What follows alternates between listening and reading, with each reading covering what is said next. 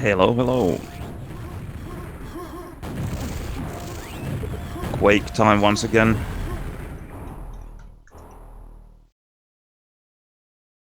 Some Friday afternoon, 2-on-2s.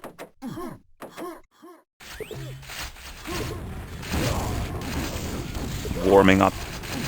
Oh, nice LG by Mr. Silenos. Will he come? Oh, that was bad timing. Is there a rocket back? Yep. Oh, I thought that he would go for red. No such luck.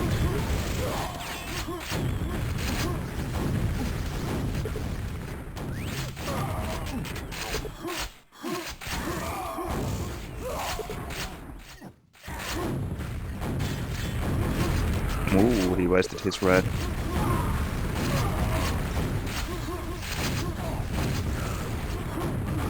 I love that rocket, how it bounces the enemy midair and prevents him from getting the LG.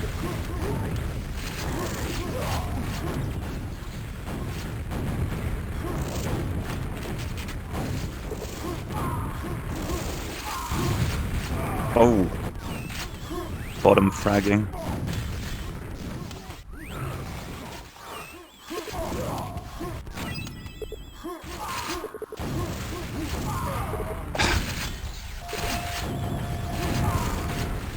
Okay, that's good. And oh, I missed the second rocket. That's bad.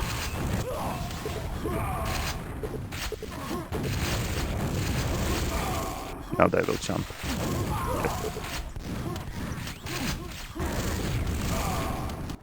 They're so stacked.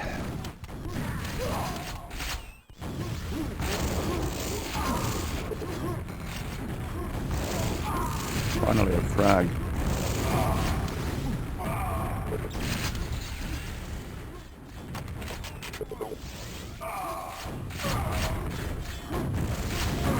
That's bad.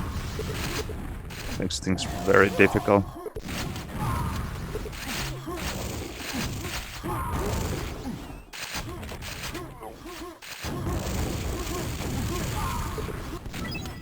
A lot of damage on the red guy. That wasn't the red. 14 and 16. Now this is better.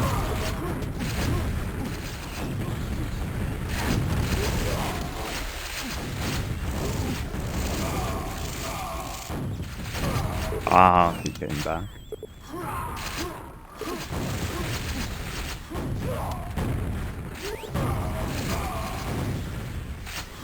Damn.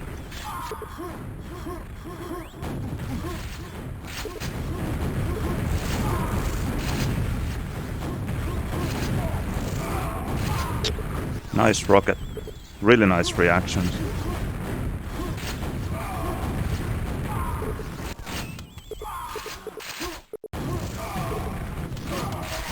We need to get more of those armors away. They're just sweeping them too easily.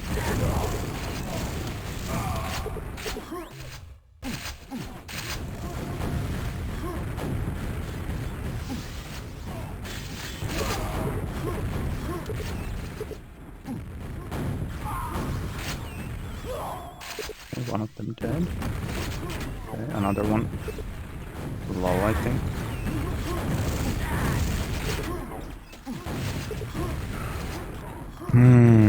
Yes. Nice timing for the HP.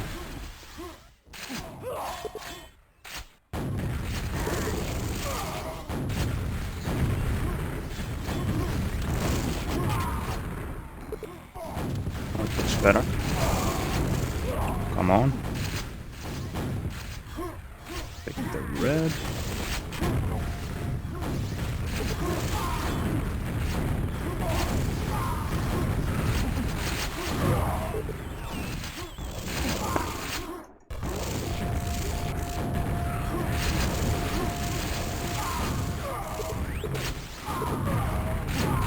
Shit. Well, still very much doable.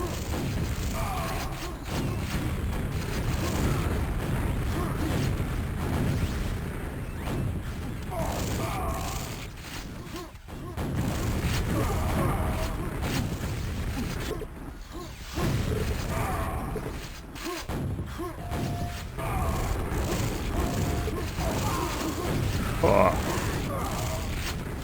They will get the yellow. Okay, well it's that guy. What a telefrag. Oh, I lost my red run. Okay, that red guy's weak. Ah, he's actually dead.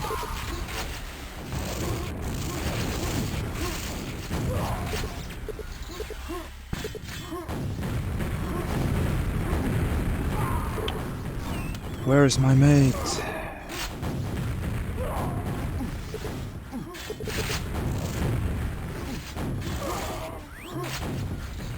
He actually said that he's coming from Mega. I just shot him for no reason.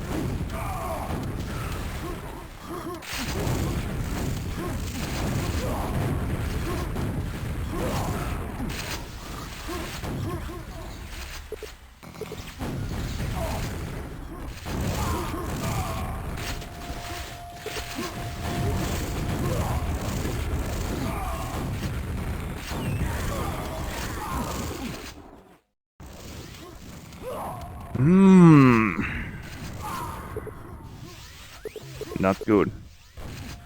My teammate is at Mega, so I shouldn't go through.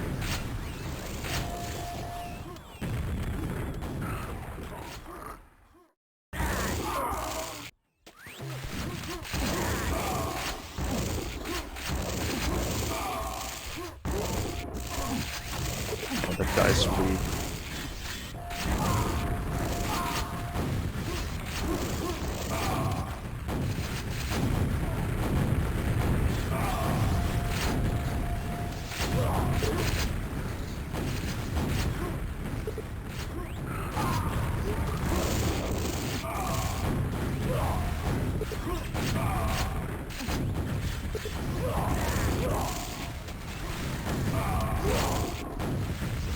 Have to take this red. Just to make sure they don't get it.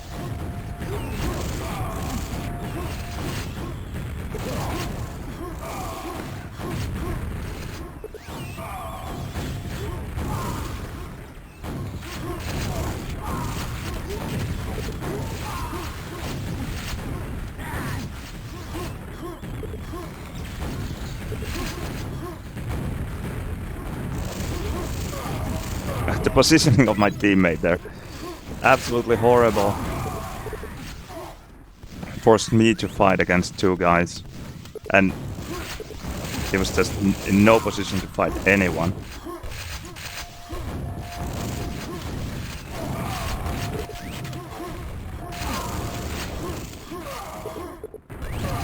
Ah.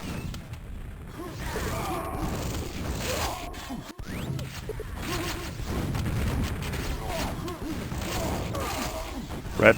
No.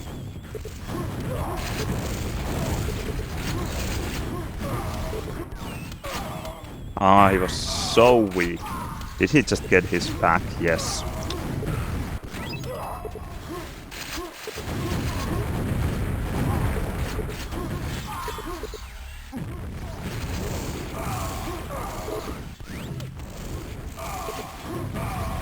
Nice rocket.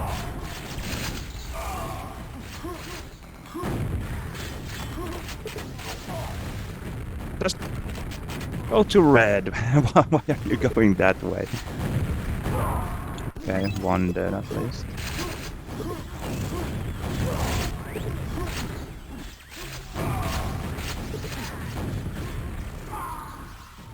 Okay, nice. Important frags. Ah.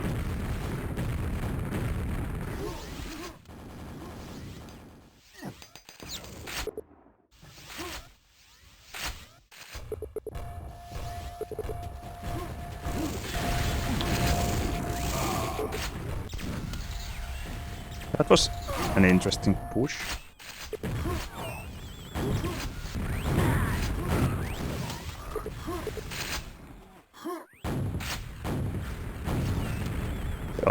Don't die. Nice.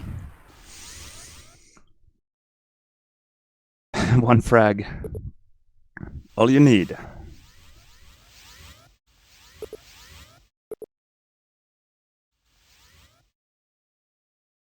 My mate died 78 times. Minus 35.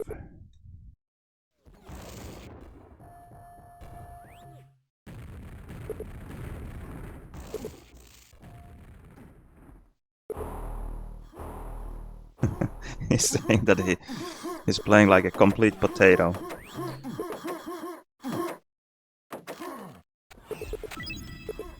Not that I'm playing very well myself, but... Oh, that's Red Dead, I think?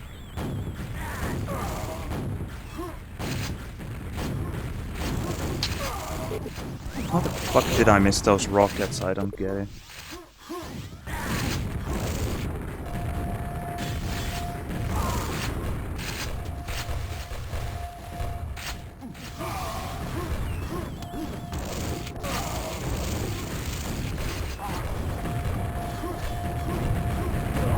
Nah. Not a single nade hit.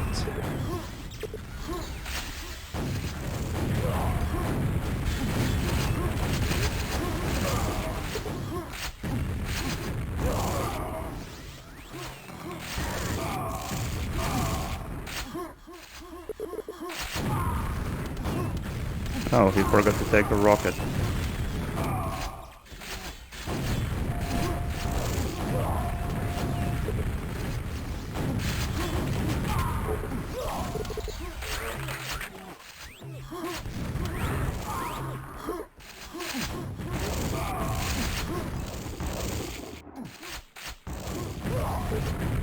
Nice timing on the rocket.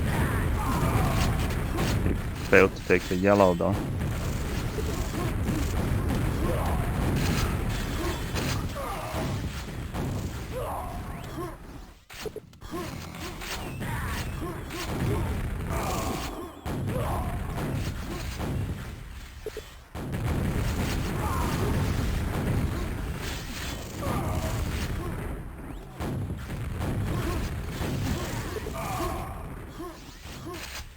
Okay, he's going to red, he's not getting it.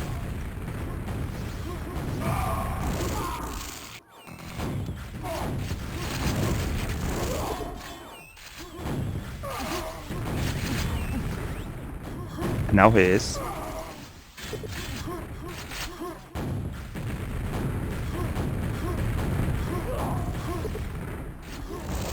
No, I don't have any official games tonight.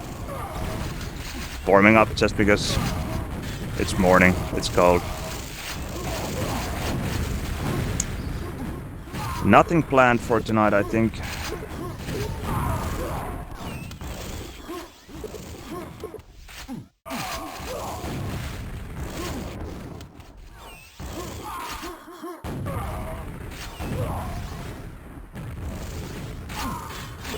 Okay, red is 10.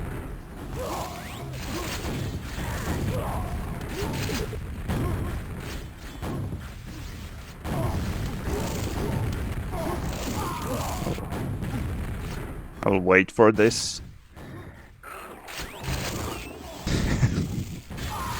Checking the chat and failing to get the spawn frag.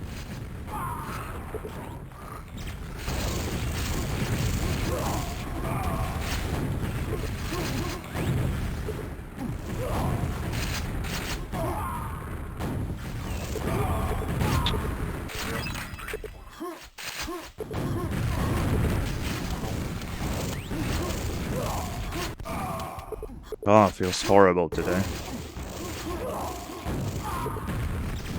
Speaking of that potato.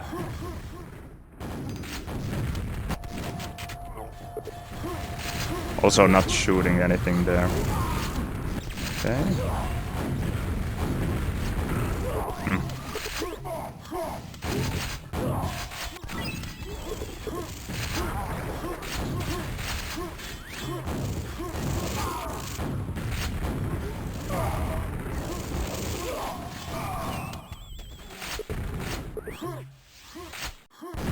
Ah, go.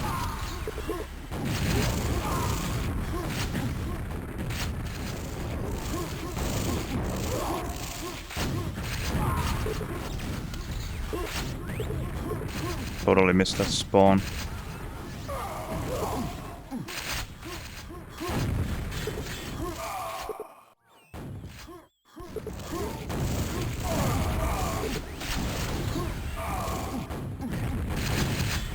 Oh, I thought that I died. That doesn't happen very often. Will I get the kill?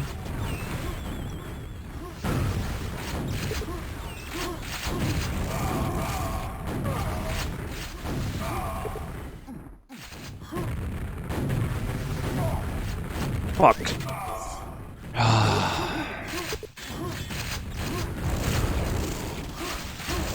And Potato is sitting at low bridge.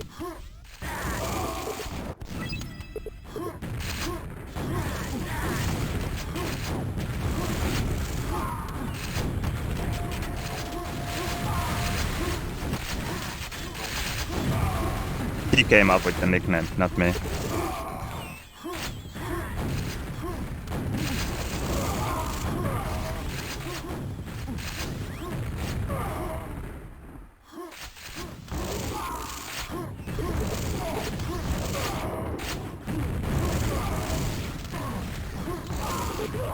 Nice. Now he played well.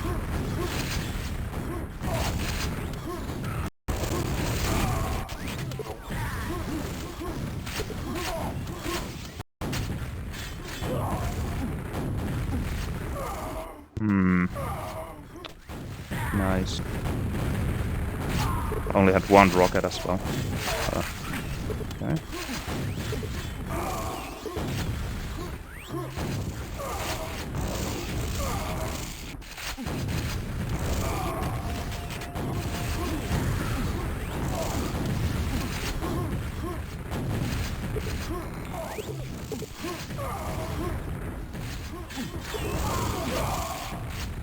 Nice.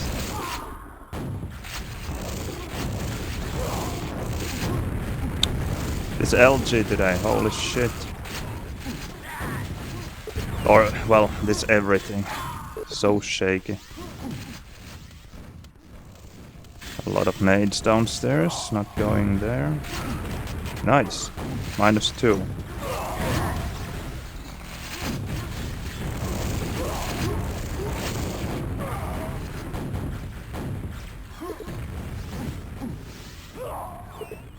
Hello, asocial.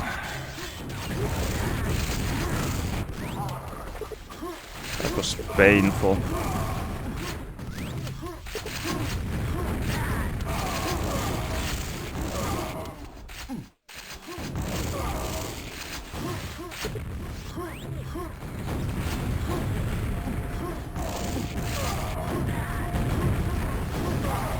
That was painful for him.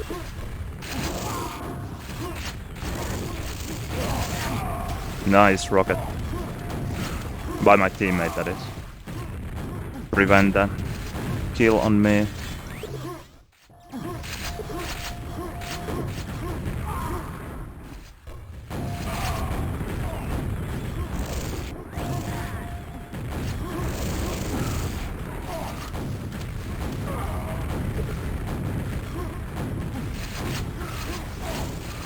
Nice. Oh, there was a rocket pack. I didn't remember. I should have known. Or I kind of knew that it was there, I just didn't remember. Because we just killed that guy. Red now. Right? Nope.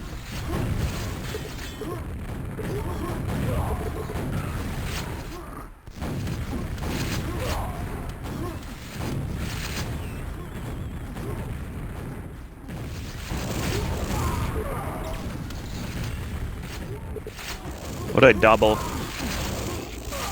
tag team frag for them. I was falling back early enough expecting that red guy to come from the top -2 again. But then Holy came through the red telly at the same time and shot the rocket towards SSG. So I wasn't able to get back.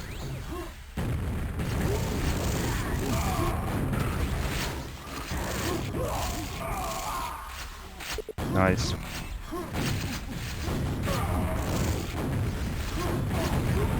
How is he so strong? Well, that was red.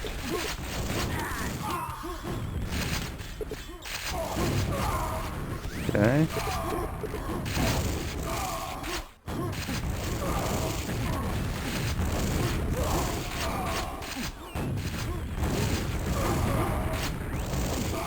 So weak.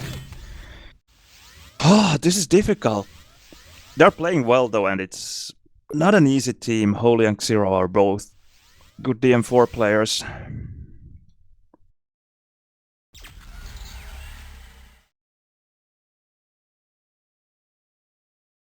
It's a funny feeling when you hit decent LG, even though you are feeling absolutely horrible. So half of your cells that you're hitting feel kind of lucky. You just don't have any confidence. You are just shooting, doing something, and just kind of... You don't have that touch you normally have, but still you're hitting something. It's just such a strange feeling. It's almost the closest thing to luck that there is in Quake, in addition to spawns, of course. It just feels so strange, because it feels like I'm playing bad. I can't hit anything yet. Somehow there are hits. Feels wrong.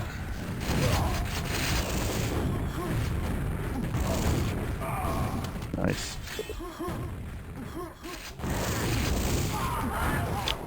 How?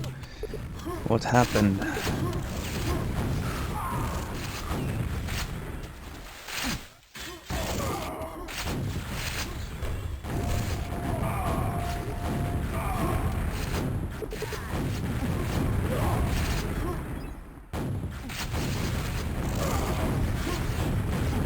It's also a funny thing that when I feel like I'm not playing well, that I can... Well, when I'm not playing as well as I know that I can play, then things that normally wouldn't irritate me start to become really annoying. Like bad spawns or a teammate blocking or whatever, because it feels like... Because the game is not going well to begin with, so to be able to do something you need more things to be on your side than usually.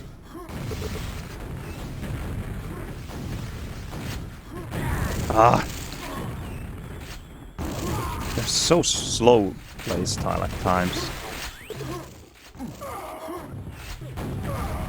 And I drop a pack. That's not great. Oh, he ran out of rockets. He had red, but no rockets. Quite funny.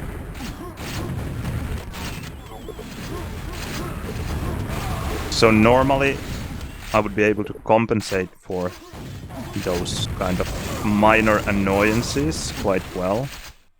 But when I'm not playing well, that's not the case, and the minor annoyances start to feel bigger annoyances. Start to feel like bigger annoyances. Okay, one is at red, he fell down. Okay. I don't think he took the red. Why is the mate sitting at high tele when LD is lost?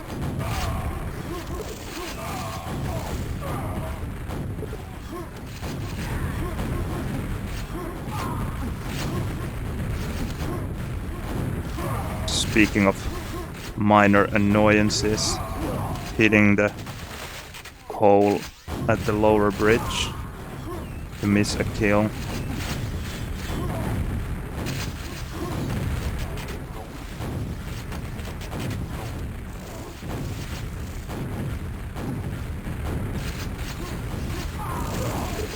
Nice rocket. He was patient as well. Maybe... no. I think red would have been up.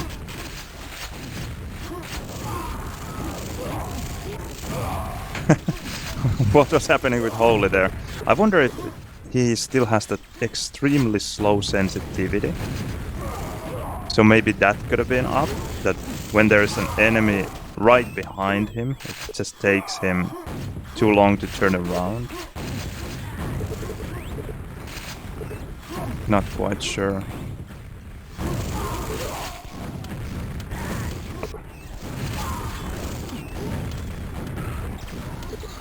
Coming from red. Nice LG. I don't know why I came through. Should have waited for the red. Not getting too many of those chances.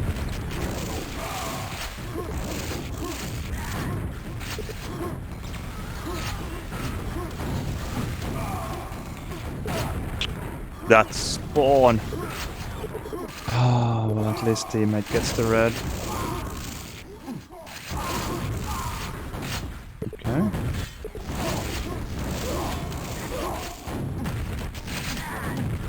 What is happening here? A lot of team damage. Nice. Well, they have max meg.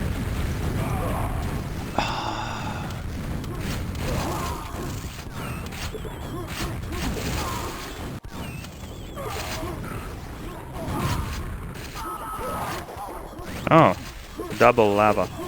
That's nice.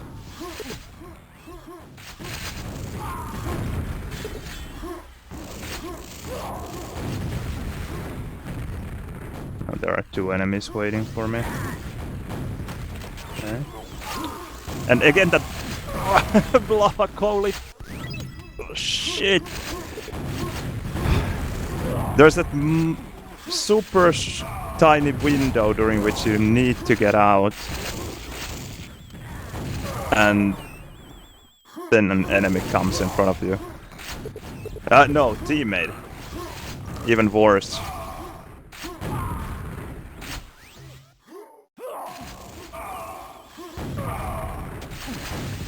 Oh, okay. Nice.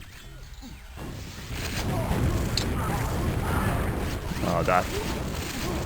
we had everything and we both died right away. Beautiful. I will take the red. No, I will not, because they spawn there. Yellow spawn would have been nice, just to be able to prevent it. Yeah, okay, that's good.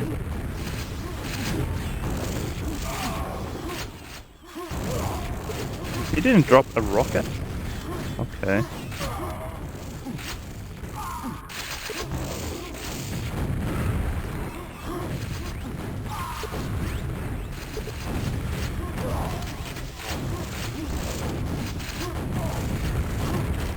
Yes. It's good that he missed that one rocket there. No! Where did you go? What? Did that just mess up the movement? Or was it some kind of crazy packet loss?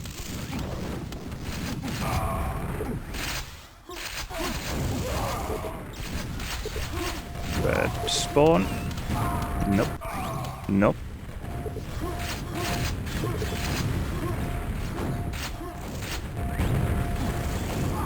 Should have known. Really should have known that he would do that.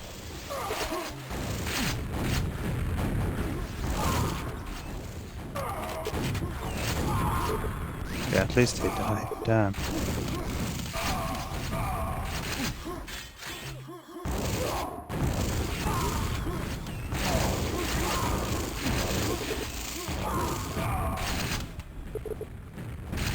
just took the red.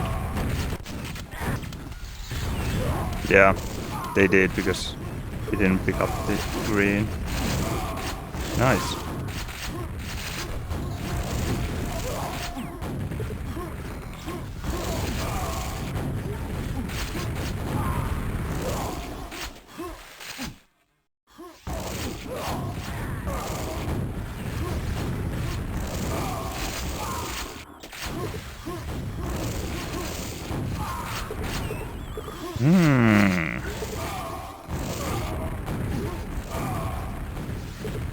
Come on. Come through. Yes. I think that went well.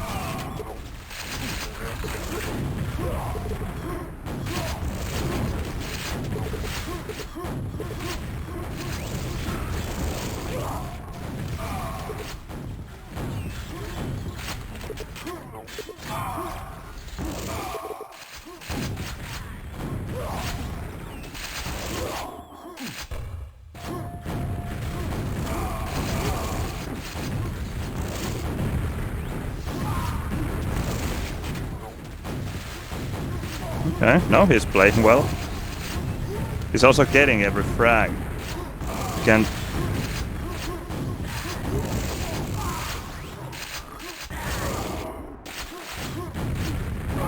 Ah.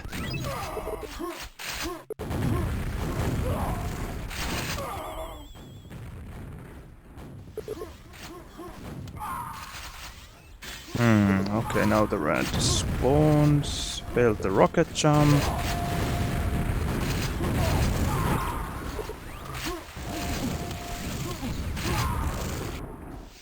GG.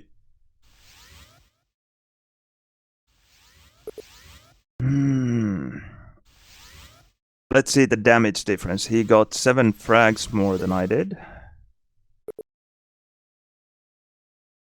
And... well, he actually dealt damage quite a bit. 9,200, not bad. He says that he dealt more damage to me than anyone else. And his team damage is lower than mine.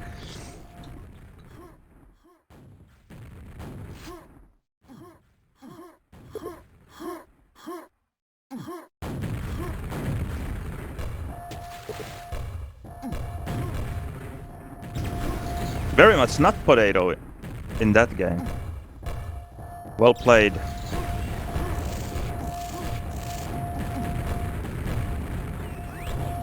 Especially for the last 3 minutes or so, he played really well.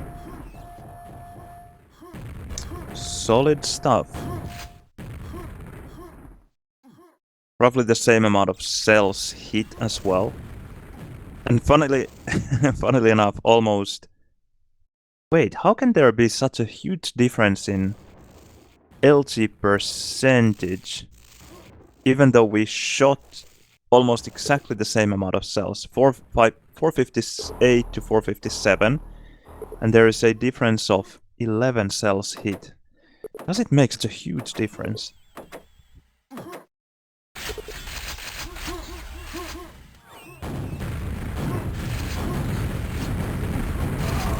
Okay, yellow and mega dead. I think that's a good trade. Would be red now. Will he go? Okay, at least he got the frag. And I will get the spawn. Fair enough.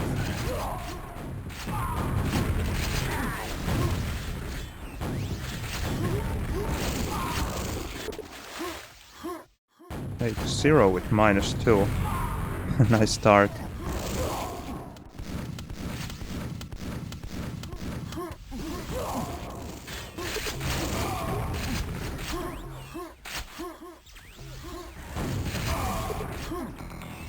Zero is weak.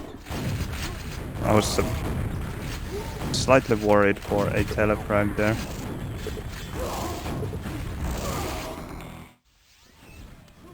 Where is he? Okay. I was thinking that he should be at red, but I wasn't quite sure.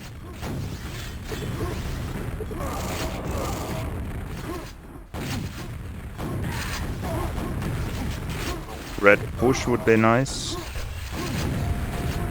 Nope. Oh, damn. So they actually didn't take the red. That is rather surprising, considering for how long they waited for it.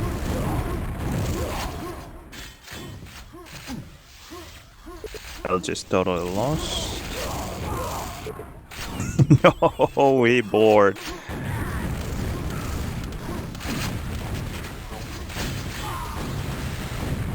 Double mega spawn for them. One of the most hateful things in the M4.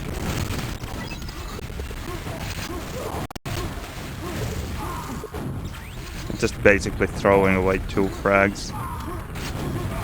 Or not like it's not like it's your decision to do it, so I don't know if you can call it throwing, but yeah, just losing 2 frags right there. So difficult to do anything out of that situation.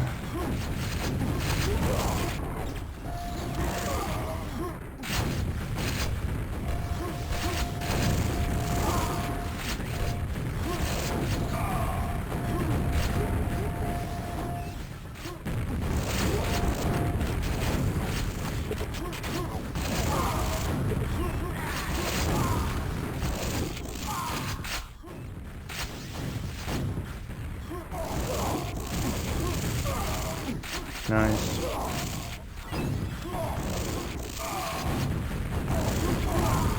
Ah.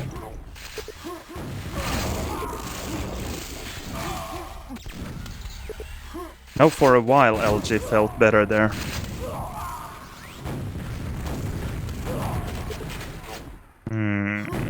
One rocket left only. That's great. Okay. So weak.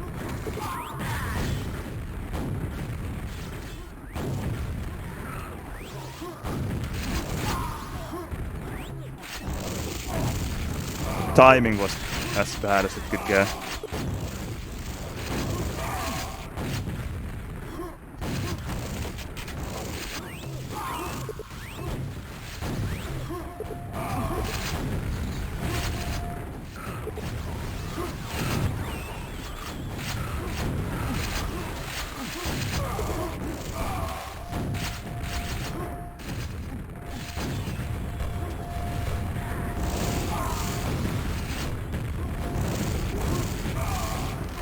Okay, that's red dead, but I don't have any rockets. Only 3 cells. Well... Yes. I was going to say that maybe it helps that I dropped a 1-cell pack, and that's what saved me there in the end. The fact that he didn't have cells. Funny how small things can make a difference.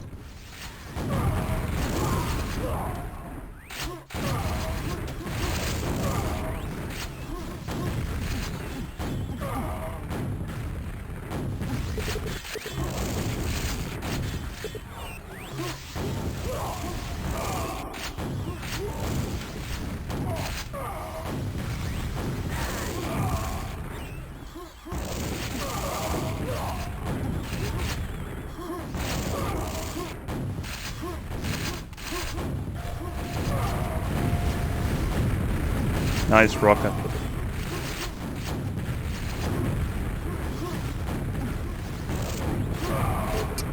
Now I really needed my mate there.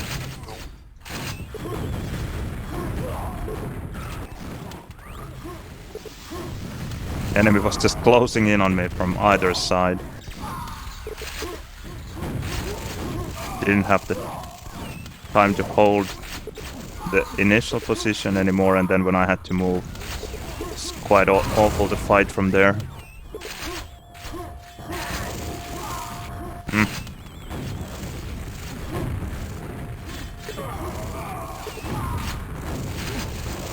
Oh! That could have been a nice frag. Yes, thank you.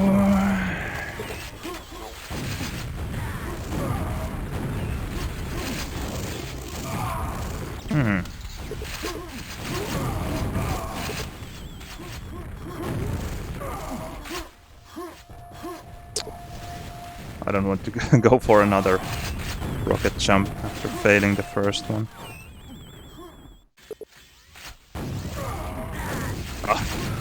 Okay.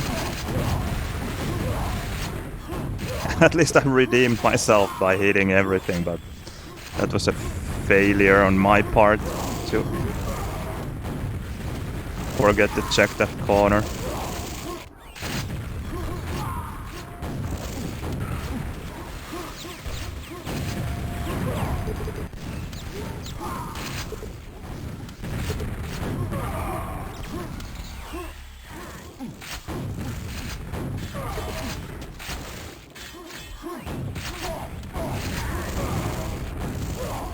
Nice.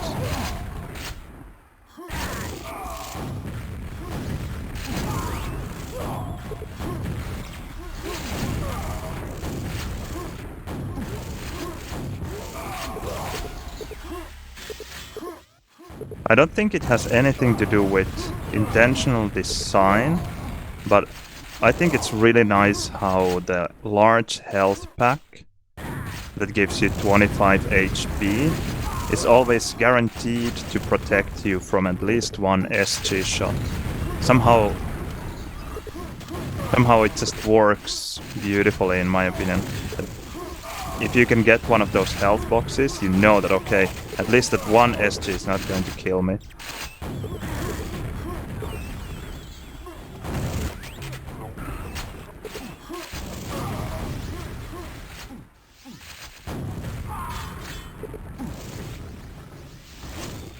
Could wait for this red, but maybe not.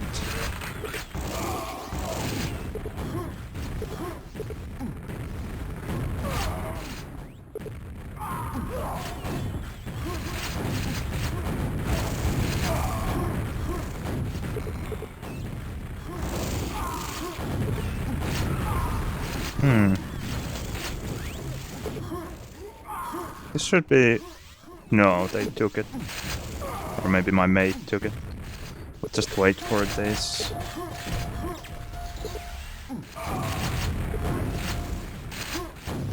If they come from here? Not quite yet.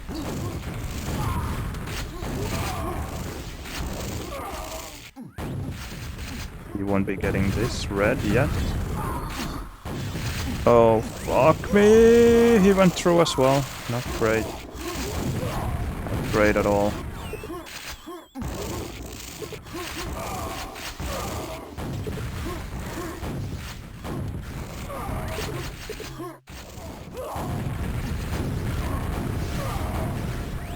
Nice timing. Just about got the kill. Ah! Enemies on all sides. Nice LG.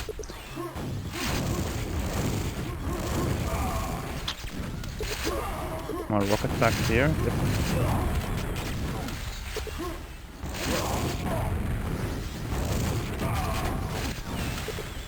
GG.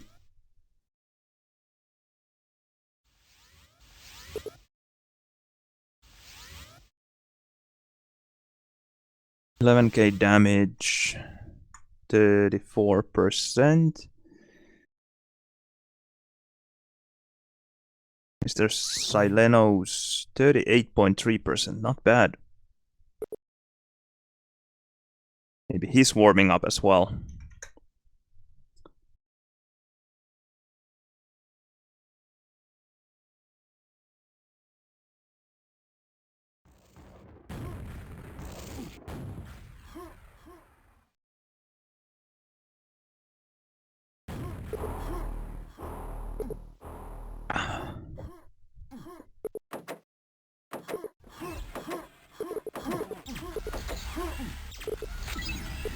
Okay. Team red. I will go for yellow.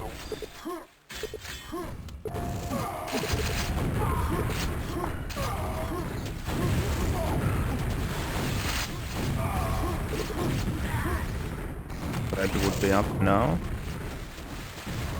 I will go for it. Nice.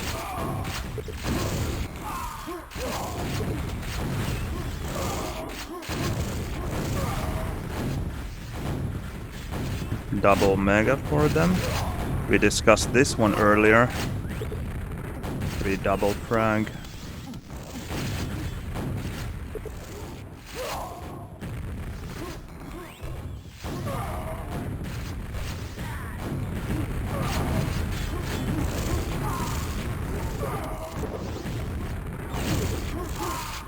Red dead. I just wanted that one rocket in. And I dropped even an LG back. That's horrible. Nice rocket. Rocket spike 0.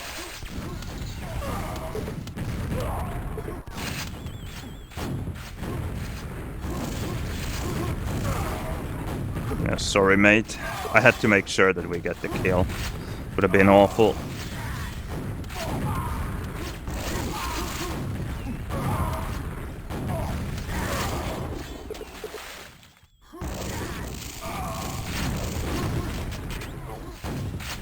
Ooh, sorry.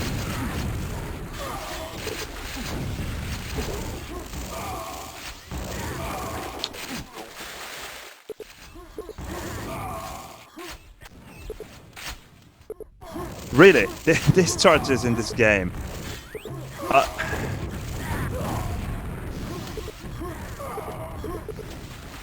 I will never learn how they work.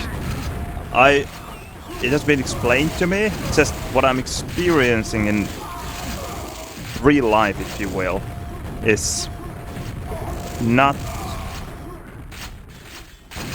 matching with the explanation. Okay, maybe my teammate took the red. Nope. And then I lose it because I dig around and didn't have the timing. Nice. That's red I could have really taken. Red rocket, sorry. Nice! Well played. Nice nades.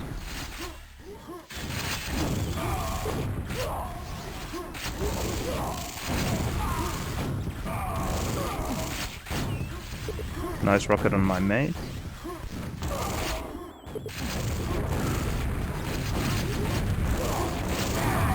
Nice rocket on my mate.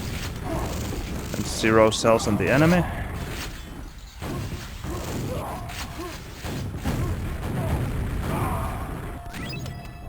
Decent rocket kill on the red guy. The problem is that yellow is up and enemies might be getting it.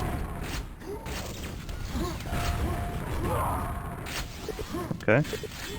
Or not. 100 cells.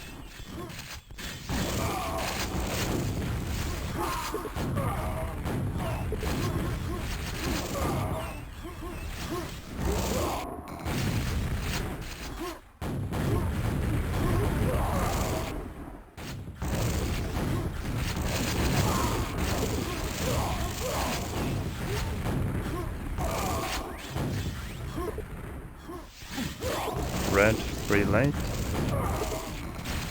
Beautiful.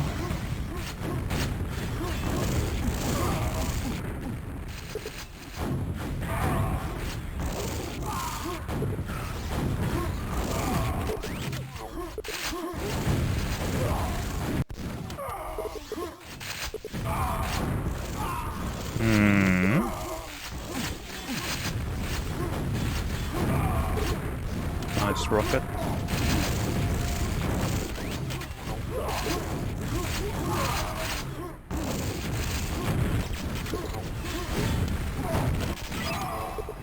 Mega.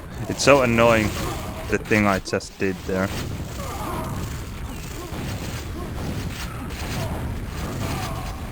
I got the green, meaning a bit like the 25 HP health box protects you against 1 SG. The green there protects you against 1 rocket, and when you know that there's a 0-100 rocket guy coming for you, you just know that he won't be able to kill you with 1 rocket.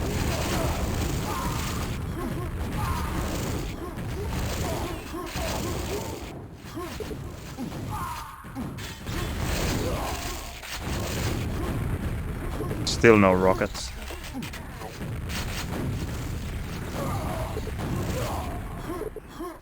Zero's standard spot.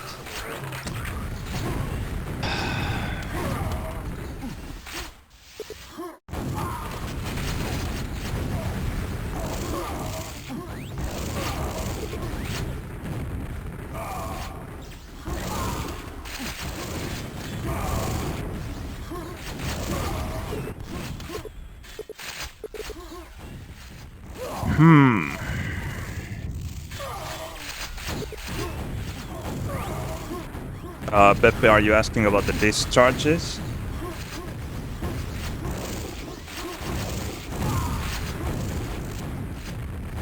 It depends on the amount of cells that you have, and there has to be a straight line from, I think it's the center of the player model, to the center of the other player model, and I'm sure the code works, just it doesn't feel like it.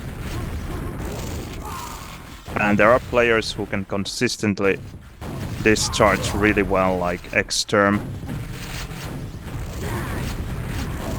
It's just not a skill that I have.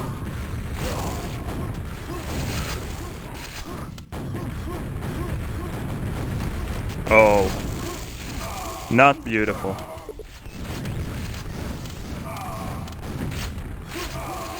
Ah, there would have been a pack there, and now they took it.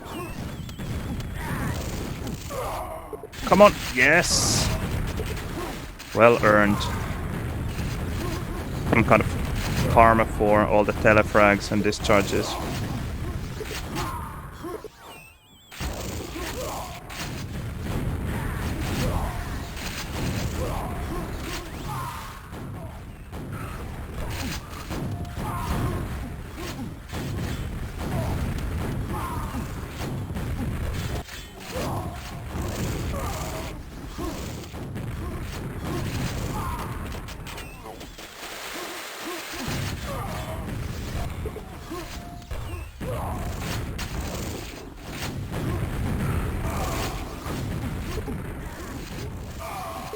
Yellow would be up and there's a pack, so had they spawned here it would have been very problematic.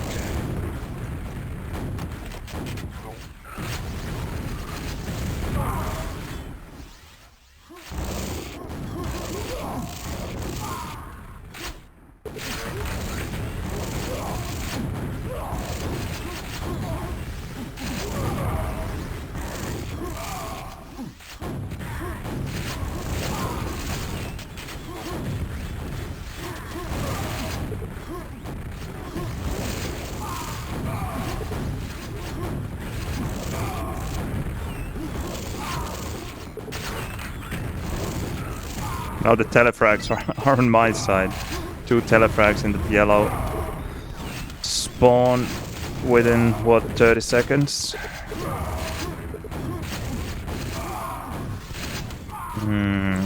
Yellow maybe, yep. Nice spawn fragging by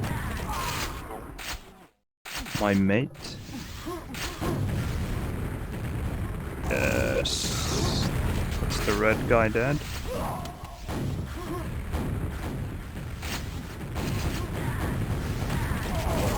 Oh. Bouncing around in very unexpected ways. He went through red without taking it.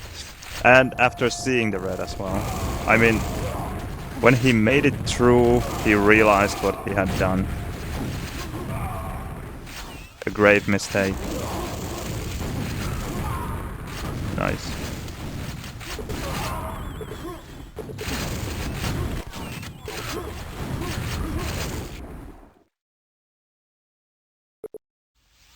Ah, GG's. Well played. Yeah, the M4 can feel just amazing when you have that flow. When kind of everything falls in place just the way you want. And your mate is doing his job as well. It can really, really feel good. So the discharge, I was here he falls down here. Sure, there is... It would be nice to have see-through water or lava in this case. The funny thing is that had he been here and discharged here, it wouldn't have worked. I think it wouldn't work even had he discharged at the surface. I think he must have dipped down further and discharged here.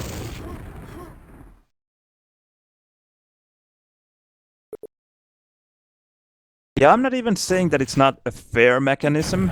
I think it's fine. It is, of course, annoying as hell when you are fully stacked. It's just...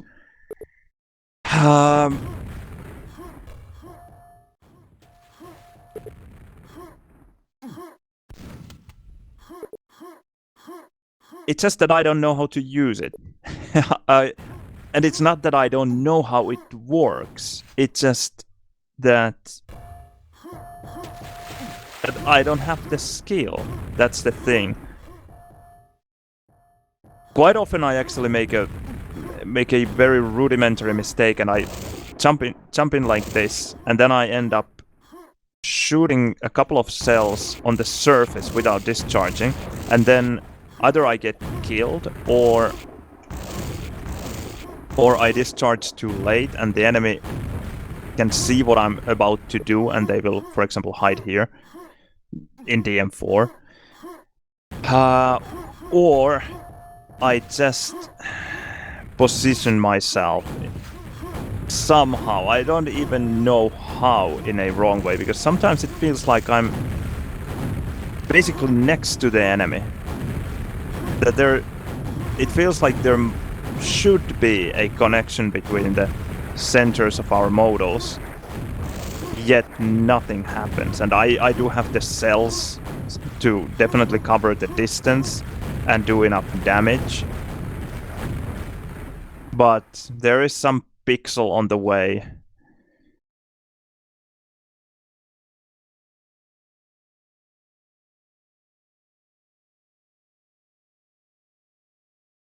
But there is definitely quite a bit of, if not skill, of course there is skill as well, but also a lot of know-how and just knowledge when it comes to positioning yourself, especially in DM3 for those discharges.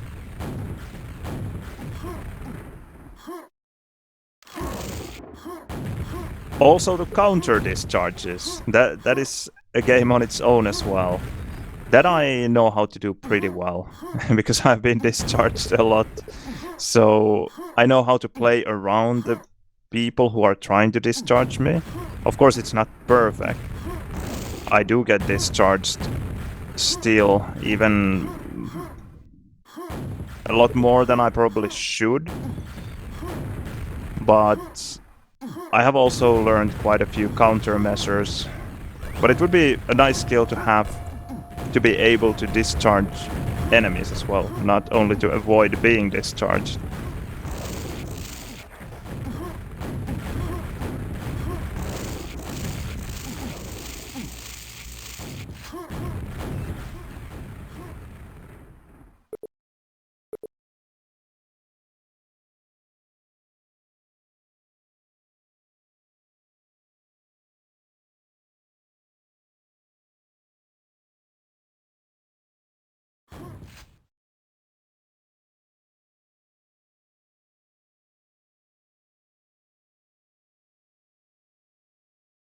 Let's see if we can find someone.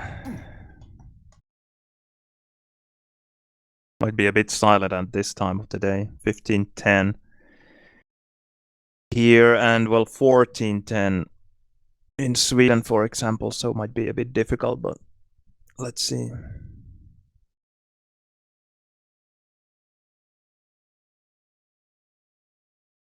Somehow this last DM4 flowed really well. It's funny to think that we almost lost the first one, and then this last one we got 164 frags. Yeah, we won the first one by a frag, then the second one by 16. Oh, it's actually a funny, not quite linear progression, but the difference between us and the opposing team grew after each DM4 played.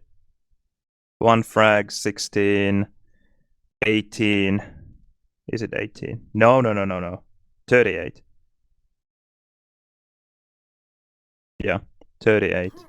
Then 51. Is it? Yeah. And then 84. Very interesting. To go from 1 frag difference to having double the frags.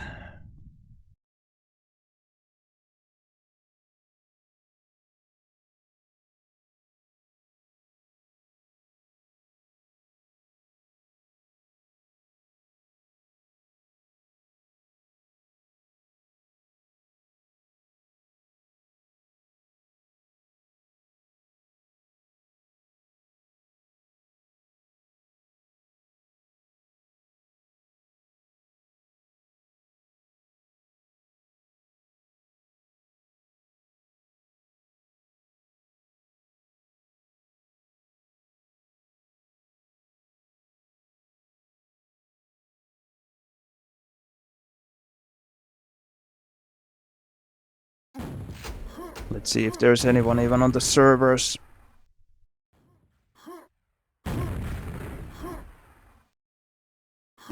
Zero went to destroy the bot.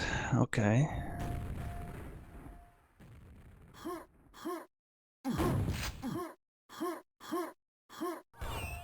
Yeah, this looks quite dire.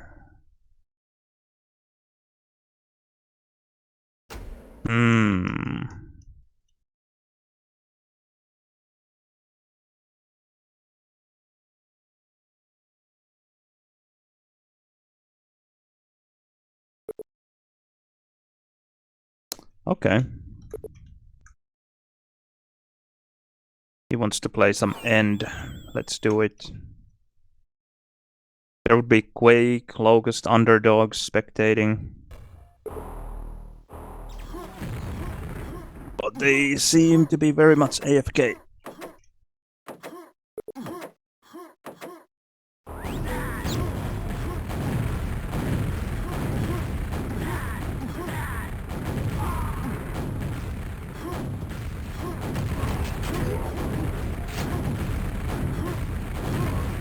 Yes, nice movement. No easy mid-airs maybe. Or at least not so many.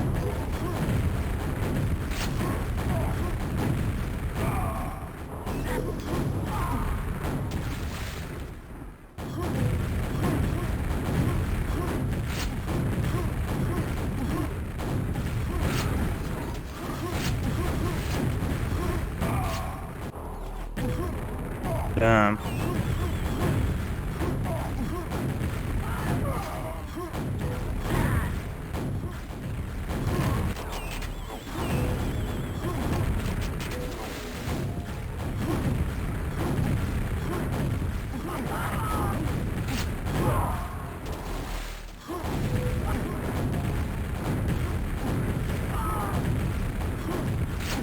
Ah.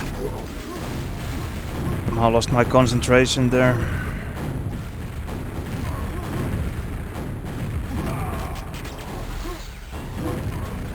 Not that it's always needed in end. Sometimes I have had really good ends while having phone calls. And after the round, I can't remember anything that has happened during the round. I can just see the end score and whatever 50 directs.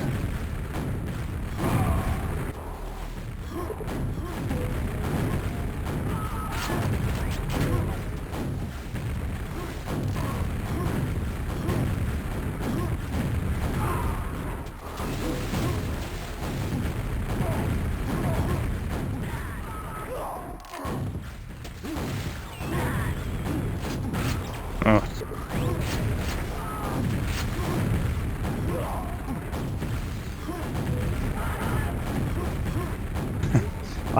Those directs are funny. When the enemy is flying very much sideways, and then you just kind of not quite stop them dead on their tracks, but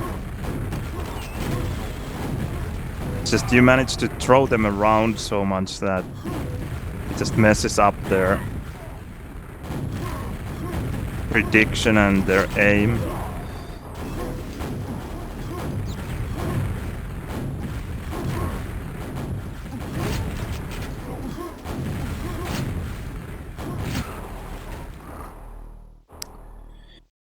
Let's see, 38 directs.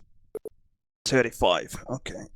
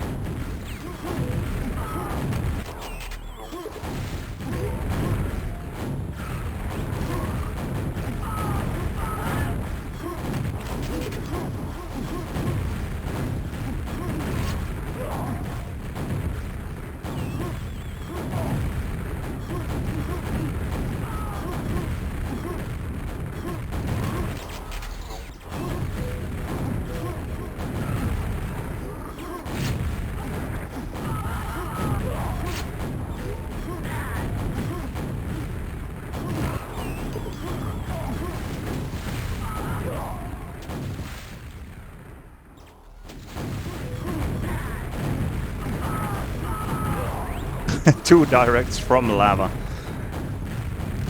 That must be quite frustrating when you think that you will get that free frag and suddenly you ate two directs.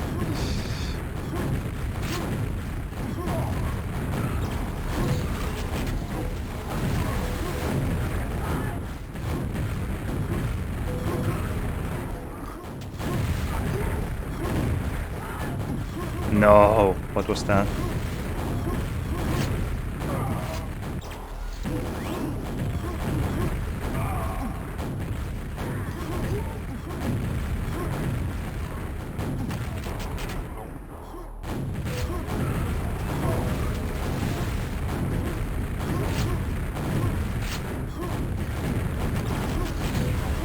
Nice lava dodge.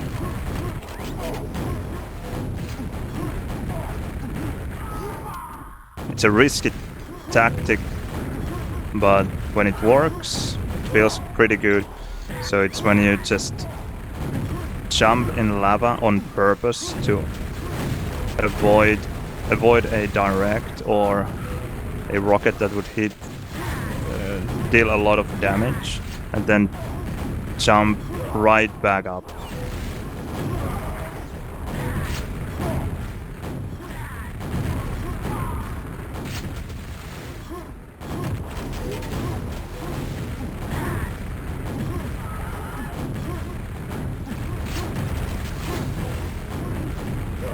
Oh, nice body block.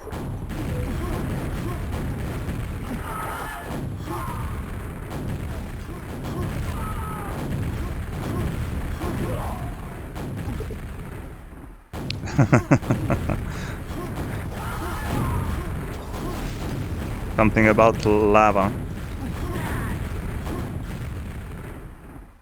37. I had a really bad start with directs. But the last, or in the middle somewhere, I was hitting pretty well.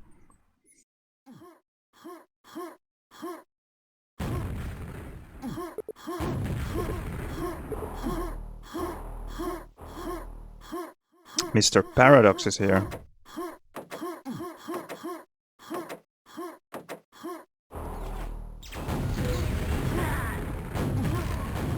Too bad he most likely will not play 2-on-2.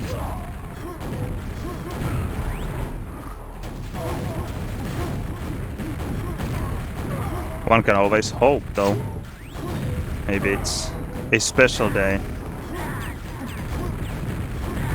Okay, well that is a cunty move to use SNG in end.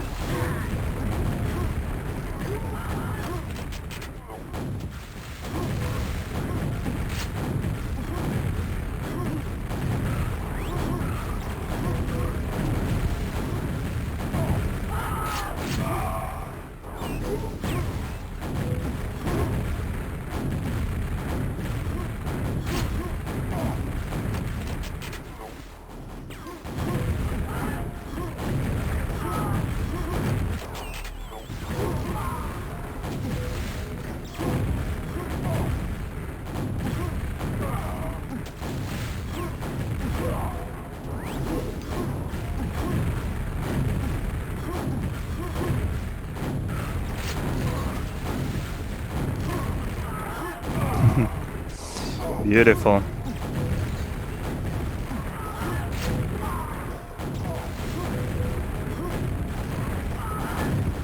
Okay.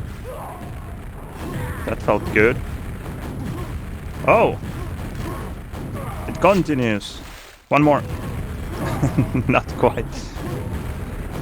Did I get 3 frags in a row?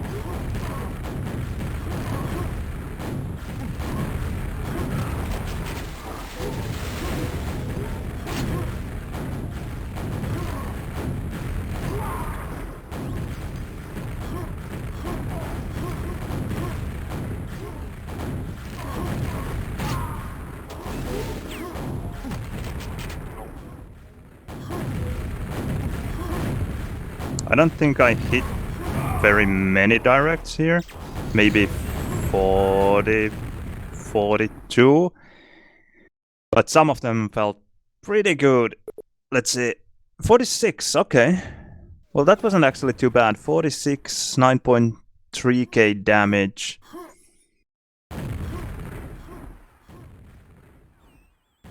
Still, I think kind of the holy grail of end is 10 plus k damage and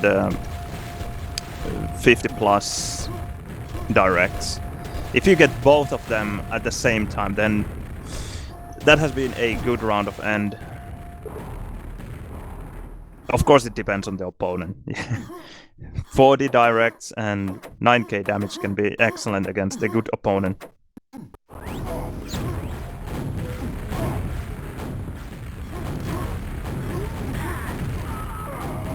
But just purely number-wise, 10k, 50 directs. And not just one of them, both at the same time.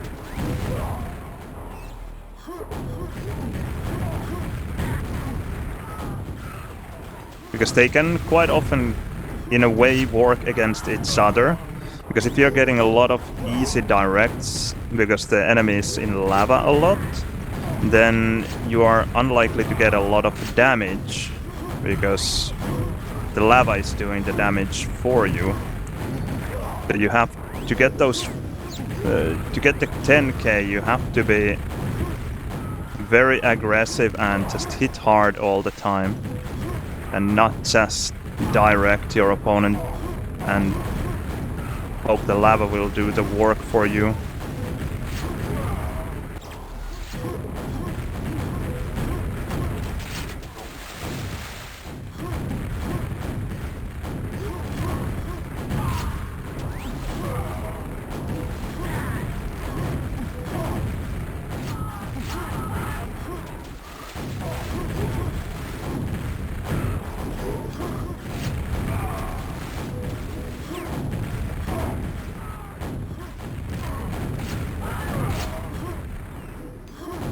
Ah, that's an easy rocket.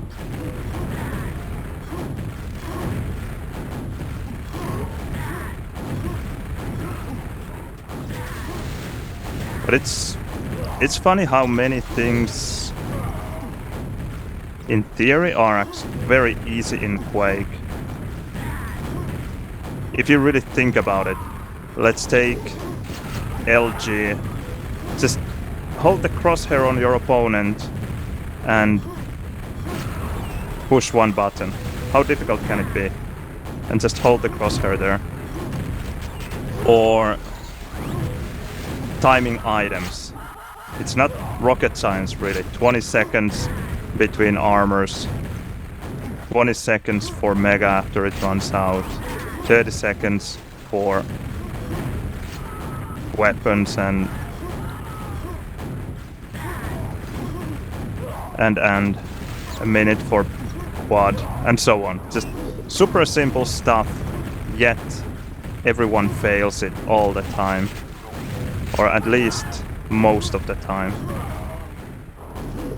Rockets are at least a bit more complex because you actually have to predict a bit where your opponent is. Ah, damn! I knew that I hit a lot of directs, 55, but 9.5k only. That's the problem. He was in lava too much. But that's not too far away.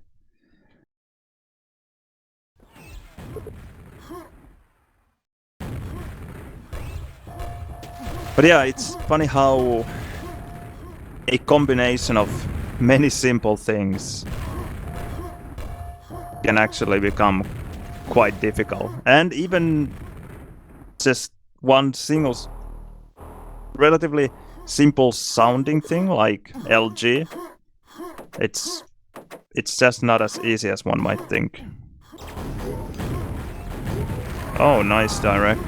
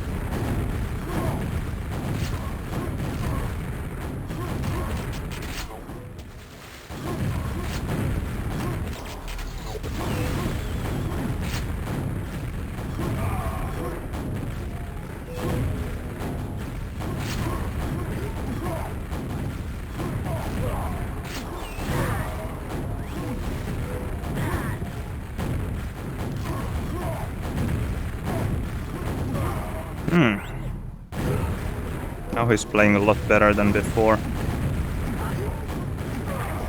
I was a bit too fast with my lava dodge there. I got punished for it.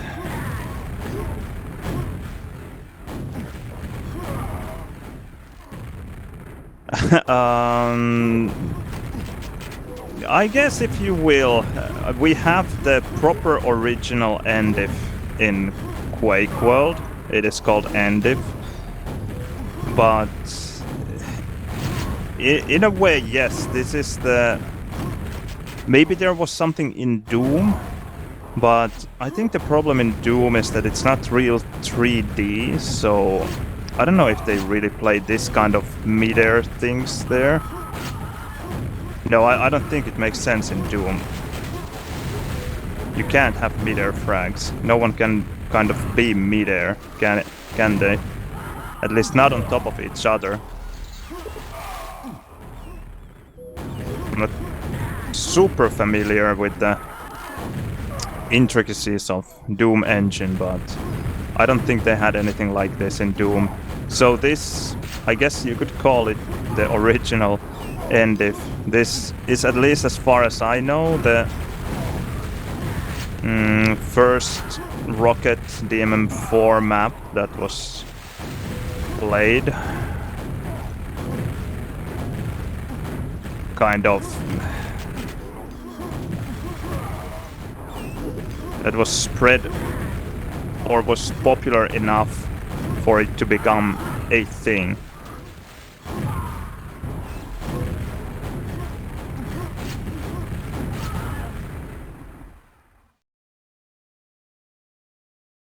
Yeah, I've heard that there is Endif in Team Fortress 2.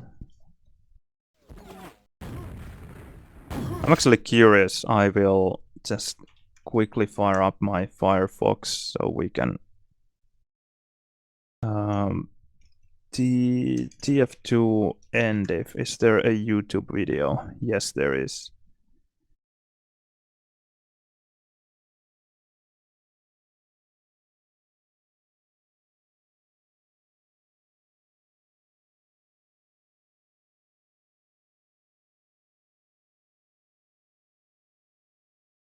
Yeah. This is very much Endif.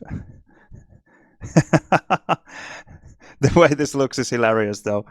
Okay, you even have the Quakeworld rocket model, or Quake 1 rocket model.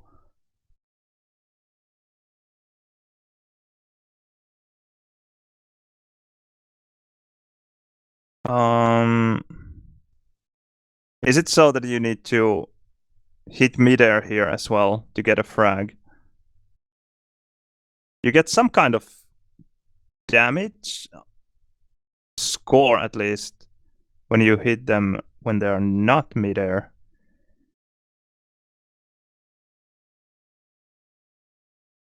But they don't seem to die. But yeah, we have that exact same map in Quakeworld as well, and there it's midair only, so you can deal damage only when the opponent is midair, whereas in End it is just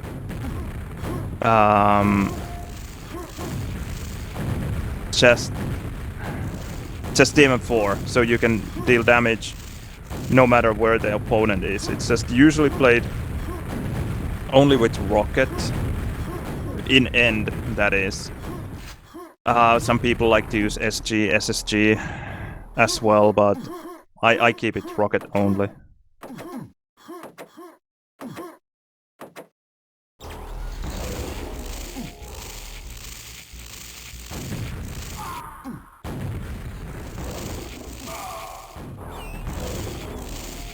It's, by the way, really funny to switch from End to Pop Demon 4.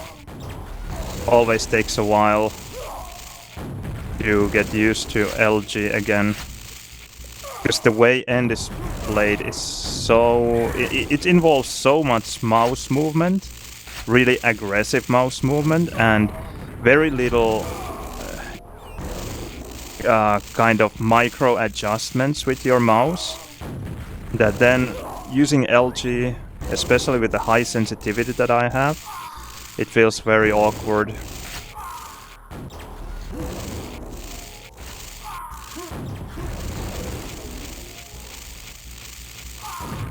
For some reason, the other way around it's quite fine. After Pop going to End, that doesn't feel nearly as bad. Whereas this feels like I have almost double the sensitivity that I usually have. Very, very shaky.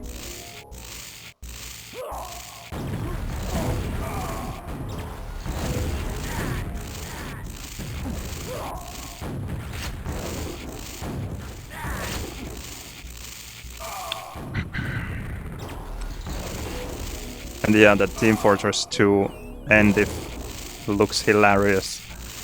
Somehow it's just so familiar to Quakeworld, of course, because the map is the same and even the rocket model is the same, the view model. But then the enemy models being the Team Fortress 2 guys, and sounds from that game, and the speed as well, just a funny combo.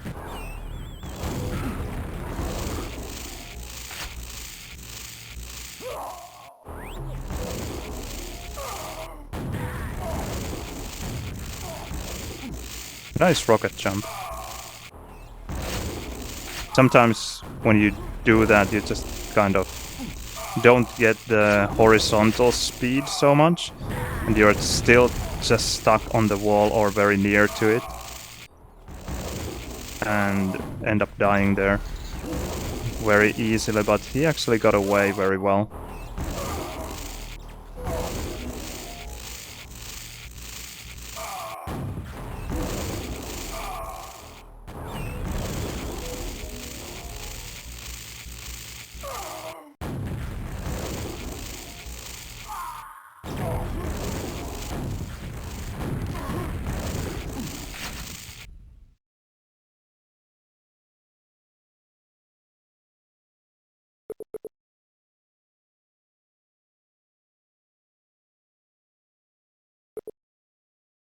Who is Rick May?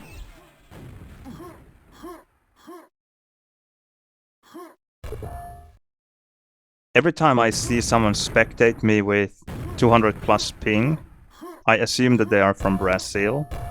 And if they are spectating me when I'm playing PoV Demon 4, I assume that they are laughing at my PoV skills, because the Brazilians are famous for having extremely good PoV Demon 4 players.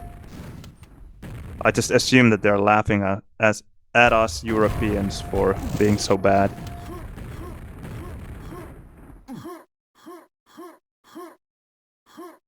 Ah, okay, so you had actually some proper voice actors in Team Fortress 2. Wasn't it so that some of the Quake sounds are actually made by Trent Reznor, and some are made by just some id Software staff?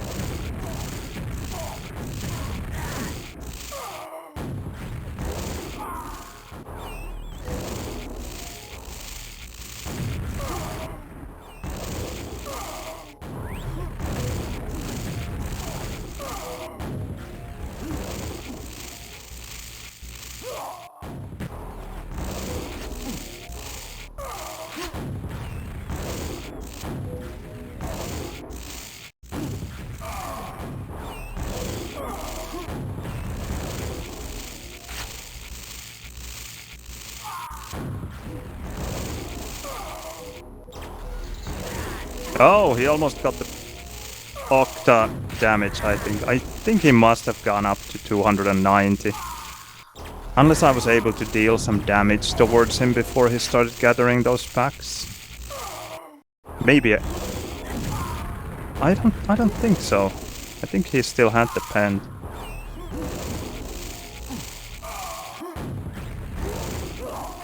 Oh, nice LG there. Totally destroyed me.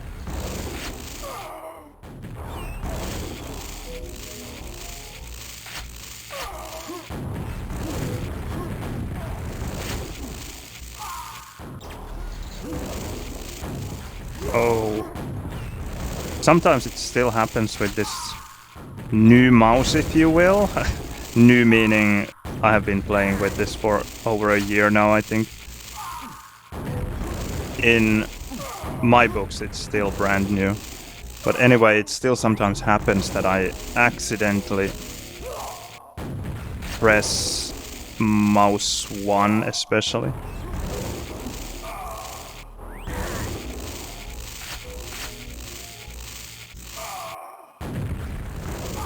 Not so much anymore. But just sometimes I shoot a rocket when I don't mean to.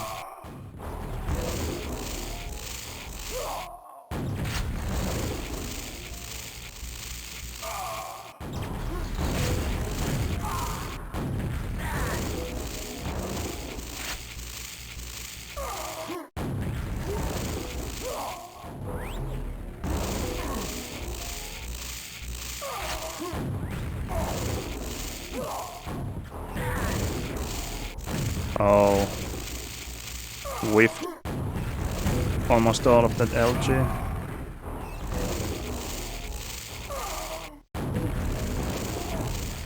Yeah, that is what I mean. Sometimes you just end up shooting at the wall way too early, and then you are stuck there, having kind of removed all your chances to shoot back with LG either because of the reload time of the rocket.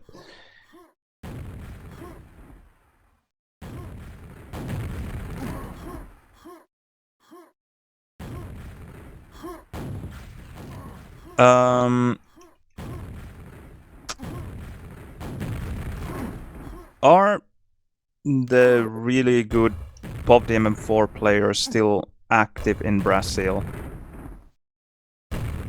I remember at least Helm. Didn't he play just a while ago? There were some others as well who were playing at least the PUBG MM4, well, the LGC challenge, and were getting really, really high scores. It would be great to see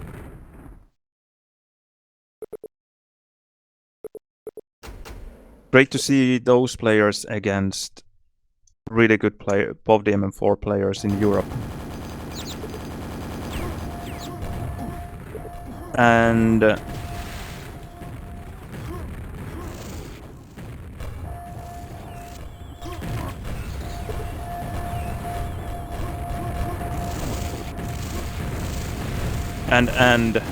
what makes me prefer my current mouse?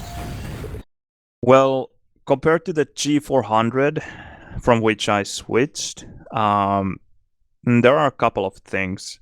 Actually, well, yeah, a couple of things, especially the thumb buttons. They are a lot better here. Maybe I have shown you this before, maybe you have seen it. I'm not sure if you can see it here. The I modified the thumb buttons a bit. They were a lot better than the G400 thumb buttons to begin with, but with the modifications, I have no idea if the camera will focus on this. But anyway, with the mods, they are a lot easier to press for me mid-fight. So now I can actually use SG and SSG that I have bound to the two thumb buttons really in the middle of fights very quickly, finishing off weaker opponents instead of shooting a rocket or wasting cells. Sometimes enemies are too far away. I can't use LG, so I will just tap one of the thumb buttons and finish them off with SG instead, or SSG. So that is a big difference. Then there is the weight. That is a factor. I'm not sure how much it matters. The G400 is a very, very heavy mouse. I think it was 130 grams after removing the weight that was inside the mouse. I think there still was a weight. At least in MX 510, there was this piece of lead, I believe, inside the mouse. But even after removing the weight, it was still 50% heavier, well over 50% heavier. Maybe you do the math. This is 69 grams. That is 130. That is actually almost 100% heavier.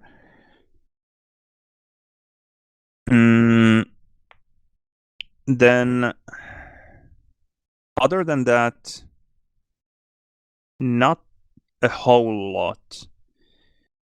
In G400, the scroll wheel was definitely better than in this one. This scroll wheel is pretty bad, but there is a DPI button on top of the mouse that I have also modified, and it is possible to rebind the DPI button, so I have SNG there.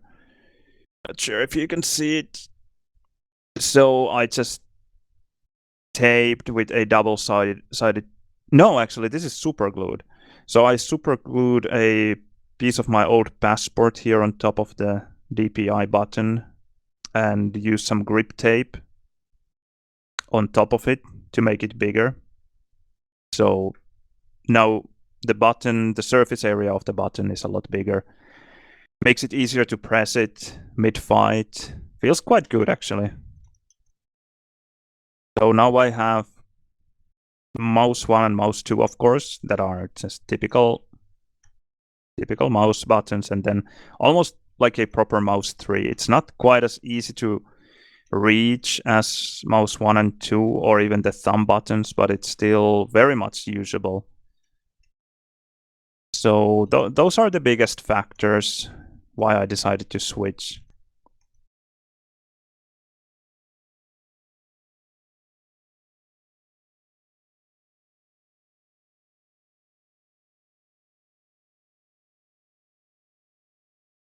And I really don't switch mice often. I played with starting with MX510.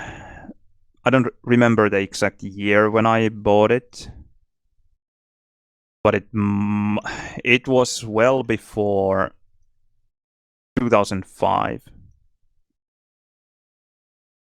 It must have been because I was still living in Hollola, Finland back then, and I moved away in 2005. So probably 2003 to 2004, somewhere there, I bought MX510.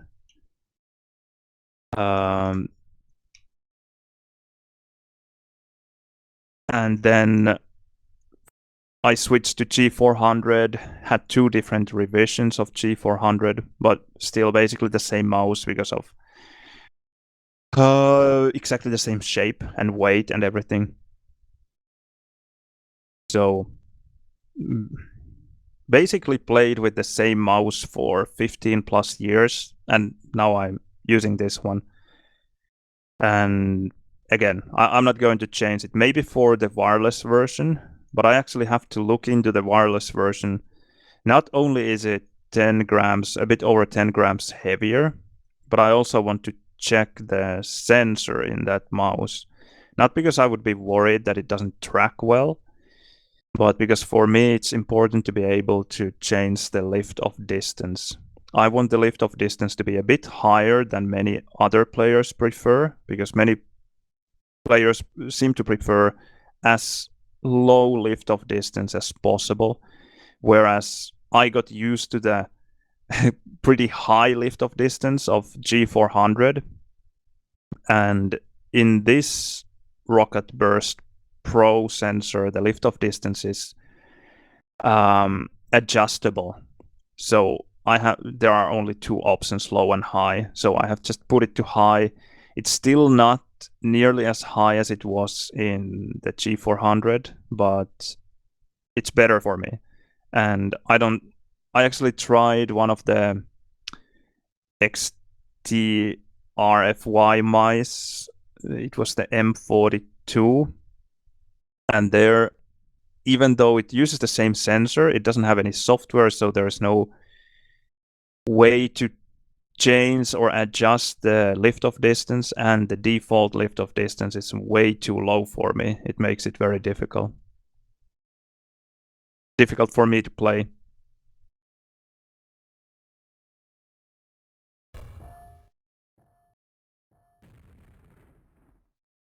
So maybe the wireless version could be an option, but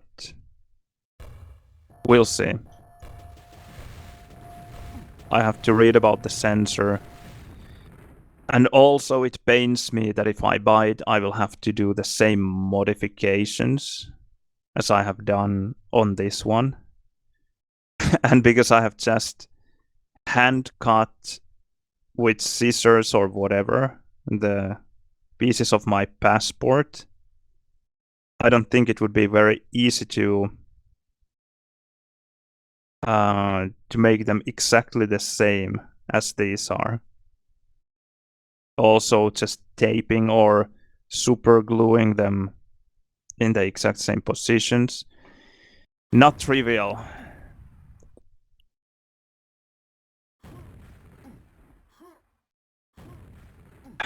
But isn't there the new version of MX518? They just re-released it with the whatever hero sensor. So I didn't I don't think you need to worry. You are not alone in liking the MX 500 series. It is so popular that they re-released the same horrible mouse again.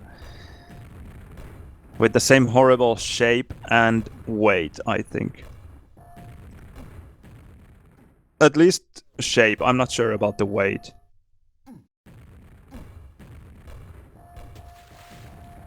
Just a second.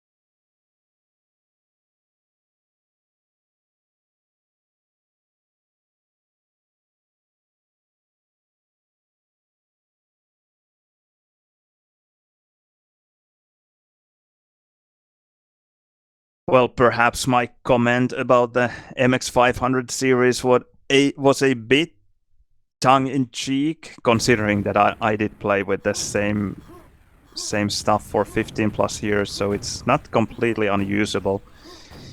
I was able to win a couple of tournaments with those mice, so they are quite fine. Just the thumb buttons never worked for me. I remember, funnily enough, somewhere mid 2000s, I remember I was able to use the thumb buttons, but then for whatever reason I kind of stopped using them, and then I never got the skill back. I never was able to hold the mouse in the same way again to be able to comfortably use the thumb buttons. I still used them, but every time I did, I wish I had something different, and now I finally do.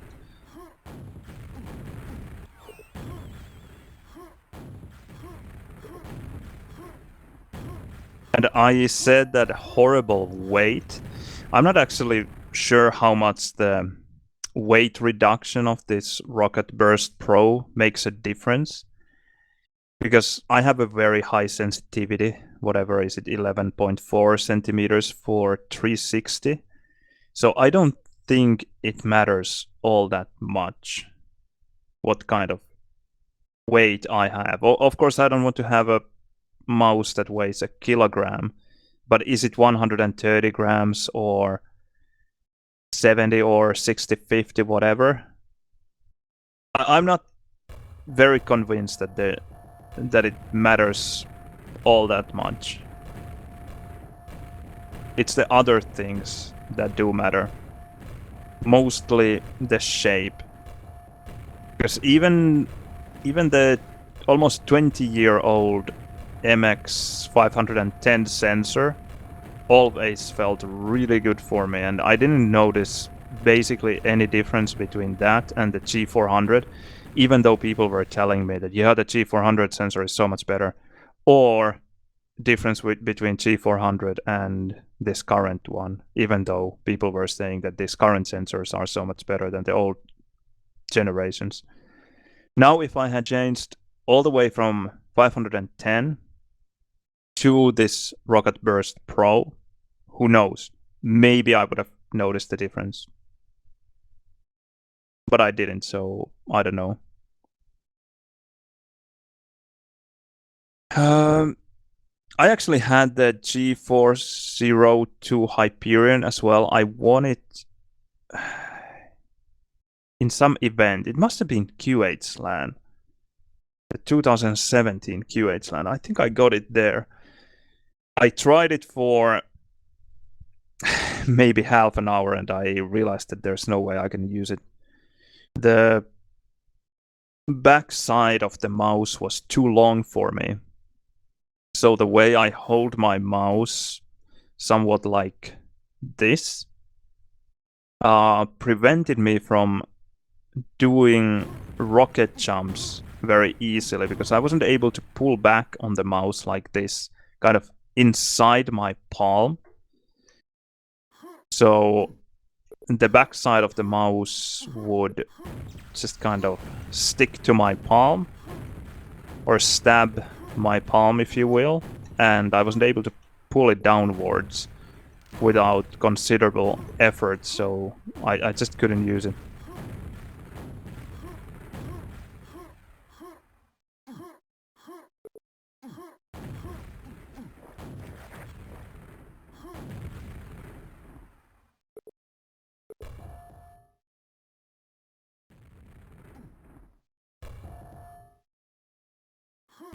I also will never understand people who can switch their mice around all the time. It takes me so long to get used to a new one that I would not want to do it any more often than I kind of have to.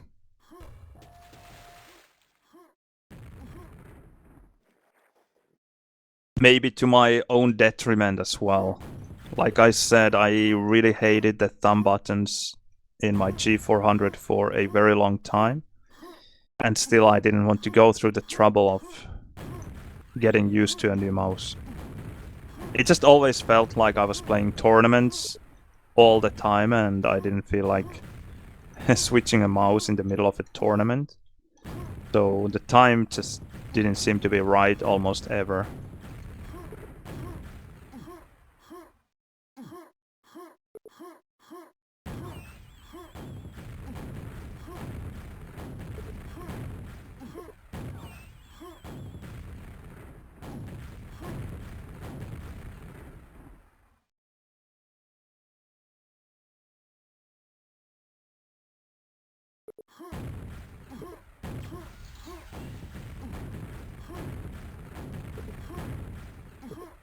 Yeah, maybe the mouse reviewers just have so much experience using different shapes that they have kind of created a certain style for most popular mouse shapes, and then whenever they get a new mouse, they can just go back to the muscle memory they have already created in the past and be able to just kind of I wonder if they even have to kind of get used to new mice anymore, because most of the mice follow very similar design patterns.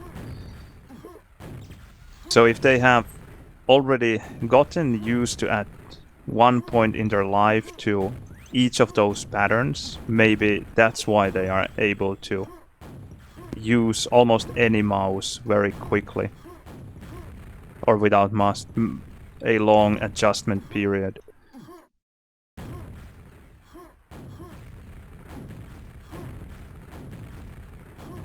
Ah, the 518 is discontinued again. Well, that didn't take long. At least to me it feels like it was just released a year ago or so, but maybe in today's technology world that is a long time. Maybe it was a bit more than a year ago though.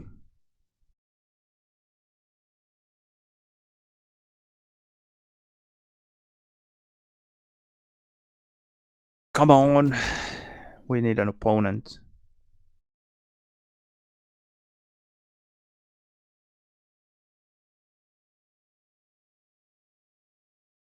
There is a free-for-all server with 3 bots. Okay.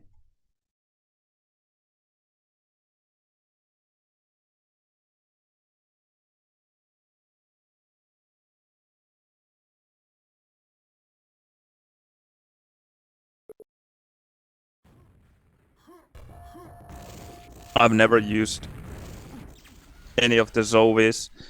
I'm quite sure I tried, kind of dry tested some of them in a shop when I was shopping for this new mouse, and they didn't feel anyhow special. But of course, I wasn't able to test the sensors or even test them in Quake. They were just there on the table on some random mouse pads, but I didn't feel like they fit my hand very well.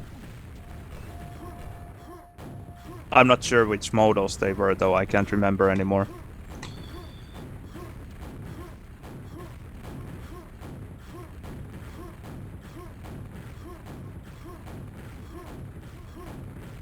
There's one mouse that I would like to try. It's one of the new Glorious models.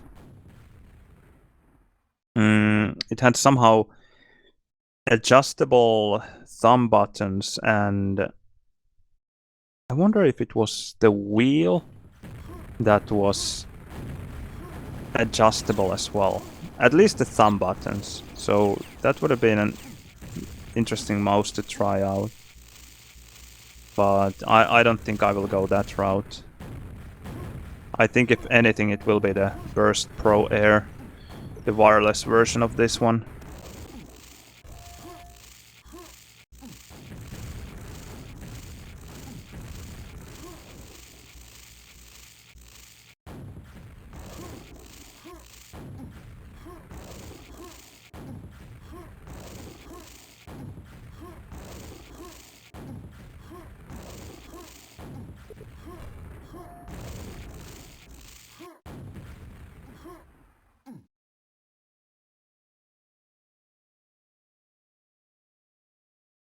Ah, okay. I don't think I want to go back to a big mouse like that. I remember when I got the MX510, it actually started to hurt my palm because the backside of the mouse was so kind of high and curved and pressing against my, well, a certain place in my palm. I got used to it, but I don't think it ever was very natural for me or very comfortable. So I don't think I want to have a big mouse. And I think the Death Adder is quite big. That I have used for some time. I think it was Blaze who used to play with it, so I tested his sometimes, or sometime, and just didn't feel great. Even though the thumb buttons, they were definitely better than in the Logitech mice.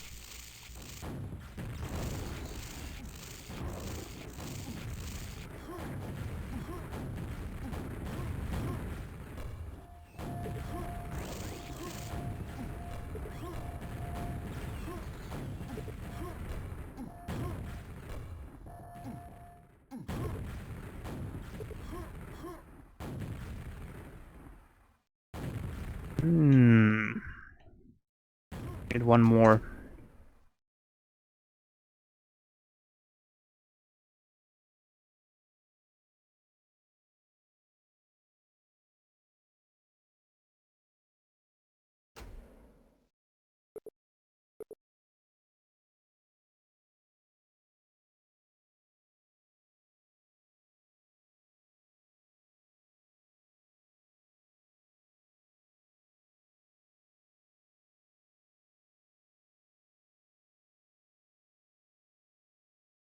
There's a keyboard that I would like to test. I don't want to buy it because they don't have a 10 keyless version of it. It's the what is the name again? Let me check.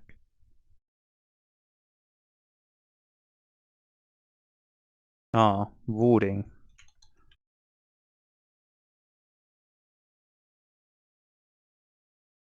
So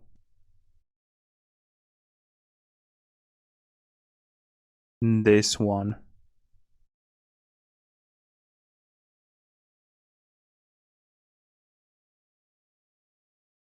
The difference between this one and other keyboards is that it has these fully customizable analog switches with a so-called rapid trigger mode where you can uh,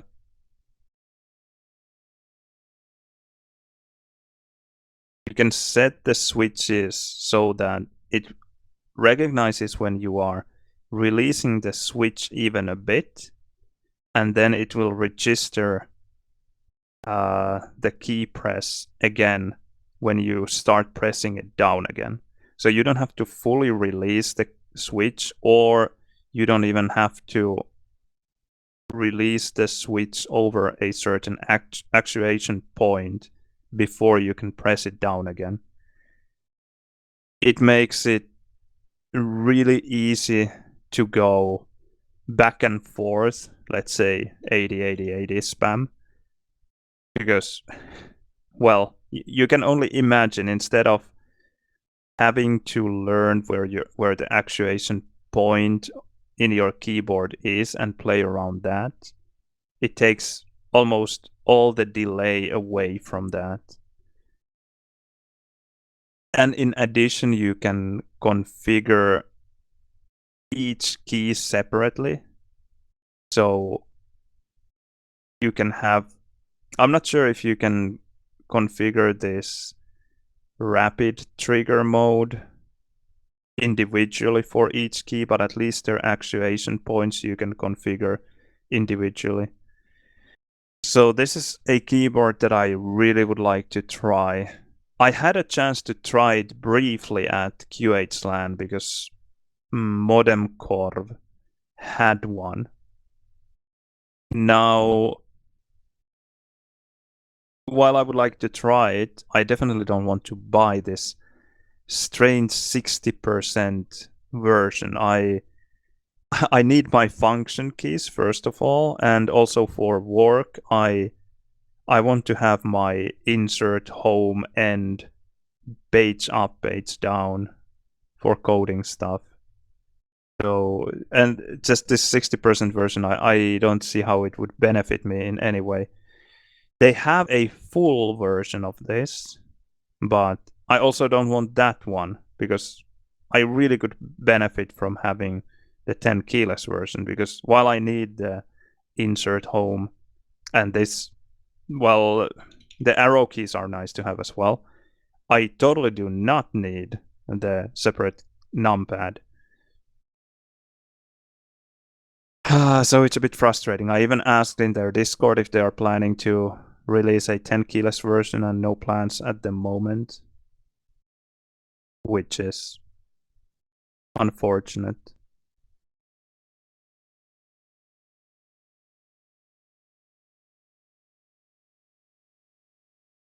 So this would be the full version.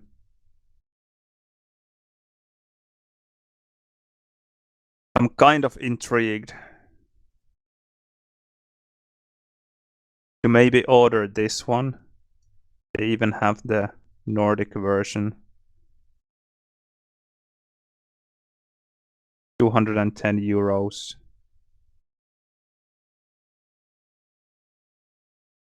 Shipping takes 3 months.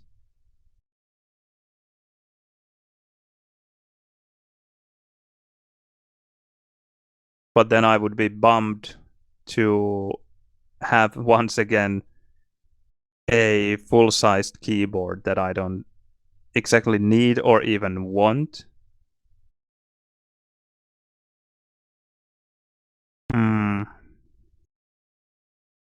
But it would be very interesting to try it in Quake.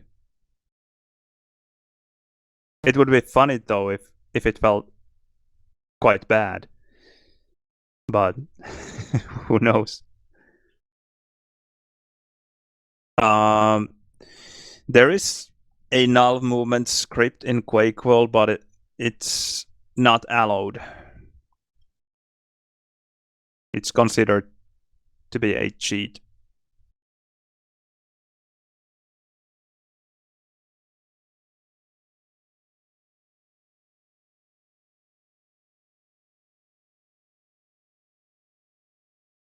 Still no one here on the server.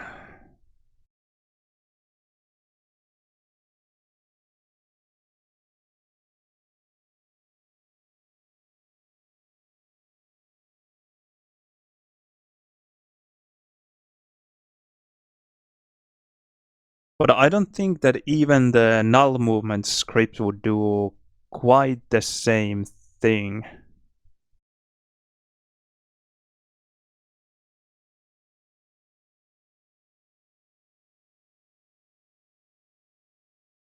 Because even with that script, you still have to...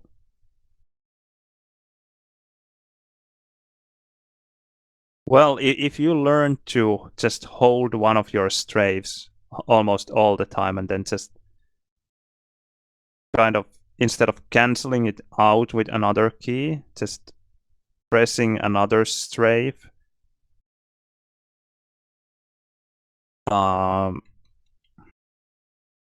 to move in that direction, and then again releasing that second strafe to continue going in the original direction. Yeah, I guess you could do almost the same thing as with this keyboard. Yeah, I can see that. It would take quite a bit of getting used to for me though. So let's see. Okay, at least delivery wouldn't be horrible. Because it seems like they are delivering from somewhere in Europe, so I wouldn't have to pay taxes or the customs fees. So should be fine. 14 to 30 business days. Maybe I would be paying the 4 euros extra to have it in, well, 5 times faster. Okay, we had 4, but nope, not anymore.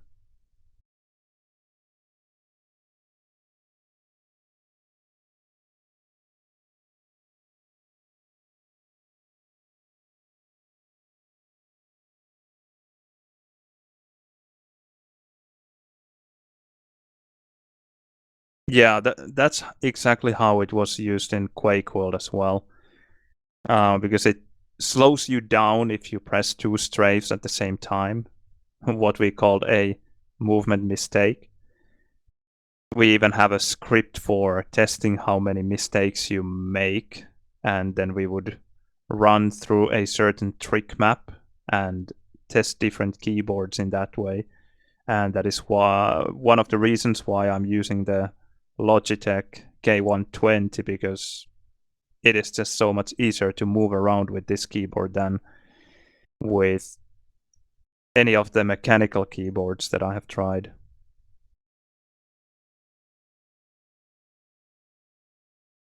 Okay, Locust was on the server, now he's gone. No, he's here. Nice. Nice, nice.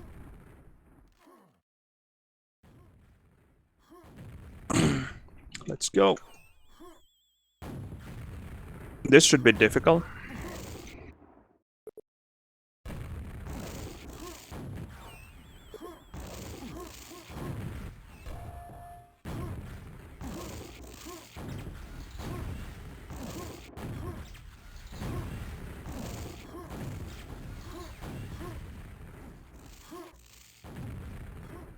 Yep.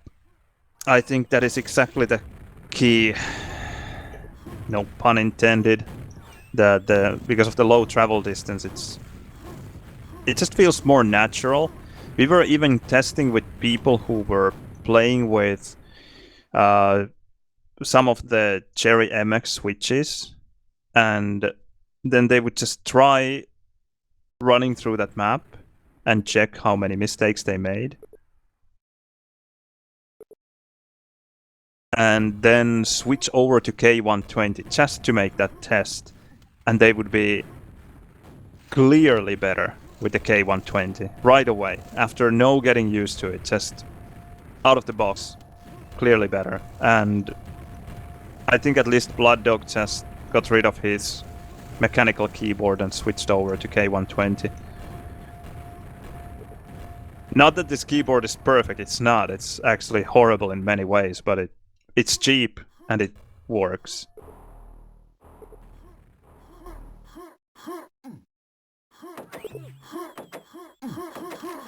Alright, let's go. Team red, nice. I mean mega.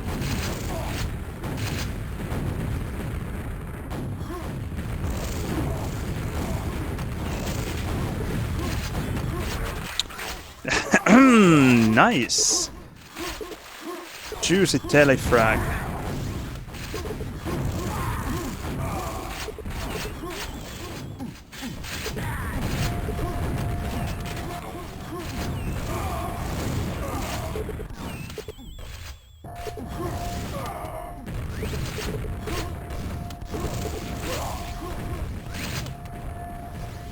Where is he? Okay, a team kill, nice.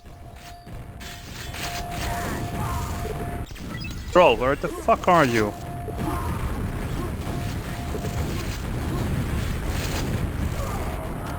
Okay, just one in lava.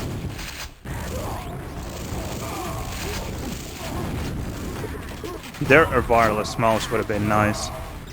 I hit my cable in my keyboard.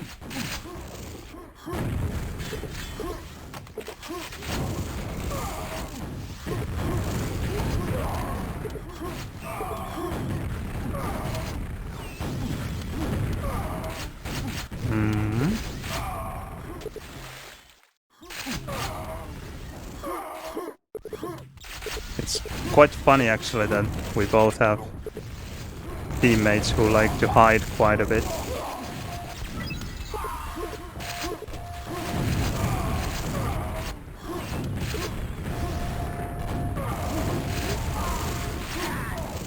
These spawns, holy shit.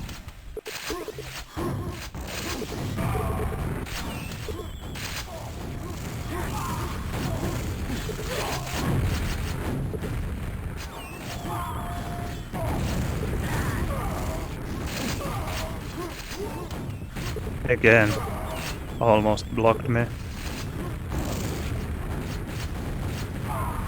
Nice, weak.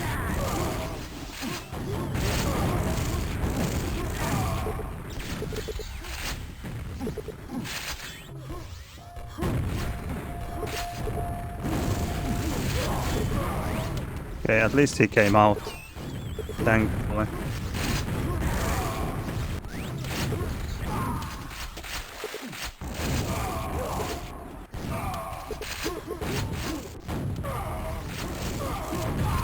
Ah, nice.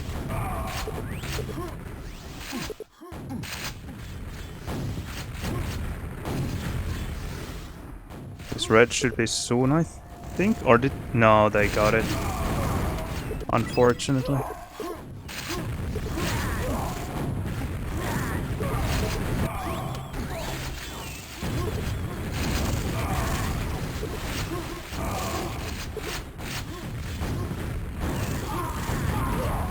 Nice rocket, damn.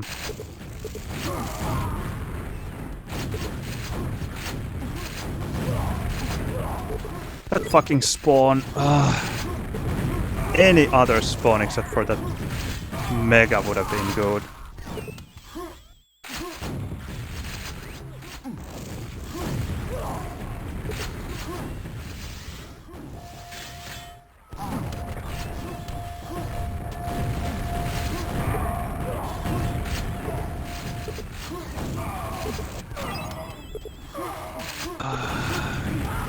I don't know if you noticed that red spawn, but Troll managed to die at the red, and then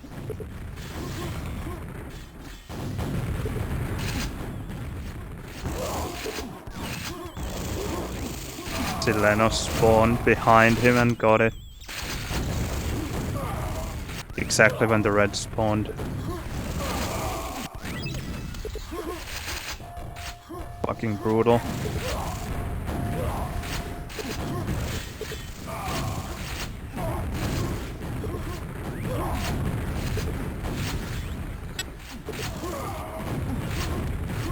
Will he come?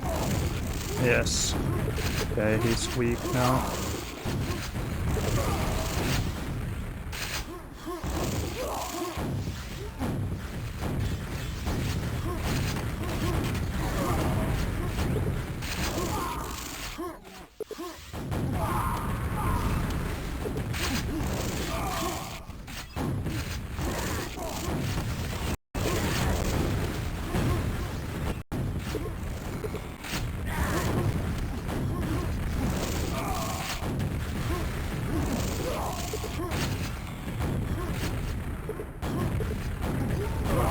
Ah, well at least he's dead. Don't tell me that he's... No, he didn't spawn.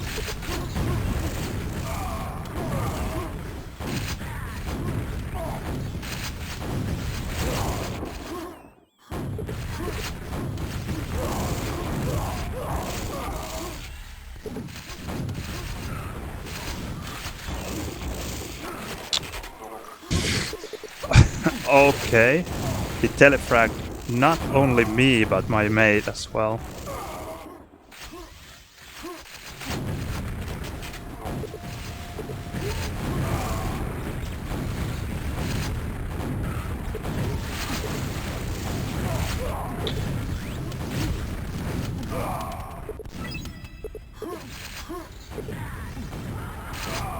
Nice.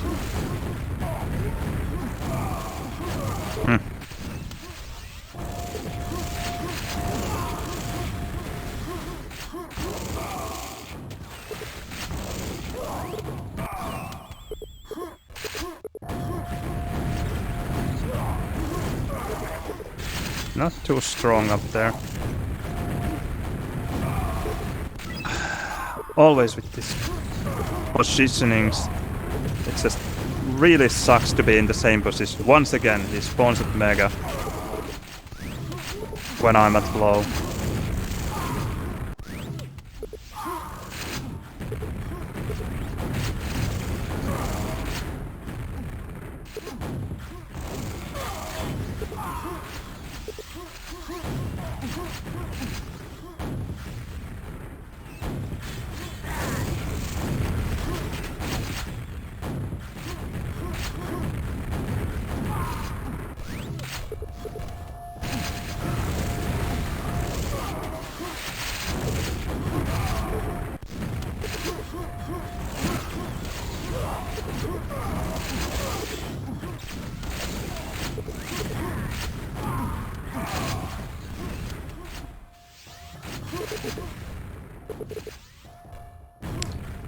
Have to force him to jump up because I couldn't really. Because the problem is that he's not getting out from...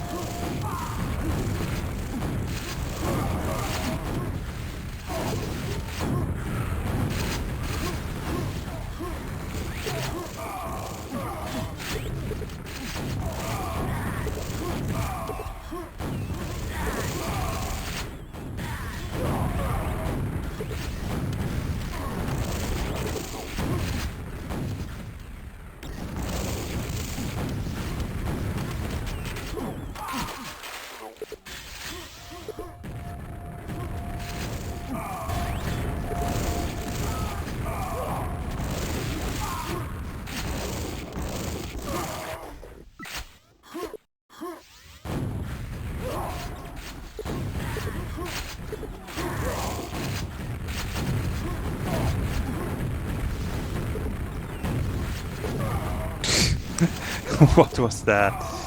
Absolutely terrible.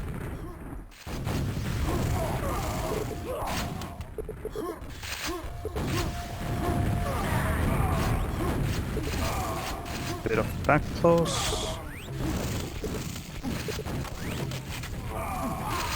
Nice, red dead.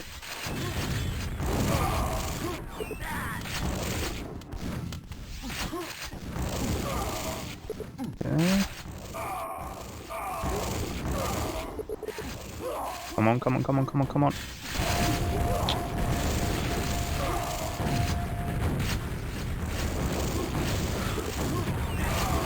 Ah. Timing. I just shot a rocket there as well. He's weak.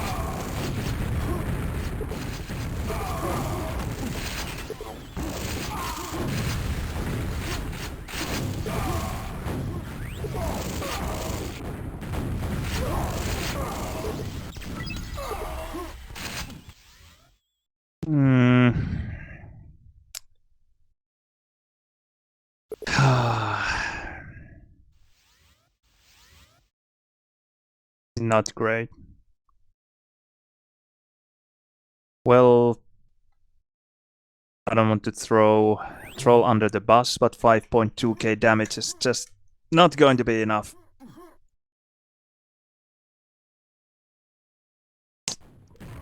Yeah, the great thing about K120 is that instead of dishing out 200 plus euros for some fancy gaming keyboard that has some new switch type, you just shell out 15 euros or $15, whatever, and boom, you can try it out. Not a huge loss if you don't like it.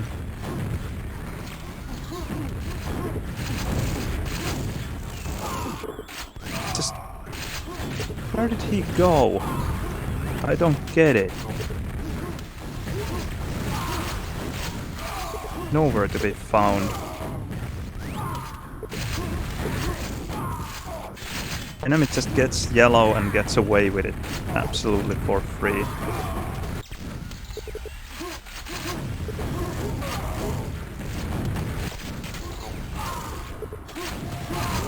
Always a good sign to be super tilted after the first 15 seconds.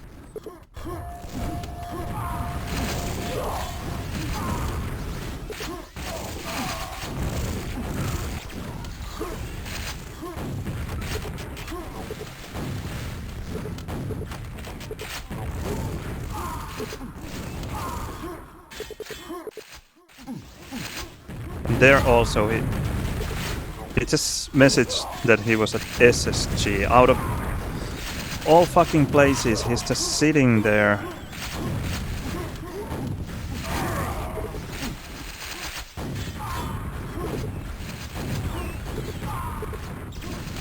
Instead of buying me that extra half a second by coming out at the right time, so they would have to concentrate on him, he's just hiding and not dying.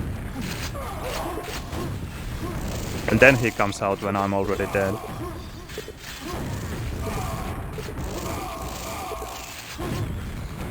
And now he came out just before the red spawned, I think. Yep. He just left it there. And now there's Locust with red. At least he ran out of rockets.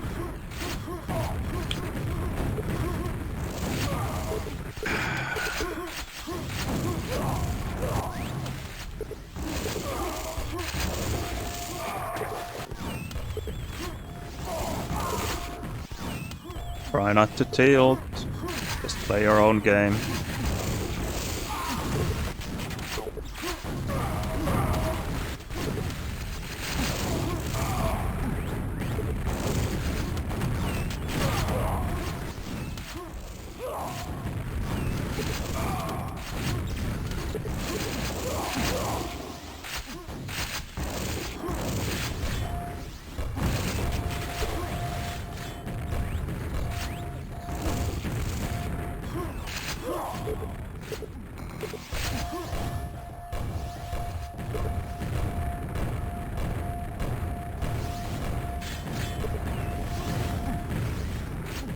He's still at Mega. He just took that Mega ages ago, and I just have to wait all that time to make sure that they are shooting at him before. Because it's so much more important for me to stay alive in that situation, because I have the LG. And he's out of position, not able to do anything.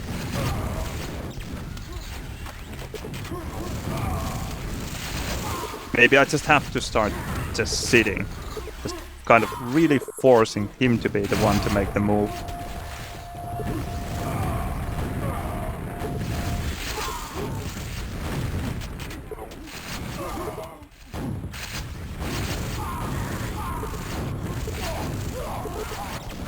weak.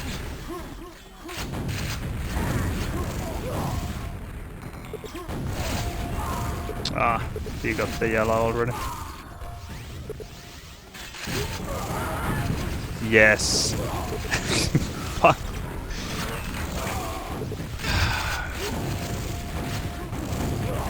Don't tilt. Easier said than done though.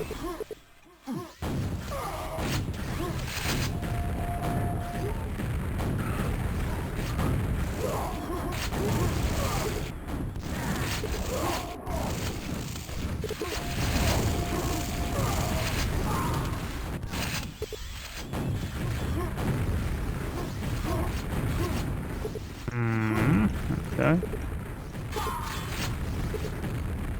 One is at low. Nice packet lost. Rocket just stopping me there. It's funny that it shows 3 packet loss or whatever. Feels like at least 30, if not more.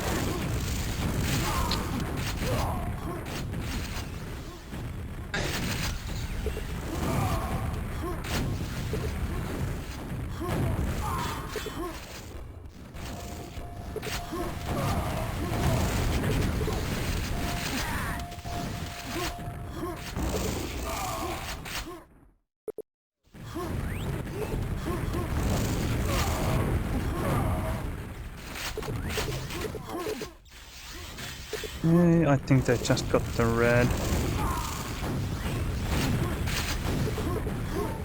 Oh.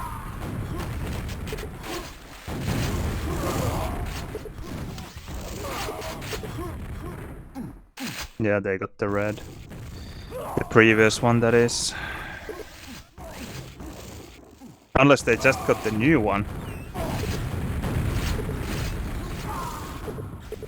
Maybe they did. Maybe it's Locust with the new red. And my mate just spawns and gets the red. Holy fuck. Oh.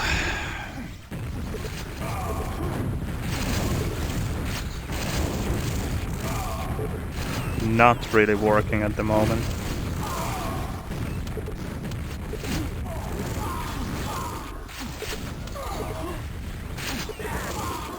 I have no idea how Troll has managed to die 64 times when it feels like he's being so passive. Maybe it's just me who is passive and it just feels like he's baiting me.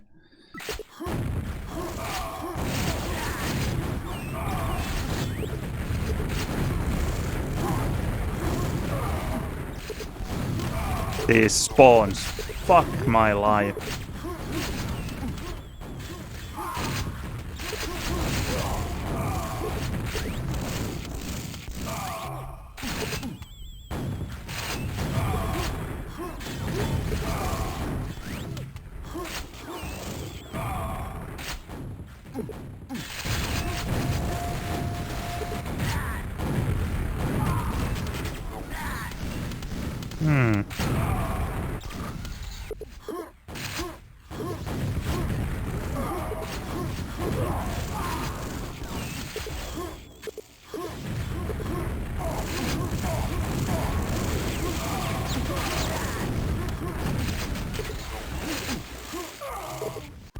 Just killed him.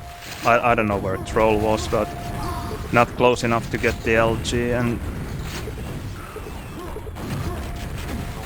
straight away LG control lost. And they spawned red.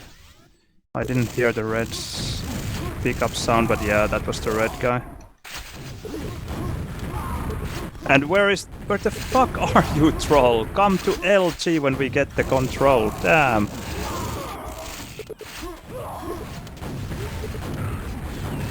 And red for them as well. Okay, he's dead, nice. Well played. And they spawned red. They didn't wait for it. I'll take this and try to come back to LG.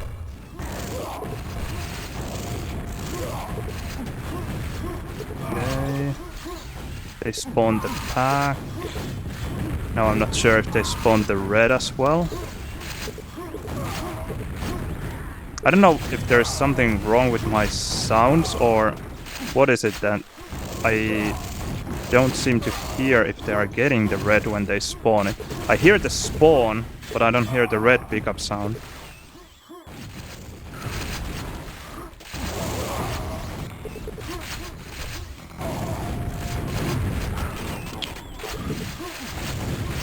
Fucking discharge.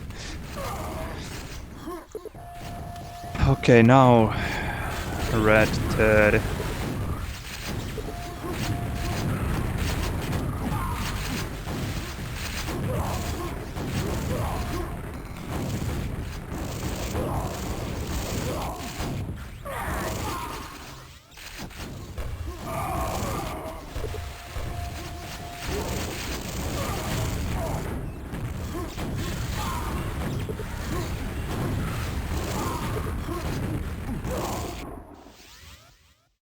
GG.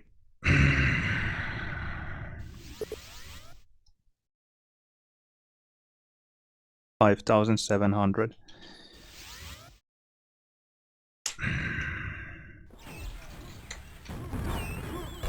I know the troll can do a lot better. He really can.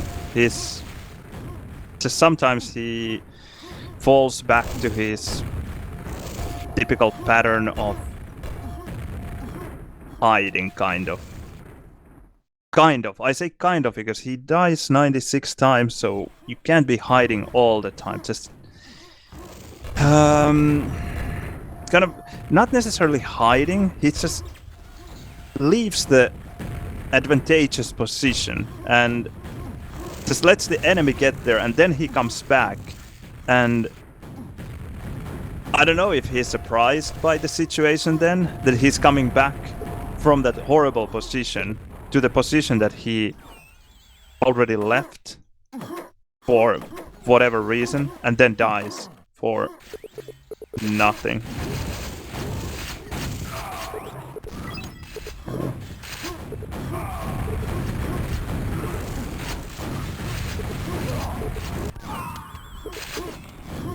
Well, there goes that red spawn.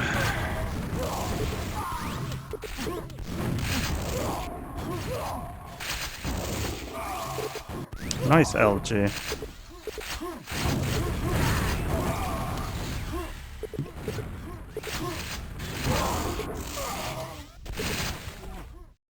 Yeah, I will wait for this now. Okay, the red is dead.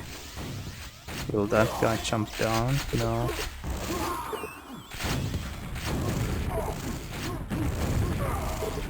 Well played. Really well played. It was so fast to get in that position.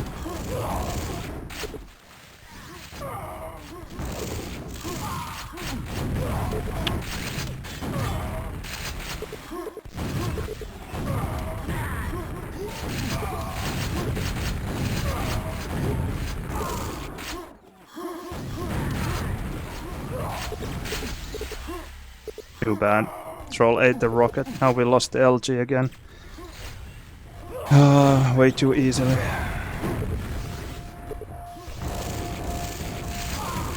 And mega spawn.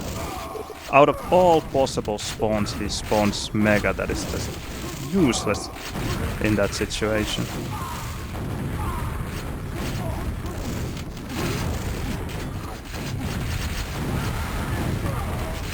Nice.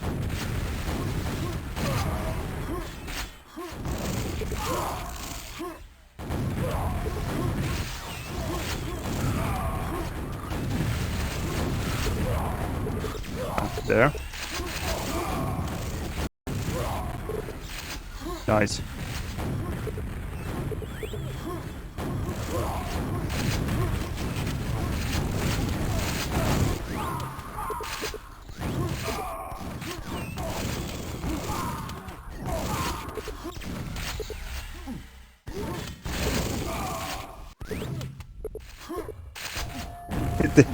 This speed of troll, oh.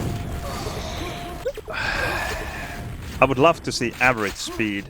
There used to be a stat that showed it in the past. He must have the slowest one in the whole scene.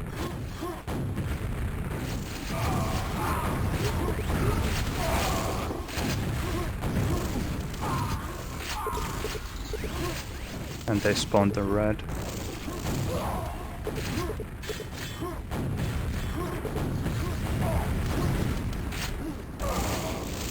Just... he doesn't even try to go to LG, he's just shooting with SG.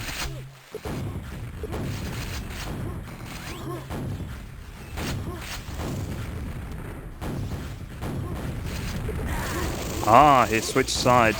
Ah, no, they didn't. It was just another guy.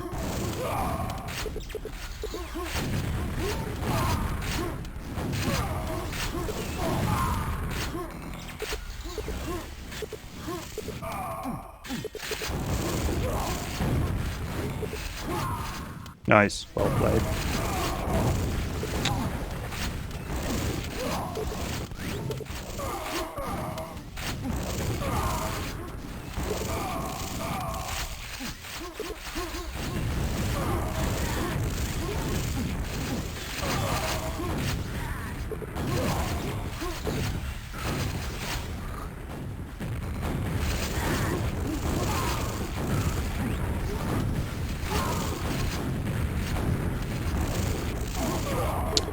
Nice.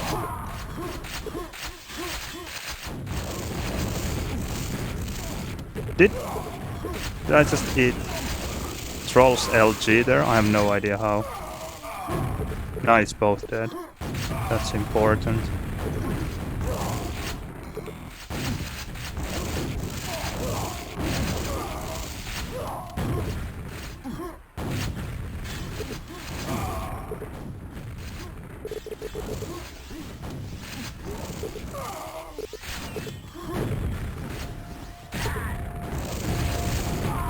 Okay, at least he got out. Nice.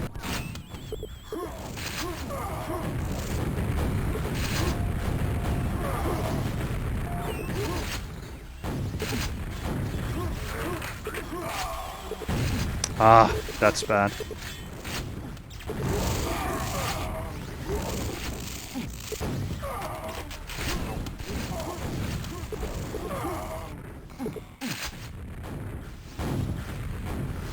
Now do I wait for the red or go for the yellow that is up there?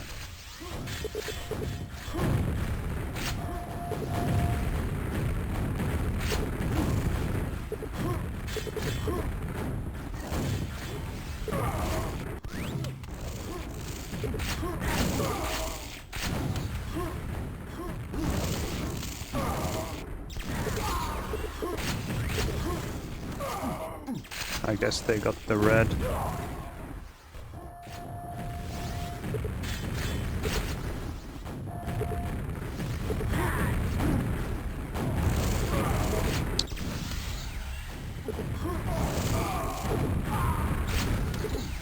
Okay.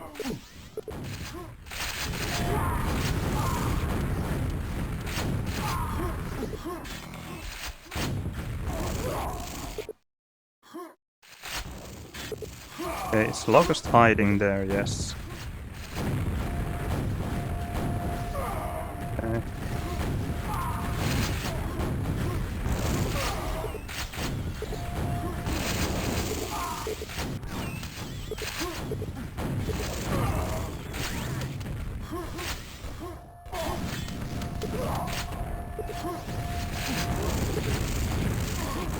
Oi vittu.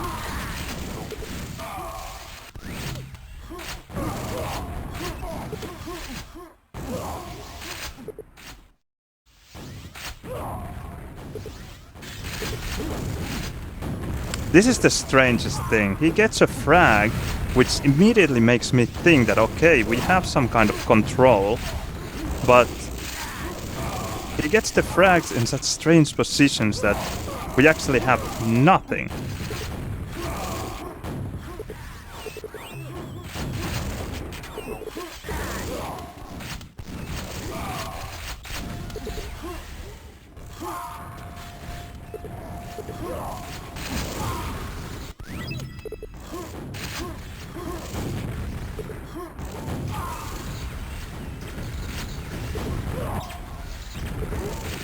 Ah, well played there. He's weak. Ah, maybe not. Well, okay, he died, so maybe he was.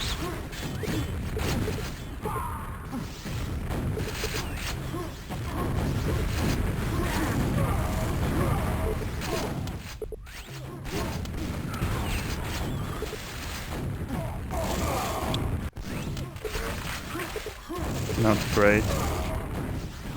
Okay, 20 frags. Still very much droppable. Nice, he killed Locust. And a frag there as well.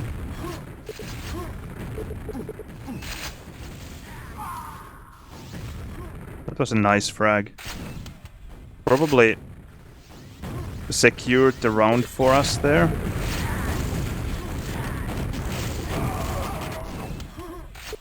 Ah.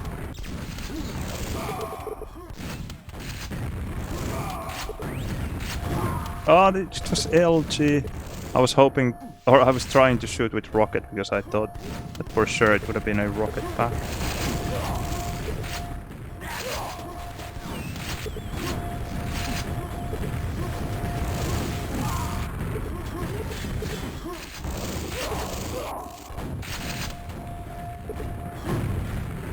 No armors. Okay, one is weak. Don't spawn here.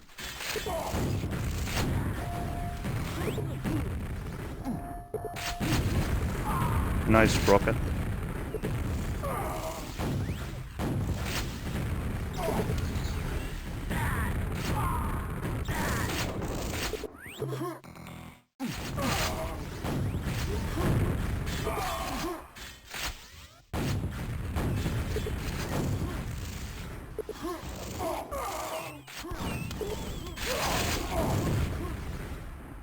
Ah, GG.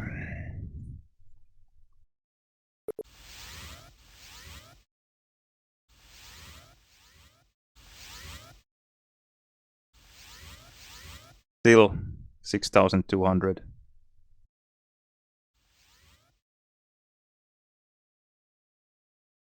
He got more frags than Silenos though, even though he dealt 2,000 less damage. Just a super frustrating playstyle. He just hates LG.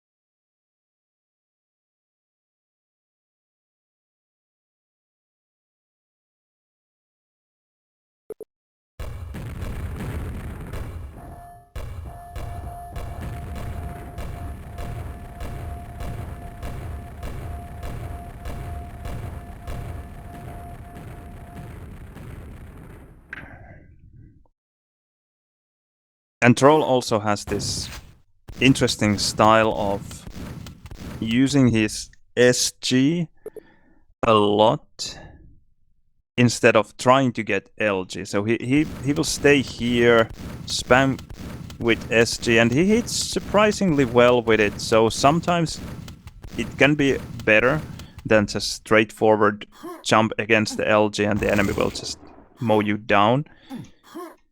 But on the other hand, you are very unlikely to get a frag with SG only, unless you know that the enemy is extremely weak. So I would prefer him go for the LG instead. Because when you go for the LG, the enemy has to concentrate on you. They can't just concentrate on someone else and expect to get away with it. Whereas if you are only an SG guy, then you can be ignored for a while. and the enemy can handle the more dangerous opponent first and then switch their concentration on you. But if you are jumping towards the LG, then they have to get rid of you right away, because you just can't ignore a player who is going for the LG, potentially getting it and then killing you. Which is an option with an SG guy.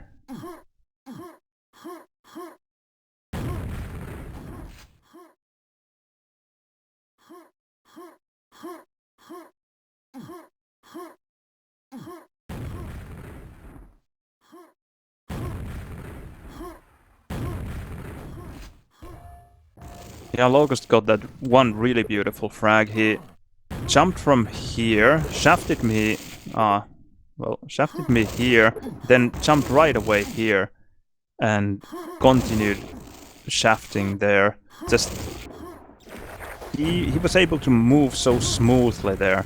Wasn't really expecting it. Somehow like this, maybe. Maybe he just came here and backwards jumped or something. I'm not sure how he did it. Very precise move.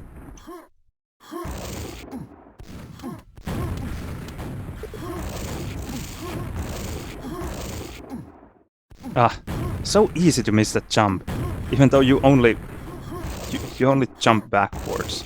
Not really that difficult, but...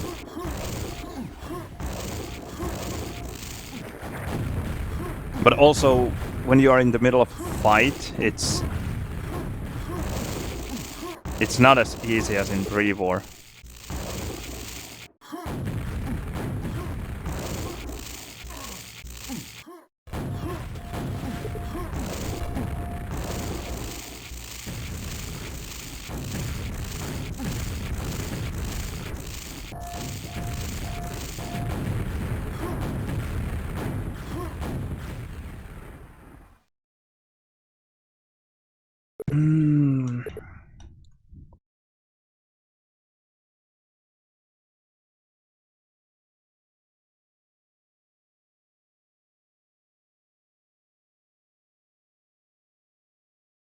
And it's funny to be sitting around the armors in a game like this, because it's not any kind of tournament game or anything. I don't feel like sitting at yellow-red for 3 minutes, because we had a sizable lead 7 minutes into the game, but then they got LG control.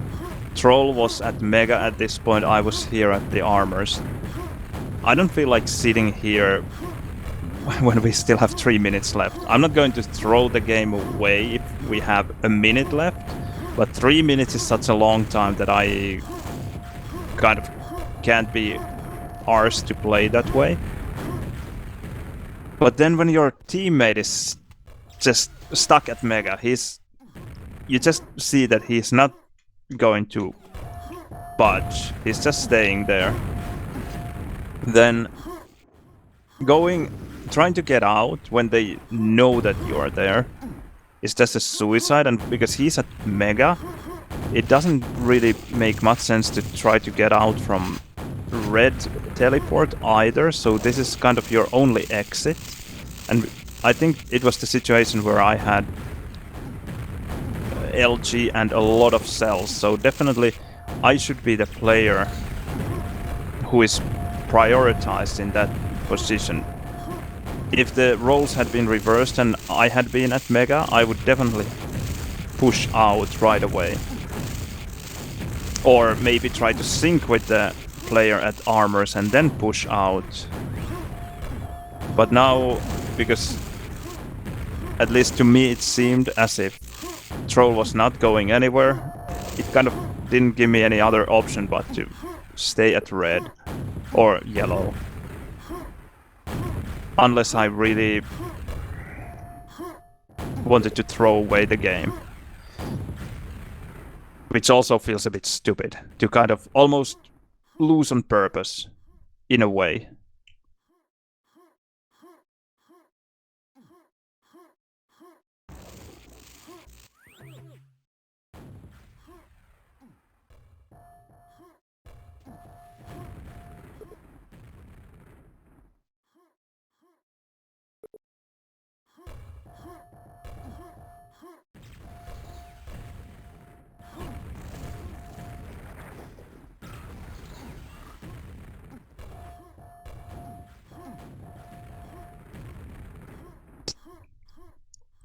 Now I'm actually curious to check this Rocket Burst Pro Air, the wireless one, if it has. I'm sure the sensor is different than the one I have in mine.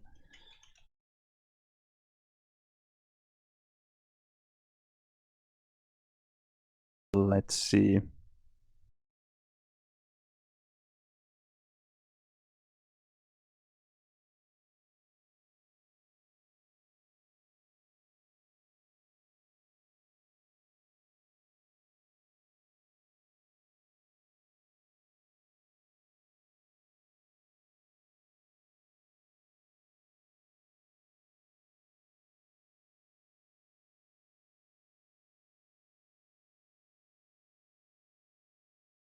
Technology? Nope.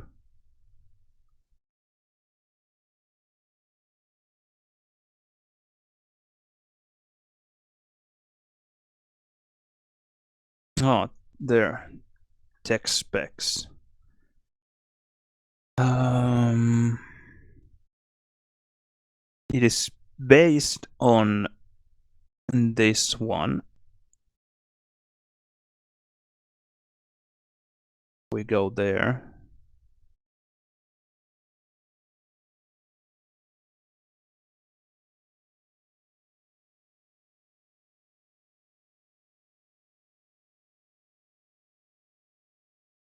And lift off distance. I did mean 1 to 2 millimeters. It says that would sound.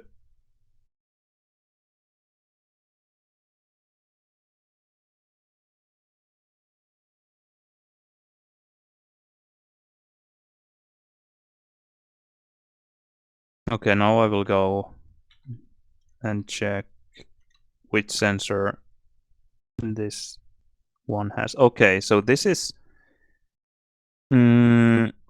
based on 3389 and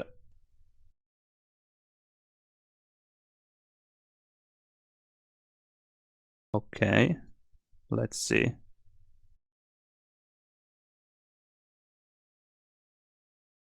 Okay, we have players on the server. Some fake.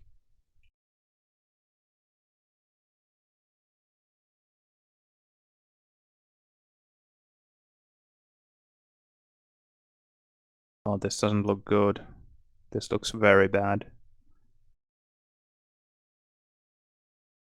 Okay, well, at least he knew how to change his name. So, let's see. Yeah, this sounds bad, actually. So, if the Burst Pro Air is based on 3370, and someone on Reddit writes that it has also adjustable lift off distance, but from 1 to 2 millimeters, whereas 3389, which is basically the sensor my Burst Pro is using, has an has two options between 2 and 3 millimeters. So the higher lift off distance of the wireless version would be the lower lift off distance of the one I currently have.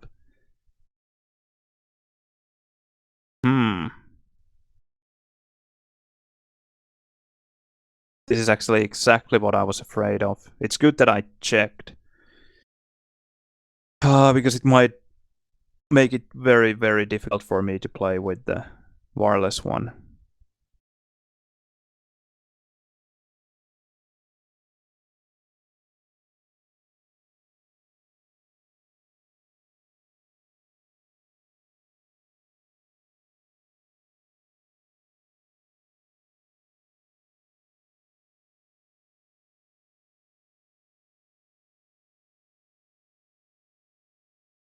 Yeah, and they write that 337 is like low power 3389.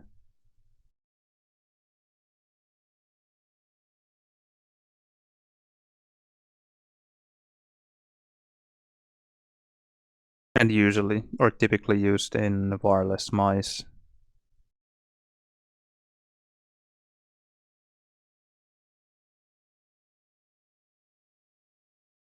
Well, that's annoying. If there's anything that is not annoying, it's the fact that I didn't buy it yet. But it's also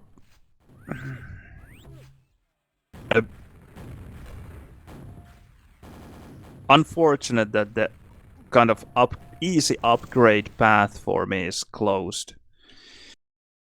Because also no other mouse will have, at least most likely will have, a high lift-off distance. Of course, well, yeah, the easy upgrade path goes there.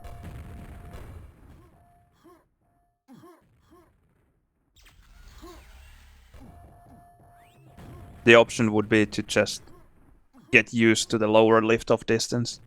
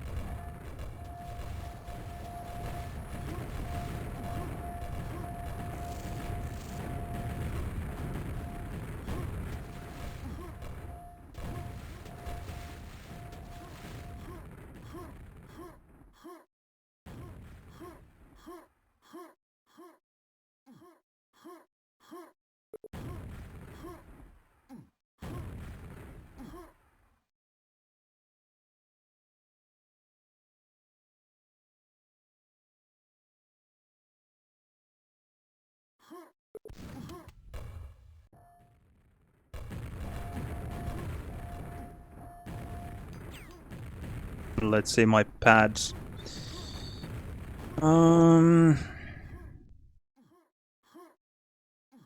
Otherwise, very much normal wear and tear. I think there are a couple of sharper scratches, I think.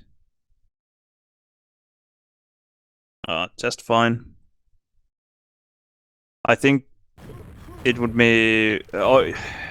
having new pads would be more important if I was using some hard surface mouse pad.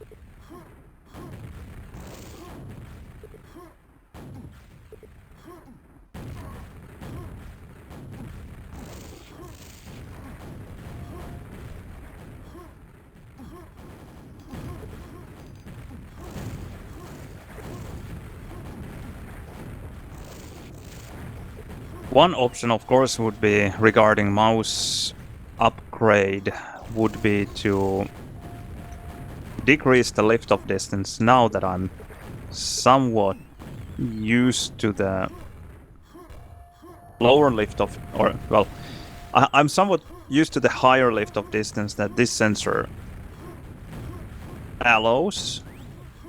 So if I now lower the lift-off distance and try to get used to that one, then switching to the wireless one would be pretty smooth.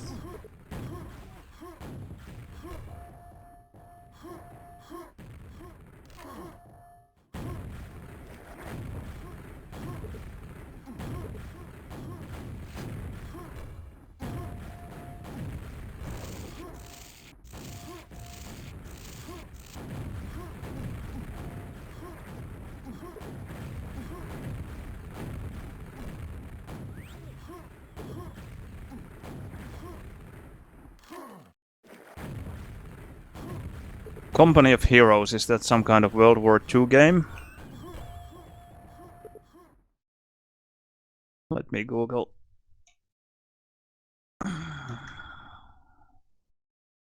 Yeah, looks... Ah, it's some real-time strategy game. Okay. Well, that sounds extremely uninteresting.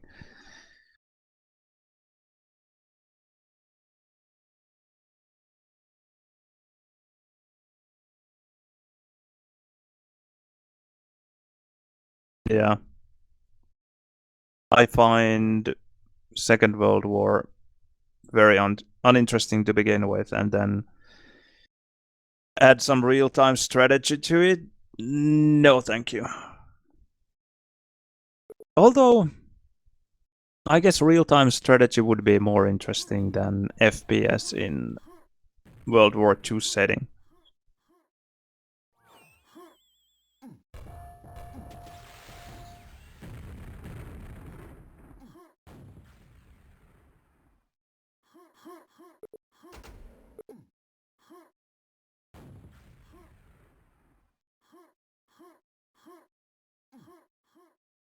Quake would be there, not joining, which is unfortunate.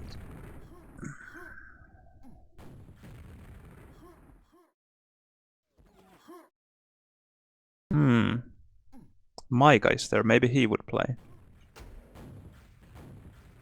I wonder what the teams would be like though.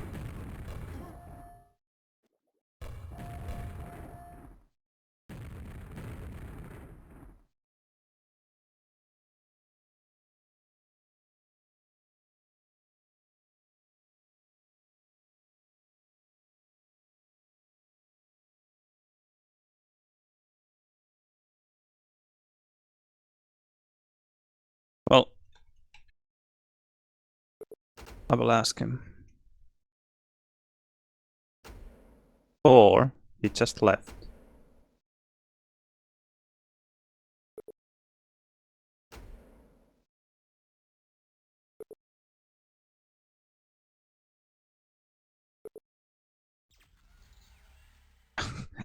And now Say joins.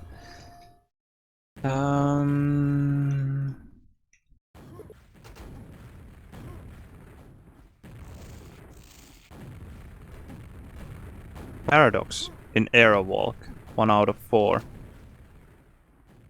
That would be a sight. He basically never plays 2-on-2. Let me find Micah in Discord.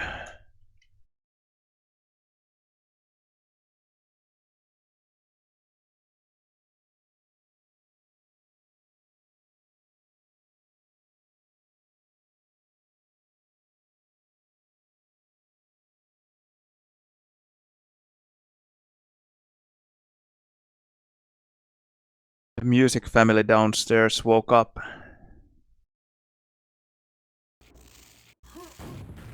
Thankfully they are not as horrible as they used to be.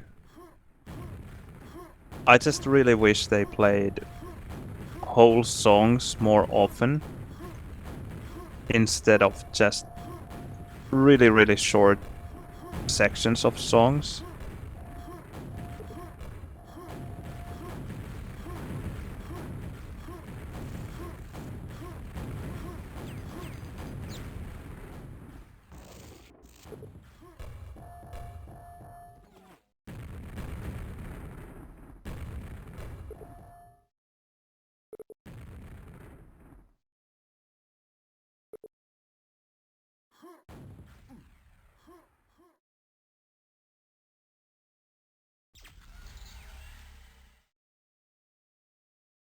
Let's try air walk.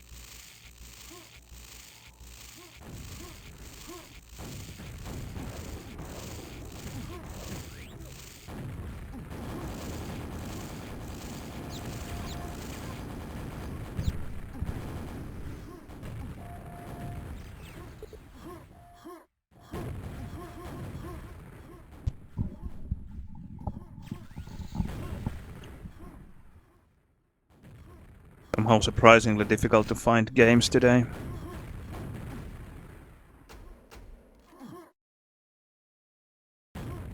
It's especially annoying when you have n-1 players, where n is the number of players needed. It happens unbelievably often.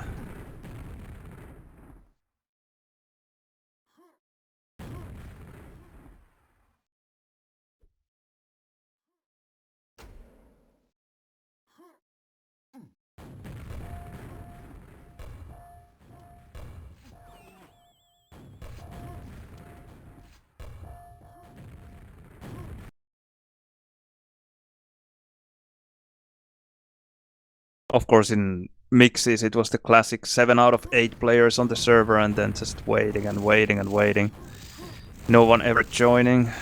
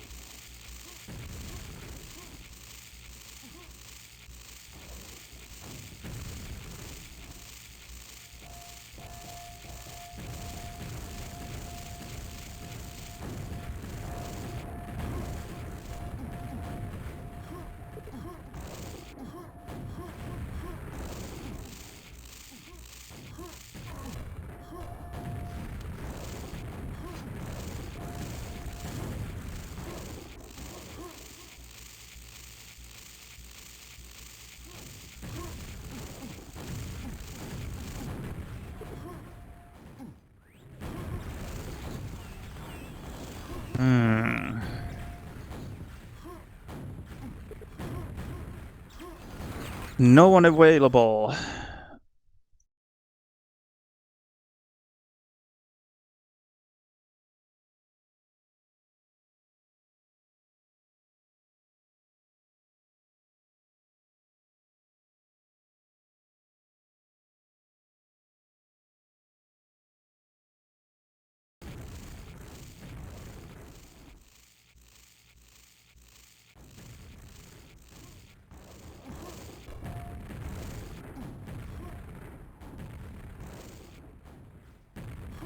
Oh, hello.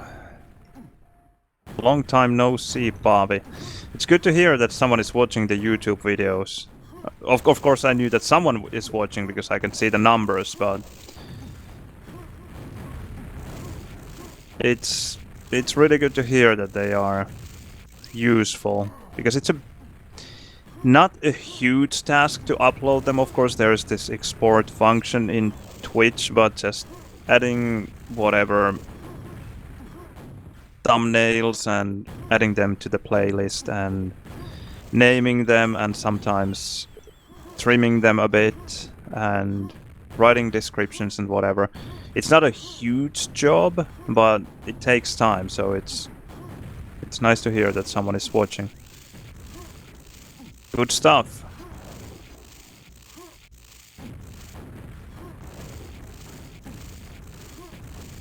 Also, because it's not really a trivial decision to stream those games to begin with. Of course, if I'm streaming someone else's game, then that's a whole another story. But if I'm streaming, let's say, a final or an important playoff game, then it adds a bit of kind of unnecessary stress. And with this connection, it adds a bit of unnecessary lag as well. So it's good to hear that people are enjoying them.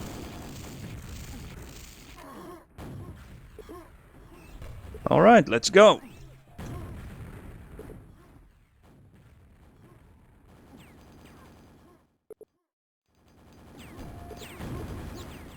It also feels funny to upload videos that are hours long to YouTube, because I totally understand that most people don't want to watch such content. But on the other hand, it is important to hear from you that you just don't have the time or possibility to tune in live, but then you can do it in YouTube whenever you feel like it. Okay, finally the quad is dead. Oh, what a bore. Quite horrible. Stealing this red. I wasn't even hoping to survive. Getting this yellow, that was nice. And this mega even nicer. And now I'm in nice position to go for the red as well. Nice spawns. And yellow would be now. I'm taking it as well. Fortunately, mate wasn't there.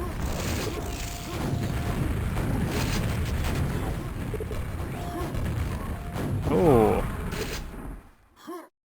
Can we get it? Yes. Would be red now.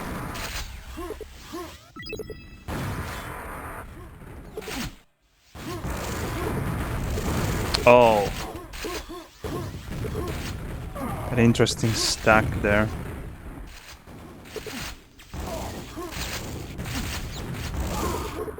Nice.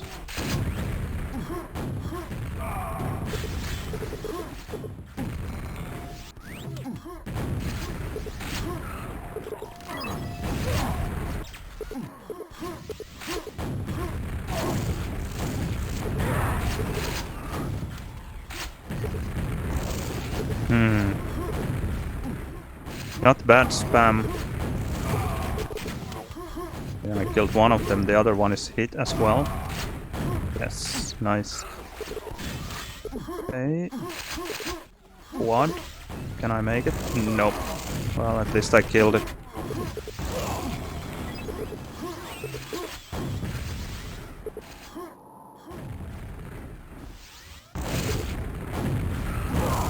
Fuck.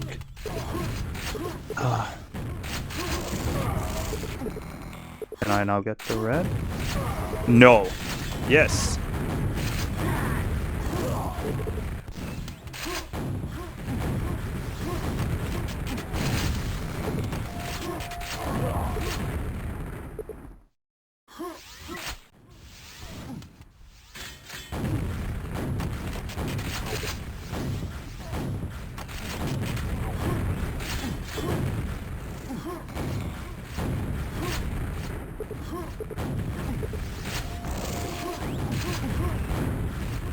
No idea when this yellow spawns.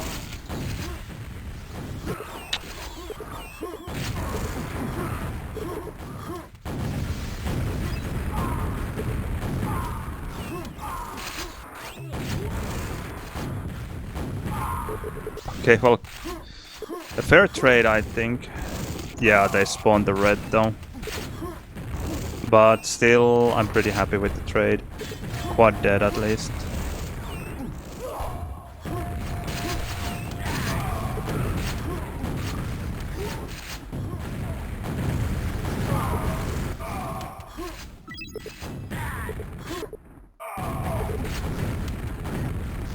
Well played by Say.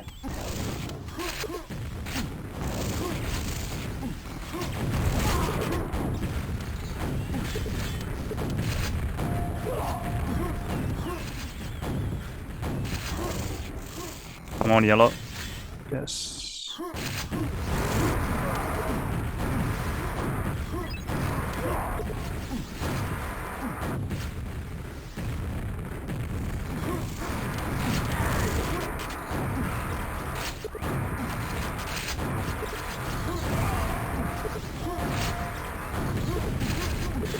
Did you see the nade jump? Quite proud of that one. What? Okay, I would be proud of those rockets as well.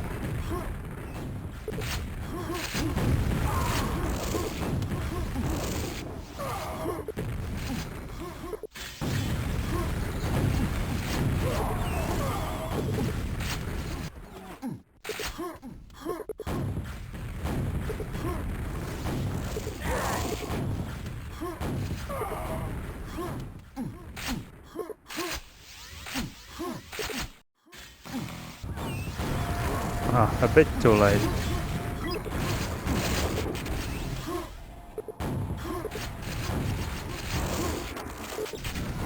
Where did that rocket disappear?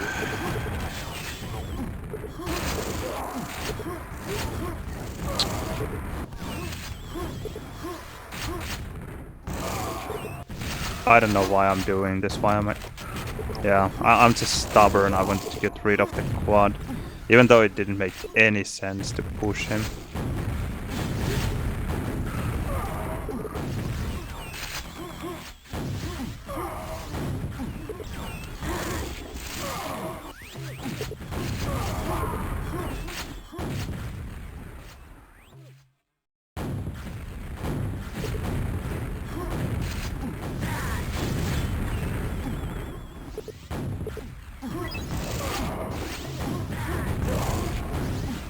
Nice, well done, Joni.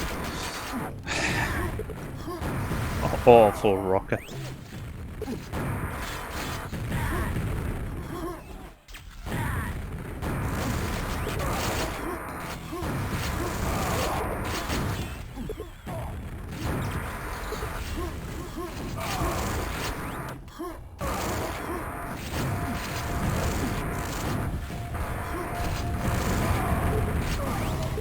Ow. How did I miss everything, and how was he still alive? Because Micah was there as well.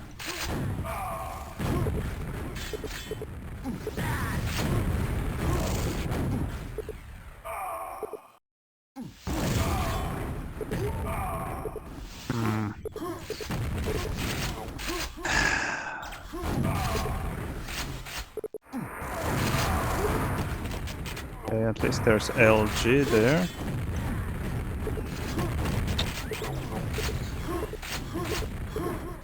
There goes that LG.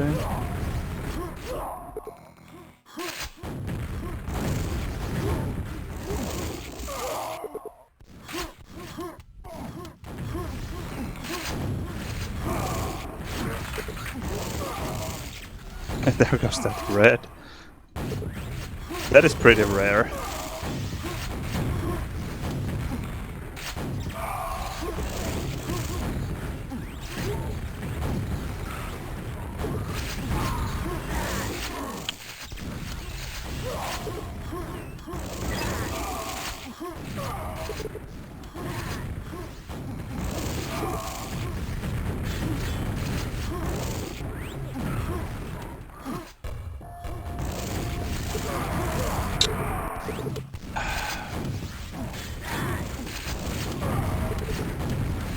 Oh, it was red guy.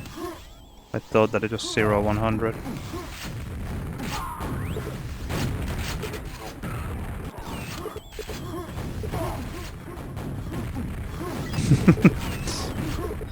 A funny ramp jump.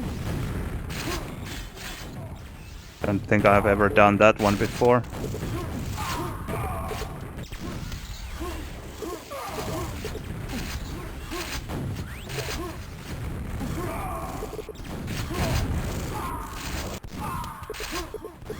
We got red. He's dead.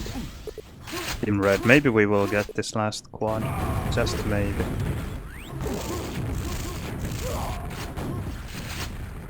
Let's see, better positioning now. Nice rockets. Okay, well.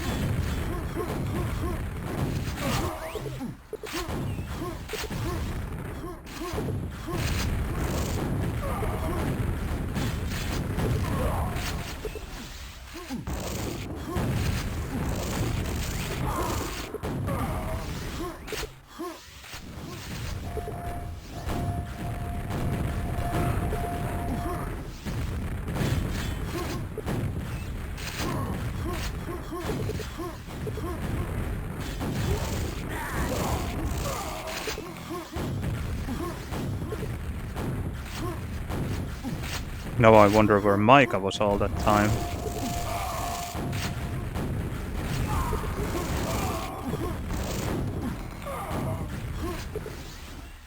GG.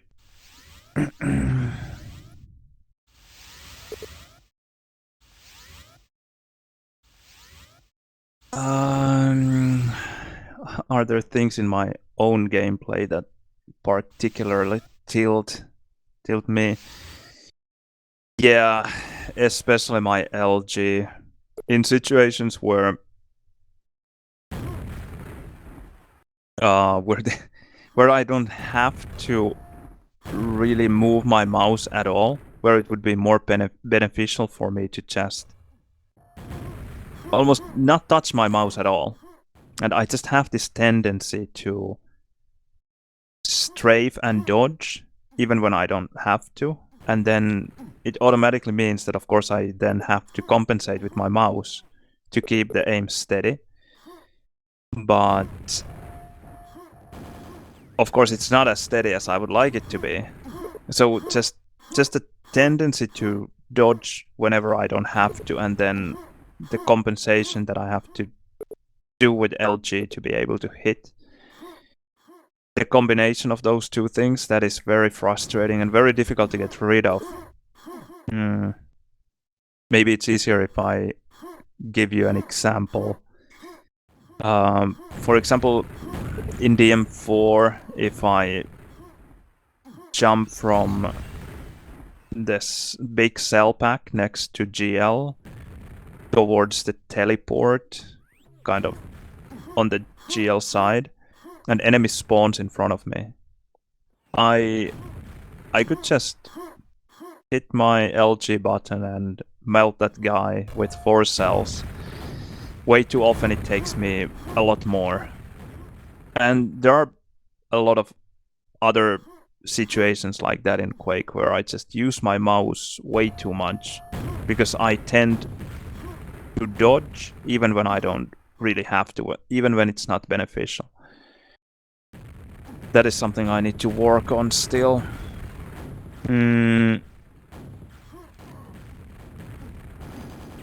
Quakeworld wise, of course it's...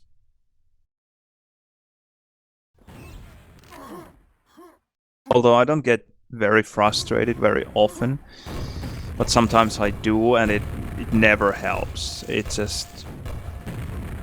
it's bad for your game. Well, then there is one thing that doesn't necessarily tilt me, but that is very annoying, and I would love to get rid of it. It's just playing better in very important games, not being nervous. That would be golden. And or even to understand what makes me nervous, because sometimes I can play some big final games relatively relaxed, and then sometimes even in some group games that are not so meaningful, I can I can be so nervous that I can really feel how my hands are shaking and how my heart rate just goes through the roof. If I could just find a reason why it happens, that would be nice. And how to control it.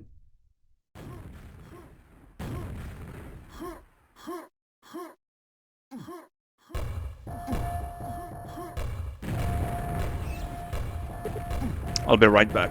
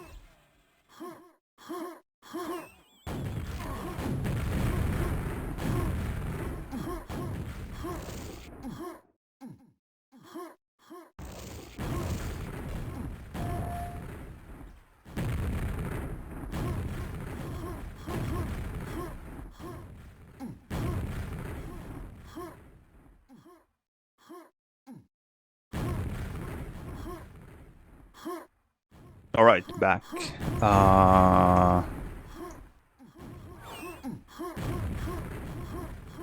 Predictions for... By the way, I got a new keyboard. Unfortunately, I can't use it yet, but I will try it a bit later. I will give you predictions after this one.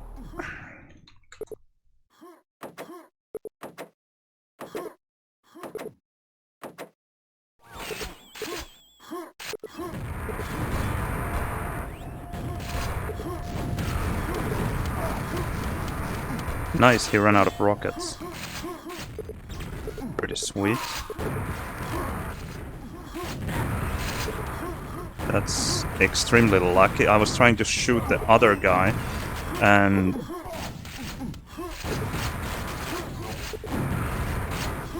hit the...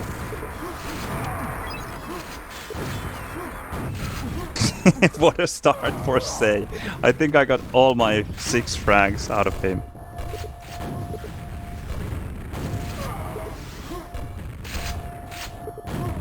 And then I get both armors and mega health. What a crazy start in general. A bit more damage, please. Thank you. Not that much, though.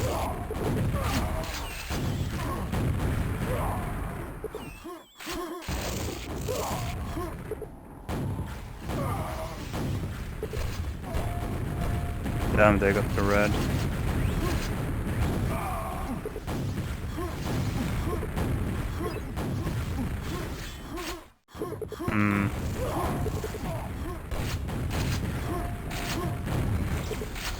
Will he come? Yes.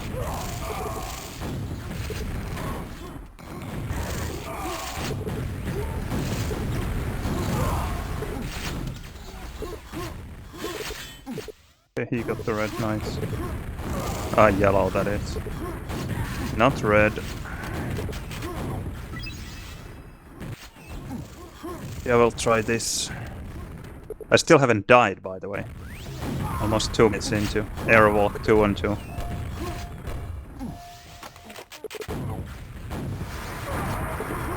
A strange Airwalk 2 on 2 for sure.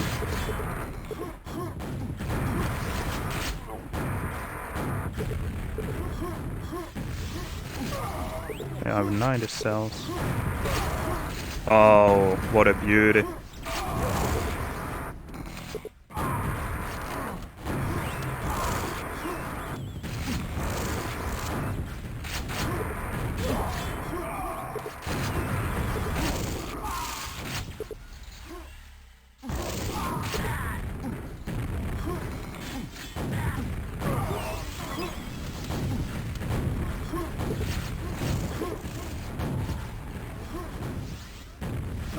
Nice. Well played.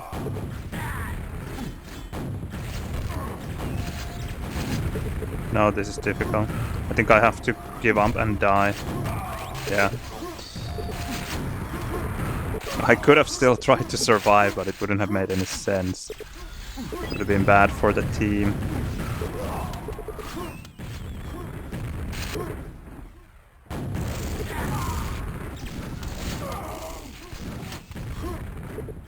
But still, did I survive 3 minutes?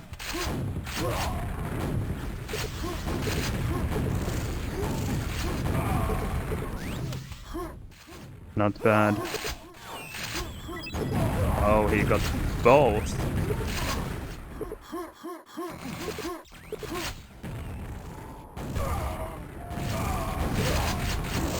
Ah! I wonder if he has enough stack for the rocket jump. I know I don't. Nice, we got it.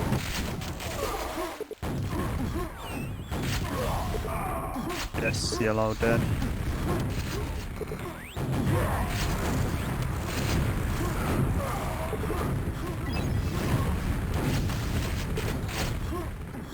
Yellow is roughly not 35, maybe 38, 39. Red? No.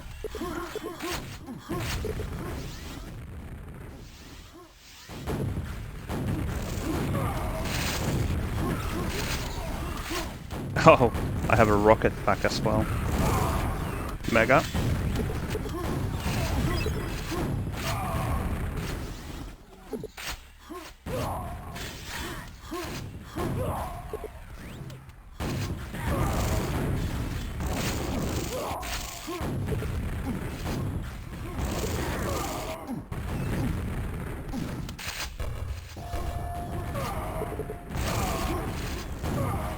Nice nade.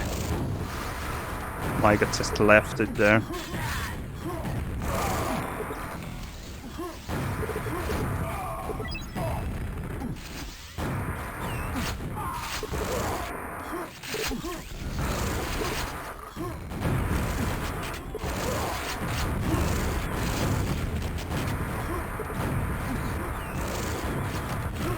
Nice. Oh! That SG was solid.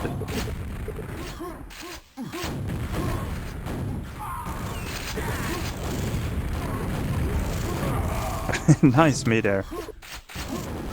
Yes, thank you. Will he come?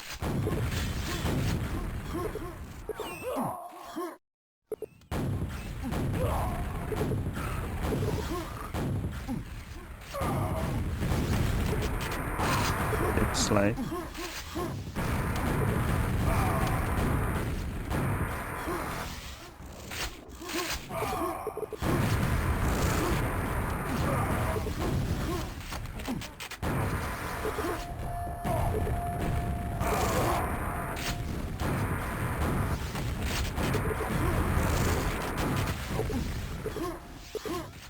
Oh, failed.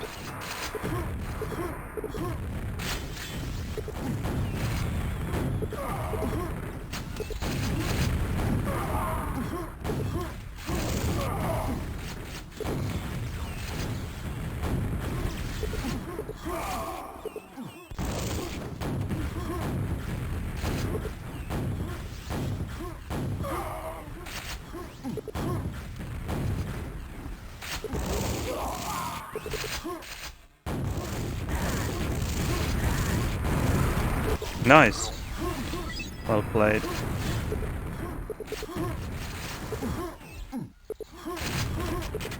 What over?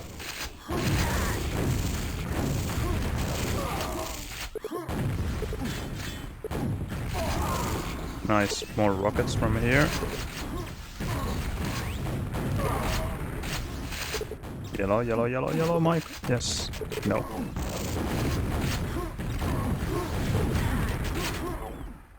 Mega soonish, yep. Nice! What a sandwich! That was brutal. He had no idea.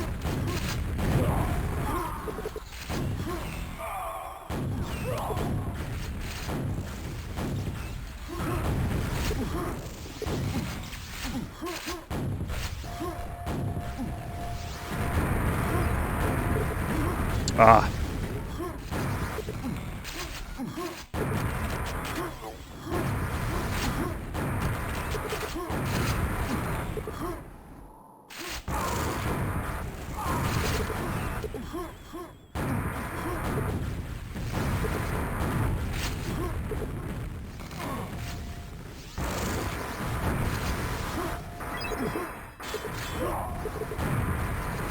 So 7 or 8 late.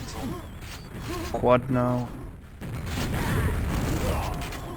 Bad timing.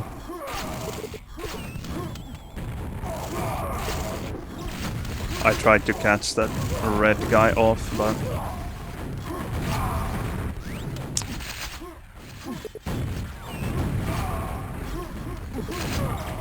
high speeder. What now?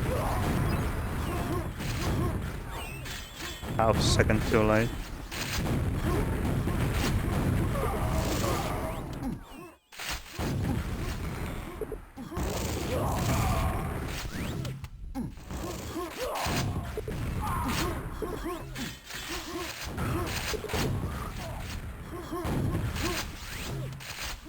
He read already? No.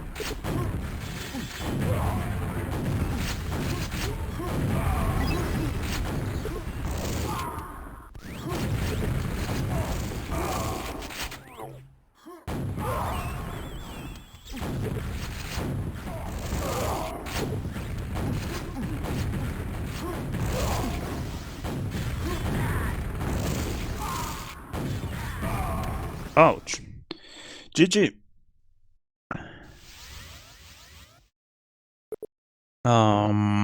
So predictions for that. Time to hammer tourney.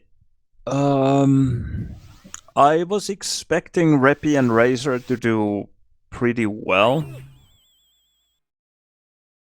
But after the game that we played against them, no, I'm not quite sure. Because we beat them 4-0 with Mazer.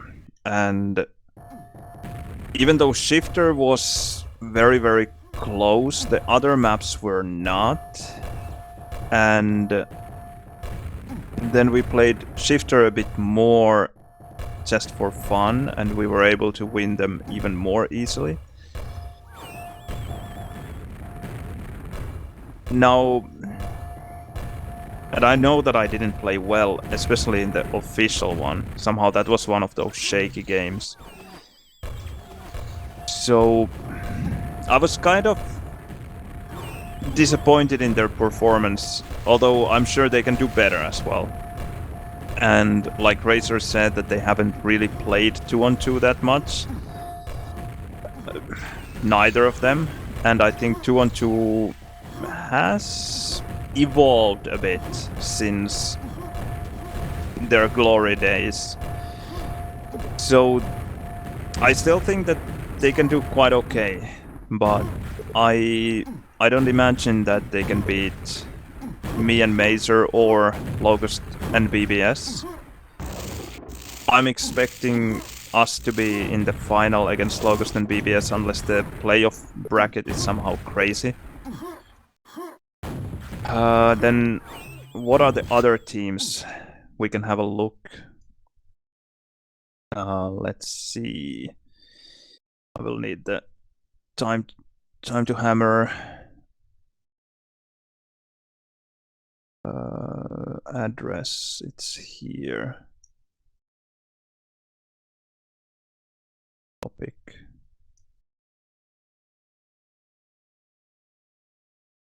So let's have a look. 2-on-2 current event. Sign-ups, maybe? It's so much easier. Calendar? Yeah, okay.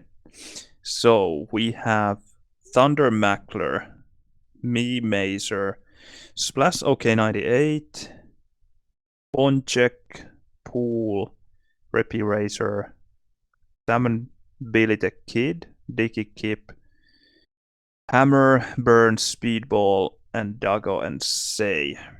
Now that's an interesting set of teams.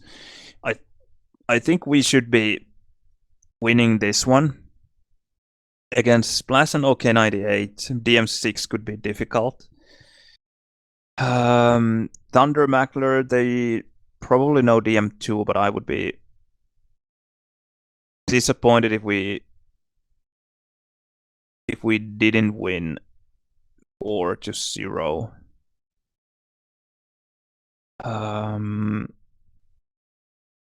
Then, well, let's say that we will win Firing Squad. I would assume that they must be the second best team here. Even though Hammer and Burn, and with the addition of Speedball, that is a team to look out for. They can be surprisingly good, especially when we have Shifter and Bravado in the pool.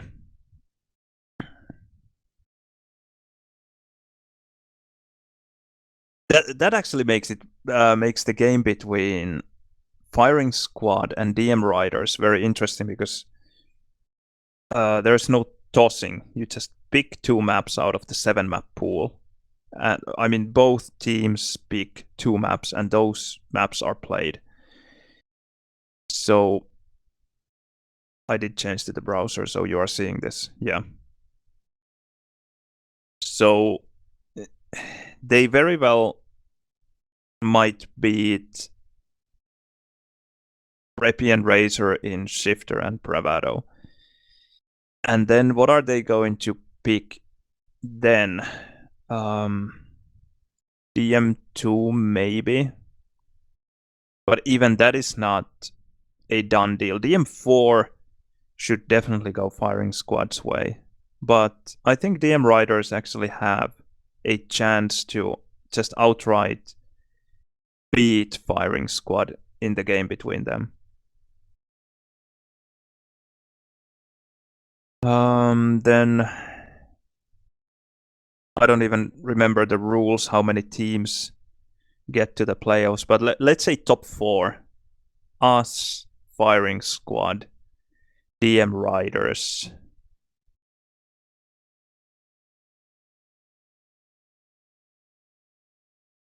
I think Splash and OK98, they are a really good team.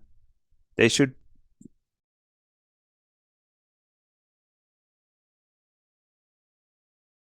It's not going to be easy though. For example, Billy is really good in Bravado. And you have to remember that Bravado and Shifter both are in the pool. So they might be dropping quite a few maps because of those 2 maps in the pool, and then perhaps not being the strongest team in those 2 maps.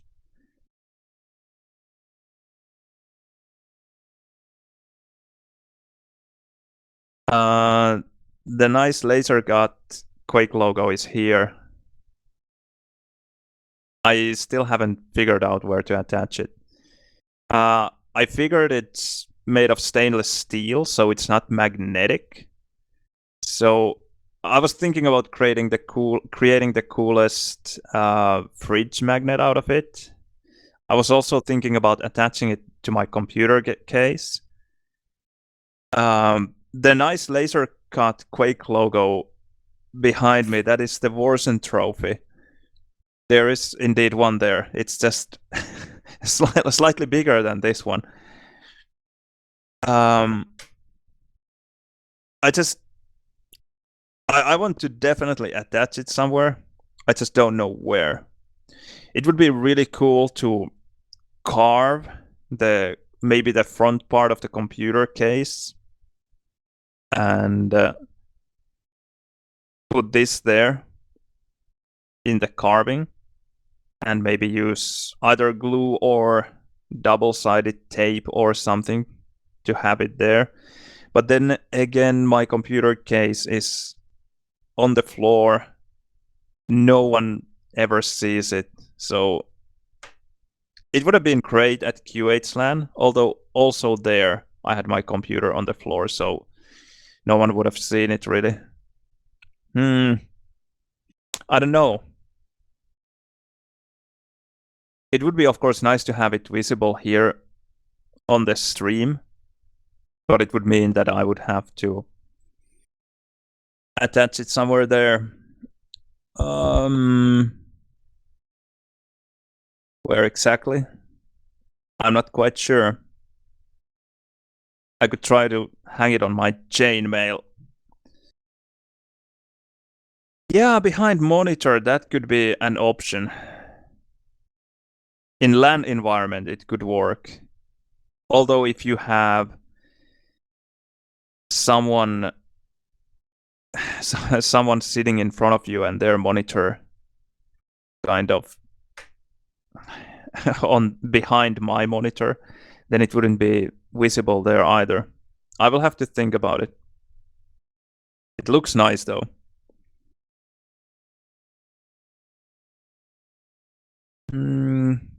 Moving the mouse when you start firing LG just seems to be instinctive. I've noticed the same thing, but I haven't been able to stop doing it. Yeah, it seems to be. It seems to be. But some people definitely can do it. Um, Locust, yes, although I think he tracks with his LG a bit more. He can stay still as well, but I think he just has this really great ability to just micro track really well. Just make the smallest adjustments. Loktar is a player who seems to be extremely good with his angles, and then just I don't know how he does it, because whereas let's say Locust sits here, enemy spawns at green, even gets the green, and he can just kill the enemy like this, just perfectly tracking the enemy like this, just basically 100% LG, and they just melt there. Whereas Loktar, who has really good LG as well, he seems to find angles where he doesn't even move the mouse. He can jump around like crazy, but then he can also stop his movement maybe midair or like this, and then just really holds his mouse still and hit 100% for a while. And that is something I almost never do. My LG is always just going all over the place. And it works if I'm in really good shape. Then I can make it work. I'm not saying that I have as good LG as the best LG players, but when I'm feeling it, I can hit hard. But when I'm not feeling it, it's all over the place.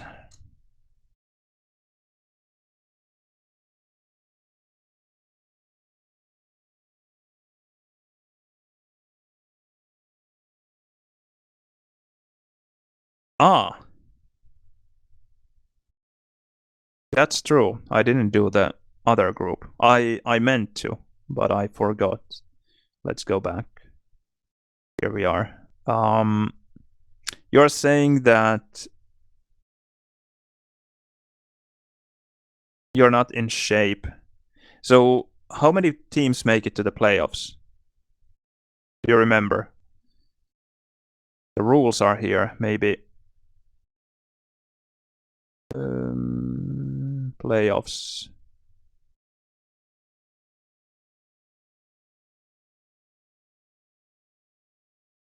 Yeah, okay. 4. Yes. First to fourth.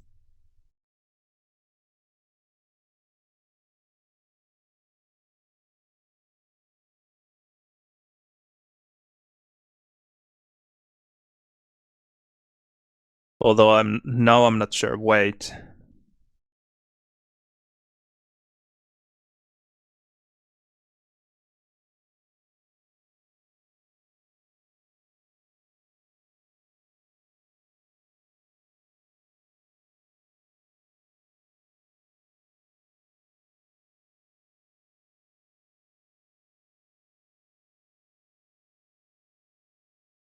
Well, yeah. If I'm reading this correctly, then we will have 8 teams in a single elimination bracket. Yeah, makes sense.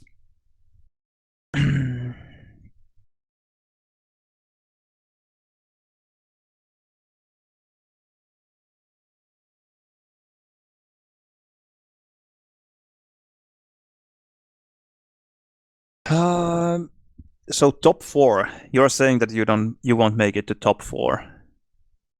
Firing squad, us, DM riders. I think they will make top 4.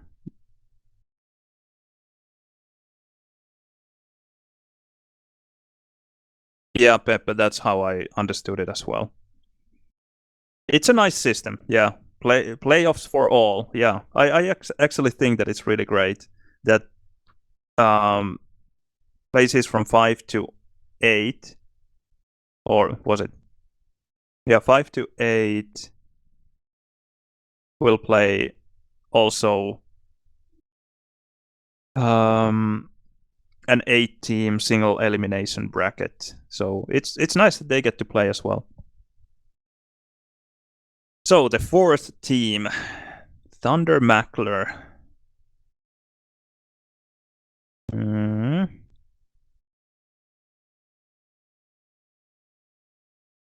Will be. It even could be Dicky and Kip if they manage to play well. They are very much on and off. Also, they can do well, but they can also totally collapse. And then we have Say and Dago. I don't think they have played together much. I would say Enemy will be the fourth team. If not them, then.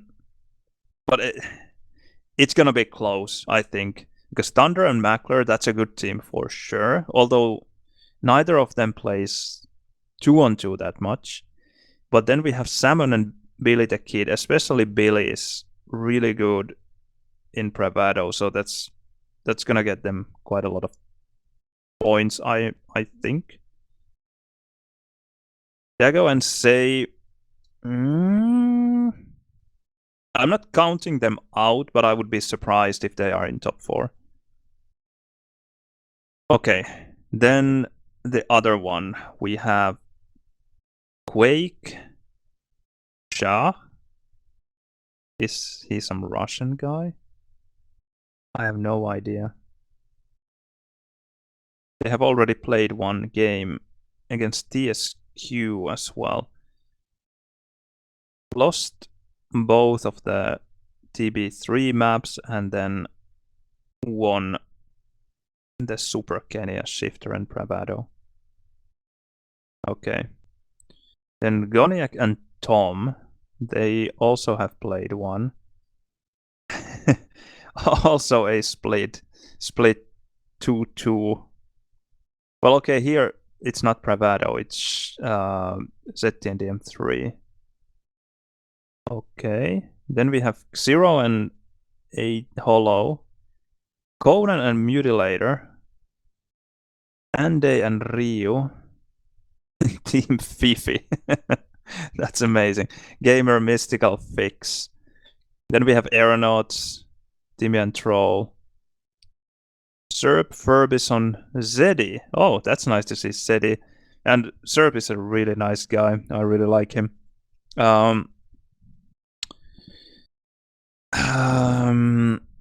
Well, Aeronauts is going to win this one easily. No question about it. Then Zero and Hollow. Let's see. They lost against Tom and Goniak by quite a big margin in both Shifter and ZTNDM3. This is maybe surprising to me that the margin is so huge. So that doesn't really bode well for them. On the other hand, their DM4 is really good. Their DM2 is really, really good. So they have to be in top 4. But then again, we have Conan and Mutilator, who are quite good as well, but I think they will be just like Jäger might be struggling in Shifter and Bravado.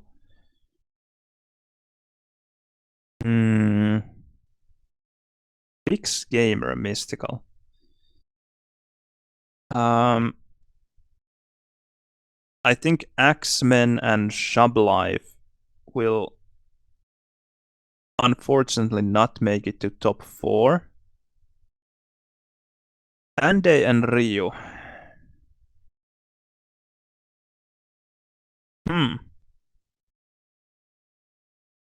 Ryu doesn't play 2-on-2 much.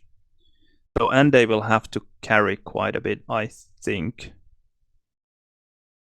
His capable of doing it, especially in some maps. Aerowalk, DM4, he really knows how to play.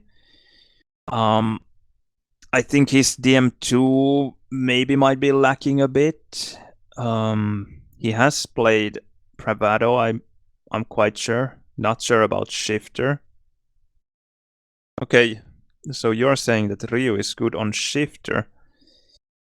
Well, they are definitely potential top 4.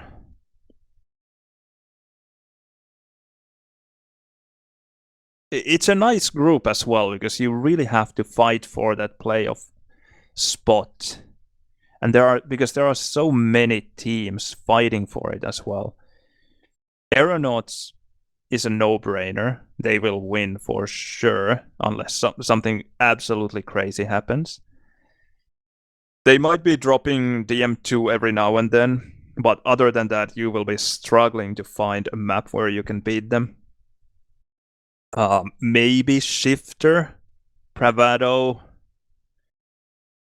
I think Shifter would be your best bet. DM6 is possible for Zero Hollow, maybe. Conan Mutilator, why not? But it's gonna be difficult. But amongst these 6 top teams at the moment, it's gonna be a good battle. Every point will count, I imagine. Will be nice to see who makes it. Oh, I've been disconnected. That's not nice. What happened to Foppa?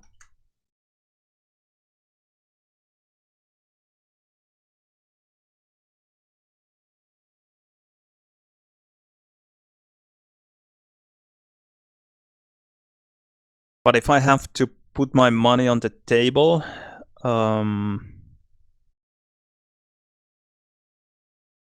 luckily I have some scores to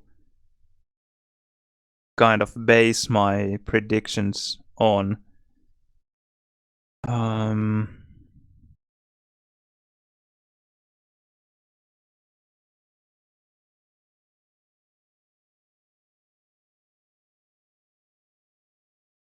I have no idea who this Shah guy is. Is he Russian or is it Shaka?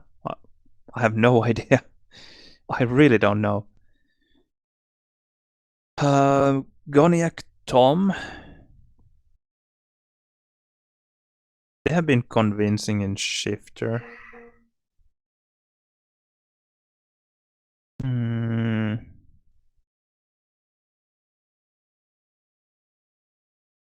I was going to say Hollow and Xero, but just seeing these results in Shifter and ZTNDM3, not so sure now. Damn, this is difficult. Let's say Ande and Rio, they have the firepower, and if Rio knows Shifter, they should be able to make it. It's not a given though. Gamer Mystical Fix.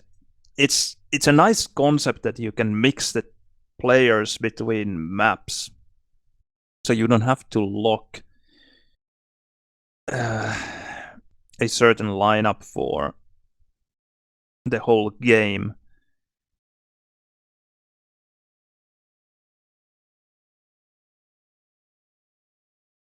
I think they might just not make it. I'm not sure. Conan Mutilator.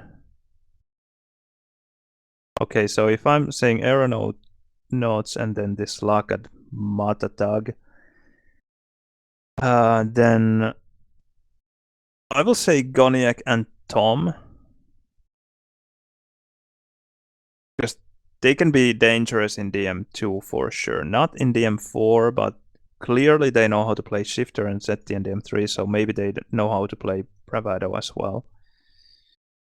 And it's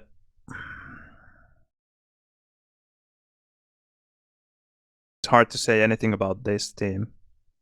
DM2 has been horrible.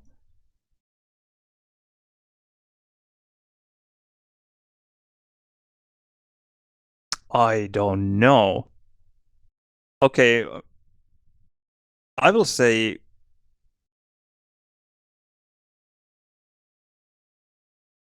I will say even Fifi. Let's say that they are the fourth team. So Aeronauts, Fifi, Lagat, Matan, Tag, and Jägarna. And I totally agree. It seems to be very divided between TB3 and Kenya teams. But also, I I very much enjoyed that we have the kind of first wave of Kenya with ZTNDM3 and Aerowalk, and then the second wave now with Shifter and Bravado. Although I wouldn't mind if those maps were rotated more, but still it's nice to have at least this many maps. So people have to learn new things, and for example, teams like the one with Hammer, Burn, and Speedball, they can do really, really well because they're just so good in the new maps, and the old guard just can't win tournaments, can't expect to do well just by leaning onto their routines.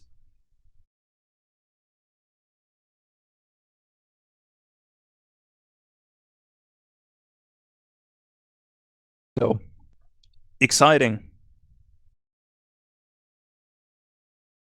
Yeah, I like the way they rotate maps in CS, although the rotations are quite slow, but at least they do it.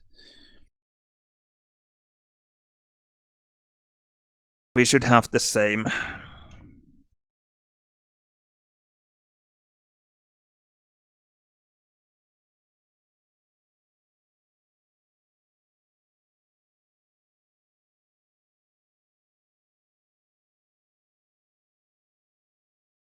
Lower divisions. Okay, let's go. This will be even more difficult for me. Not that I don't know the players, perhaps I don't know all of them, but just because they don't play 2-on-2 that much.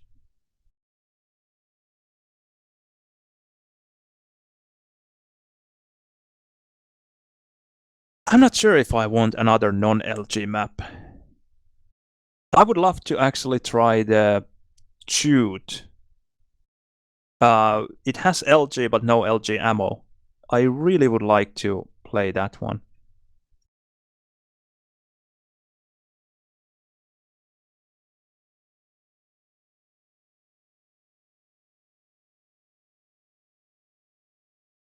I just think that the number of weapons we have in Quakeworld is, especially number of useful weapons in 2-on-2, is already so low that throwing away LG completely wouldn't be so interesting.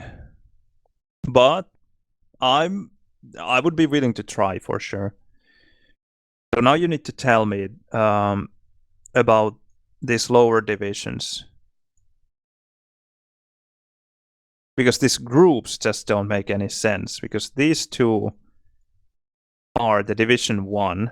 What about these two? Are they division 2 together, or is one of them division 2 and one of them division 3? Well, I will go through the advanced group and okay, they are division 2 both. Thank you. So we have Morphin and Goskew. Okay. NCR and Dib. Cly Spectral. Oh, I haven't seen Spectral in a while. He played in the um, revised, what is it, Old Krat tournament, and he was doing so well. That guy can hit meters to no end. Zaylon Preds. Well, okay. Let's give this a try. Slano Nazaba. Okay. Gafar, I nailed it. Perfect. Sphere. Please tell me. Ah, no, this is the Finnish sphere. I'm afraid, not the Swede. It would be amazing to have the Swede back. Not that I have anything against sphere, but okay. Washed up speed boys. I love the team name. So they are speed runners, all of them. At least Prasko is from Croatia, I think, and Elgo is a Finn, and Sphere. I have a feeling that he's a Finn as well. Where can I see the teams? Washed up speed boys. No, Sphere is from Germany. Wait, Elgo is not from Ireland. I don't think, unless he lives there now. Isn't he a Finn? Well, it doesn't matter. They are speedrunners. And fucking A. Okay. Slaughter and Rusty. Rusty is playing so well, and Slaughter has been quite active as well. I think they will do well. I'm very curious to see how the speedrunners do. I have no idea about this team. Zaylan and Breads. Not expecting miracles, but Zaylan can be surprisingly good, even though he basically never plays. I don't know this Goskew guy, and NCR and Dib. I actually think Slaughter and Rusty might top this group. NCR Dib, Cly Spectral.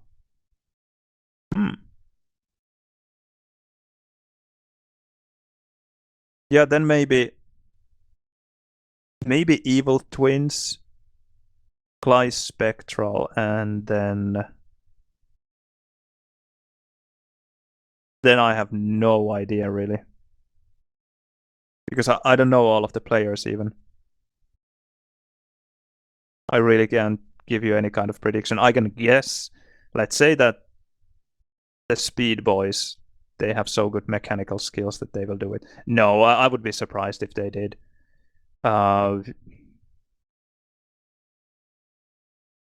Let's say Fallen Angels then.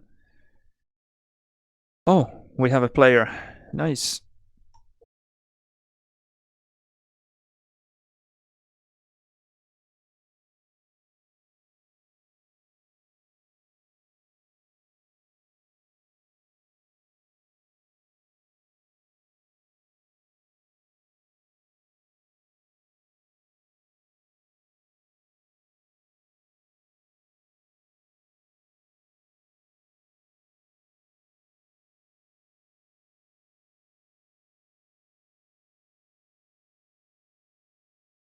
And then the other one, Drowned Kittens. Okay, I will analyze the game a bit later. I will change back to Quake.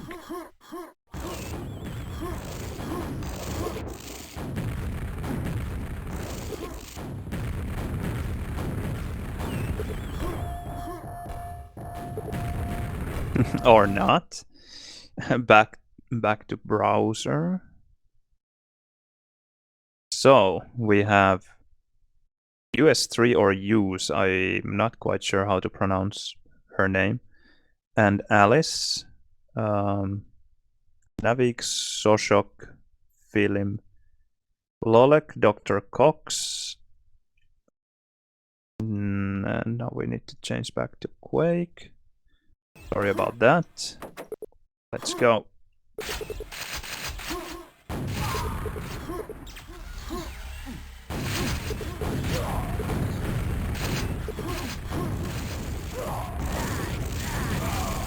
Nice.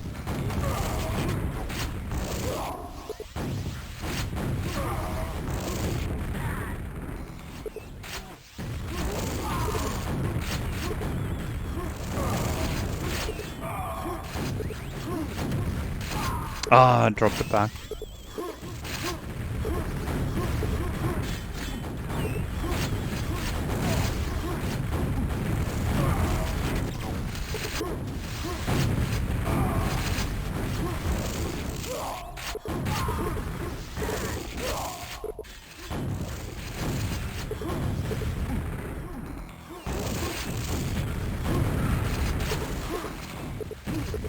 Ah, too bad I took a bit of damage.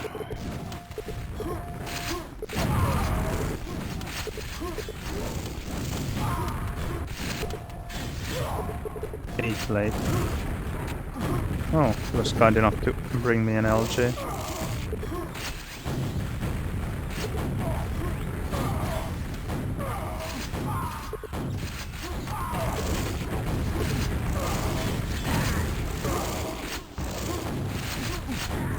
I was surprised that he was able to grab that LG there.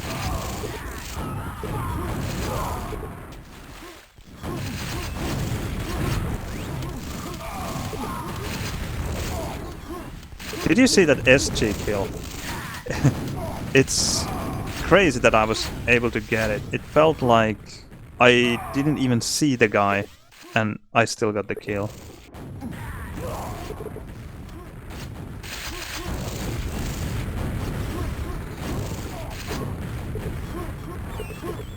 When I killed the guy at Low Bridge.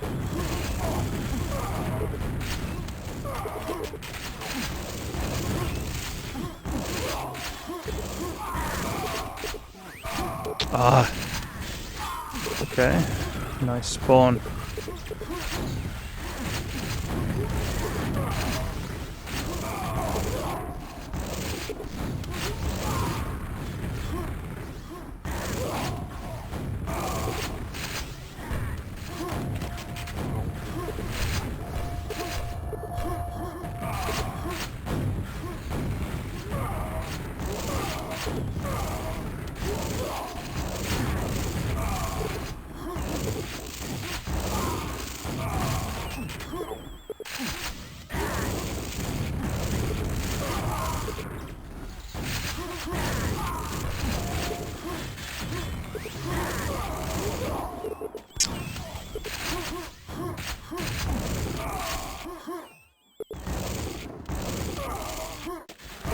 Ah, well, 4-cell pack people hate me for dropping it.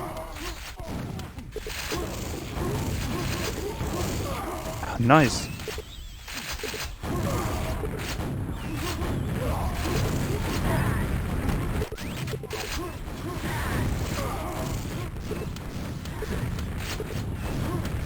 There you could see the important distraction in place, even though I was sure that I wouldn't exactly achieve anything by pushing out. I was forcing the enemy to concentrate a bit on me, buying a bit of time and space for my mate.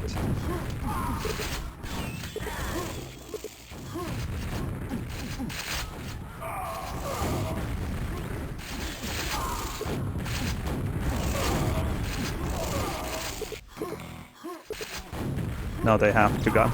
Yep. He will come. Of course he kind of had to, but...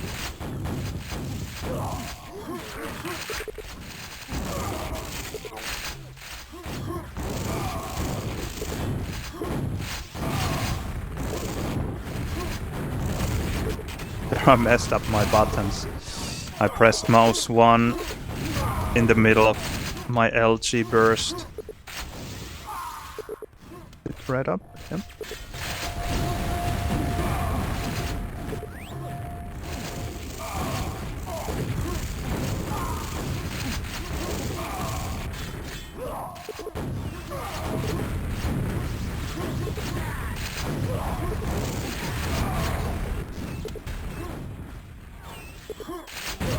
Ah, I had a rocket back there. Just didn't have the time to shoot.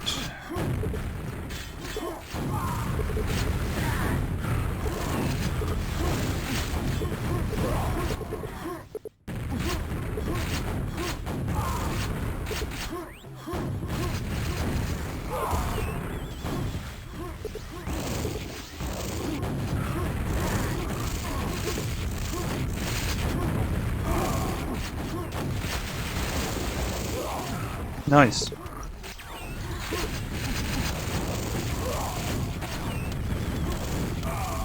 Wonder how much Skip has. Did he have the yellow? Maybe.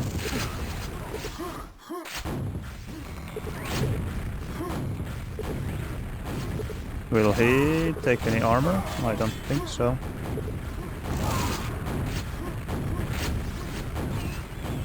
My guy's so tough that he doesn't need any.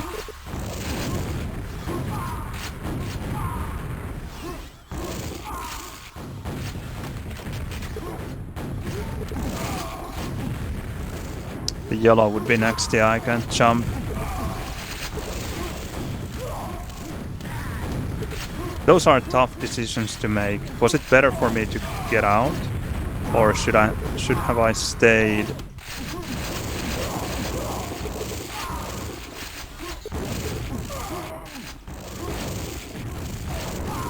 One cell.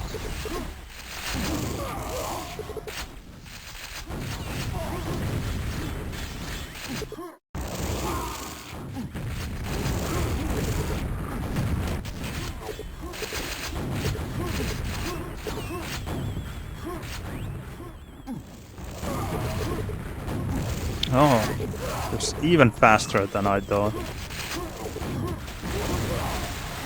I had to read that he would push out from SSG very quickly, but my spam was still too late.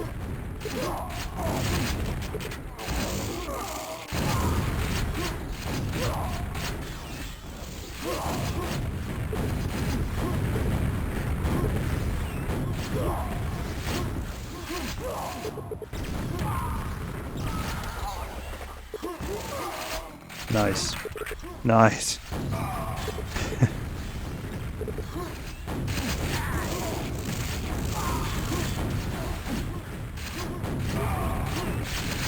Okay, red 13.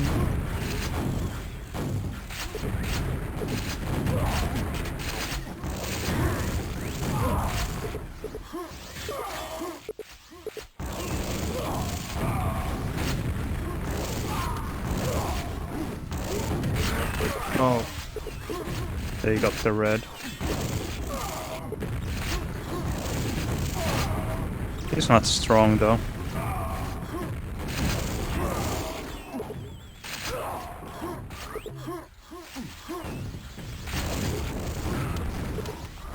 No back.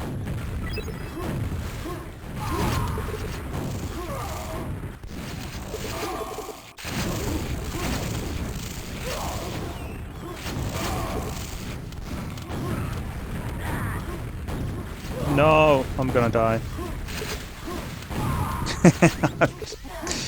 In the most humiliating way as well. Yeah, at least a frag.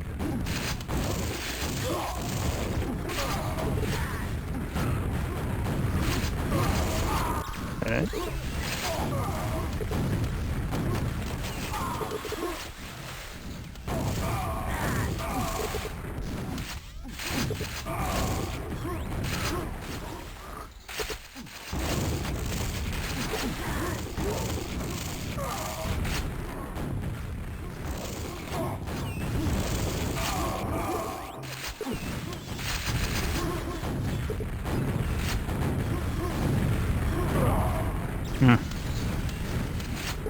Okay, I need... No!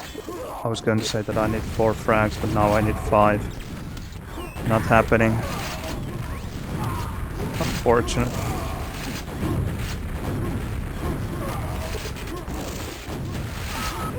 Not when I'm jumping to lava all the time. GG.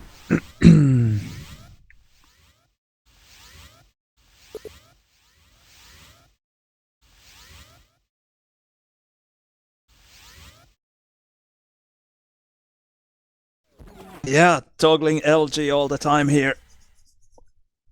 Yeah, so the difference is that when I have view height -6, I can shoot these pixel perfect rockets, just like Badass said. Let's say that I see there, you can see the red. Boom. I just aim at the red if it didn't shoot at me. So I can just, as soon as I see the red there, I can shoot at it through that very, very narrow hole. Let's do it this way. And you can see my crosshair, and I haven't moved anywhere. So it's just the view height. And you can see where my crosshair is. No, come on. You're destroying my demonstration, but I guess you understand, or you already saw what happened.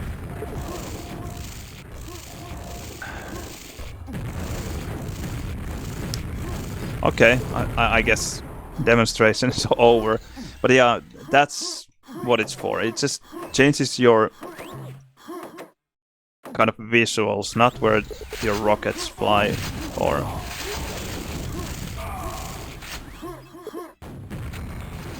Okay, team got the yellow. Nice positioning and nice LG. I'm not waiting for this red.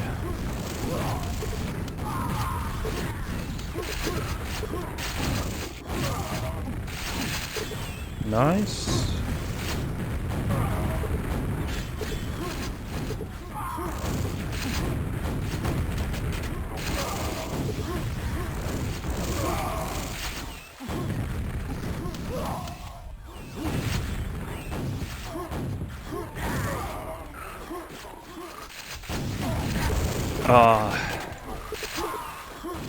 Oh, did you see the discharge?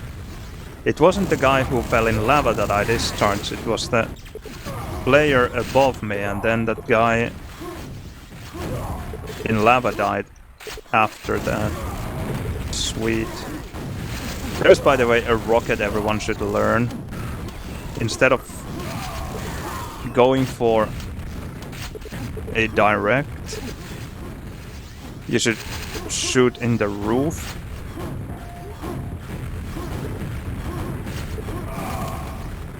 What a fight. Makes it easier to hit the rocket, and also in many situations slightly faster as well. Okay. Those discharges, by the way, work for me basically always. If it's about discharging a teammate, then for sure. Okay, less talk, more frags.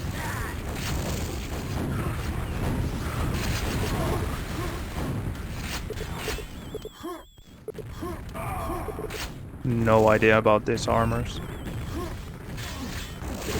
9 late, nice.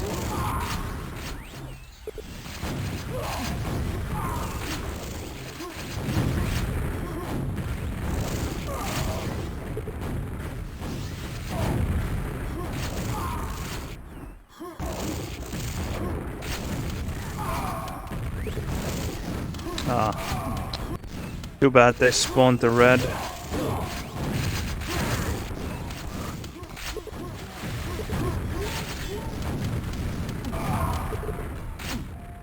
Even the back fell down.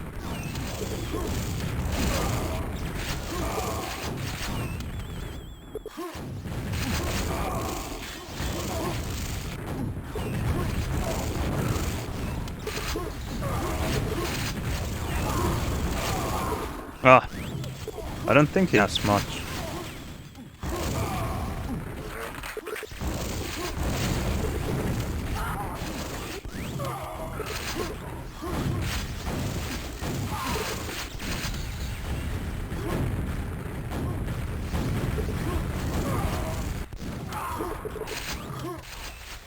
Double mega spawn.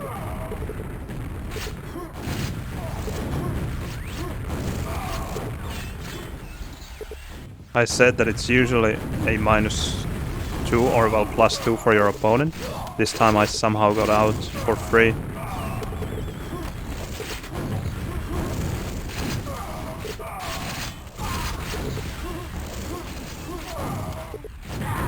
Ah.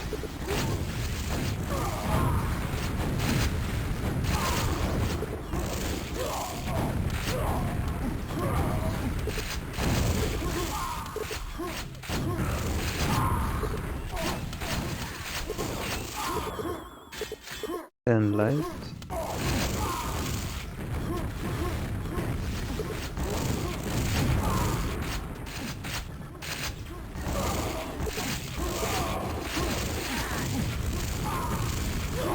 Nice.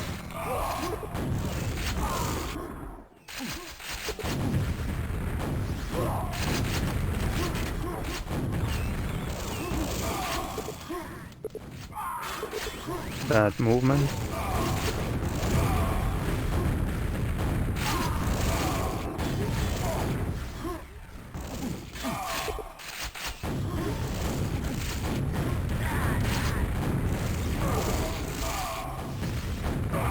Oh, I killed my mate. Must have been super, super weak though.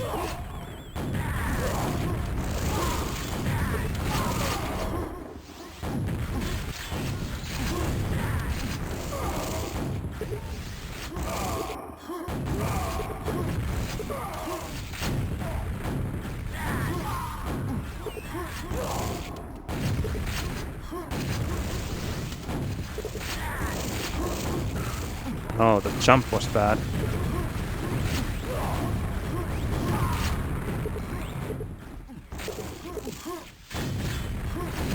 Oh.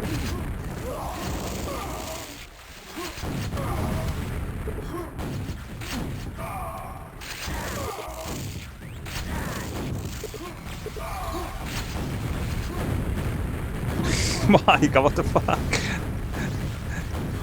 I understand hitting someone with a spam rocket from that position, but not when you're already visible. Will they come?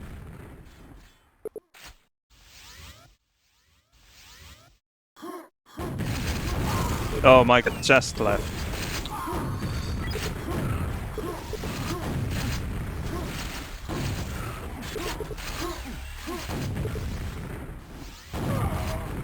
And Kip is here.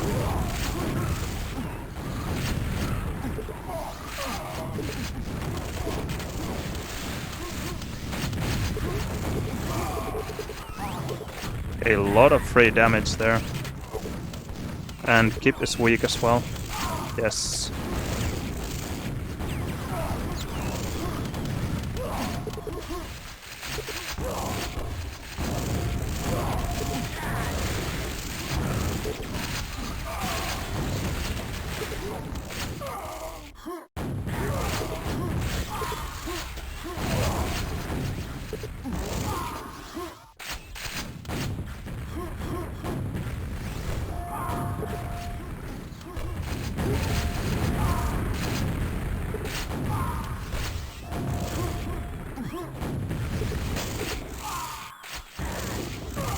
No, he's not strong. Nice.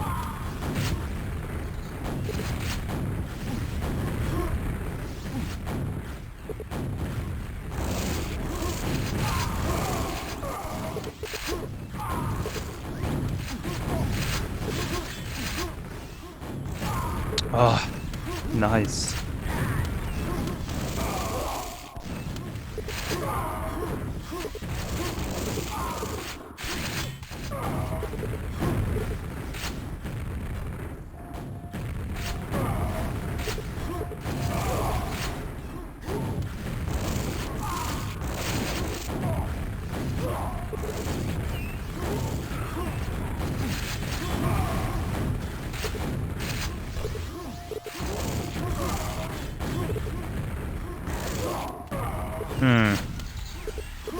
Well played.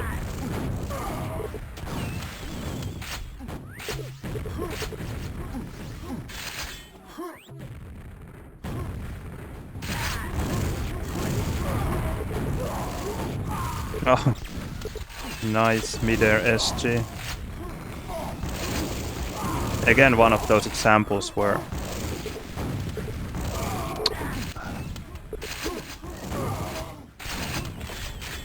just going in with SG or distracting your opponent makes a world of difference.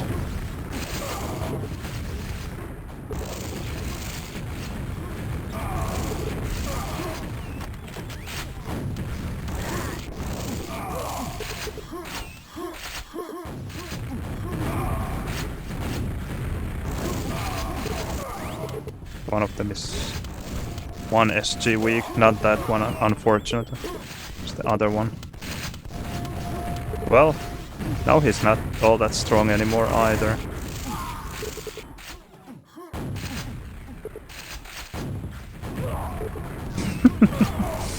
Mike had no idea that I was shooting at the enemy behind him.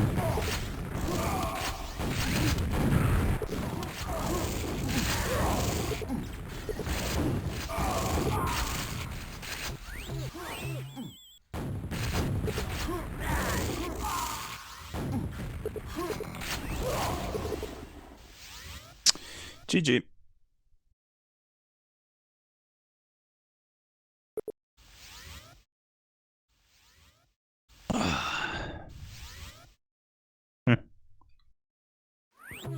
Not bad.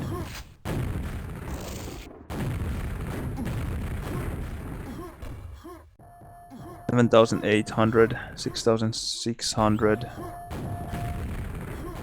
$5,900. Maybe 12.5K. Okay.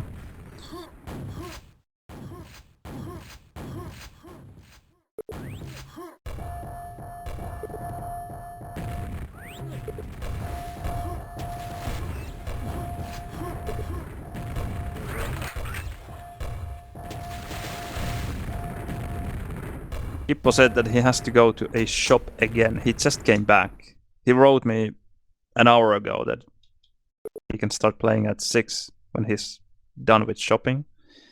Now he writes that he has to go back.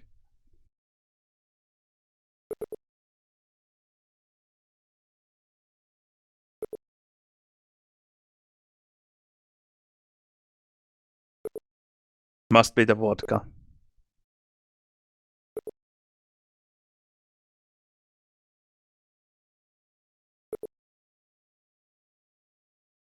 And Micah is going to play some board game.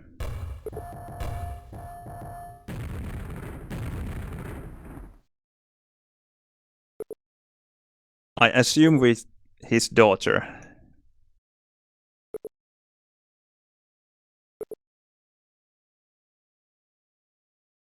Something called Kummitusportaat.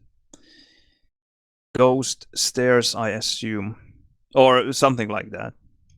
I'm not assuming what the translation actually is. Probably something totally different.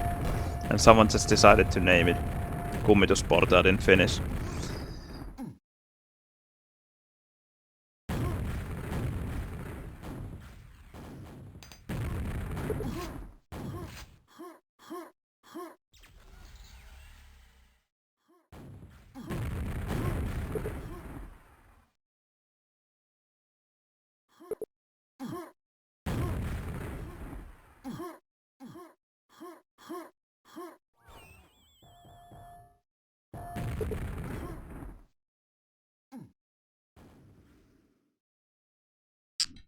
Let's see, the last division. So here we go.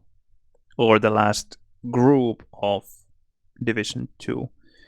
So we have Mud and Gray. Tumen and Peppe, okay. Scorp, Kolov, or Kalov, I'm not quite sure how that is pronounced. Tiamat. Moo has made a comeback. Nice. Turbo, Zombie 90, and Raga. Nice to see them.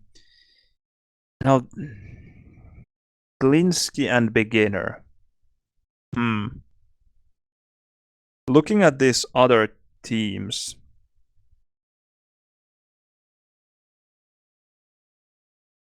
Well, maybe they are not Division 1 material. Yeah, sure. I guess they belong here. Maybe. We shall see.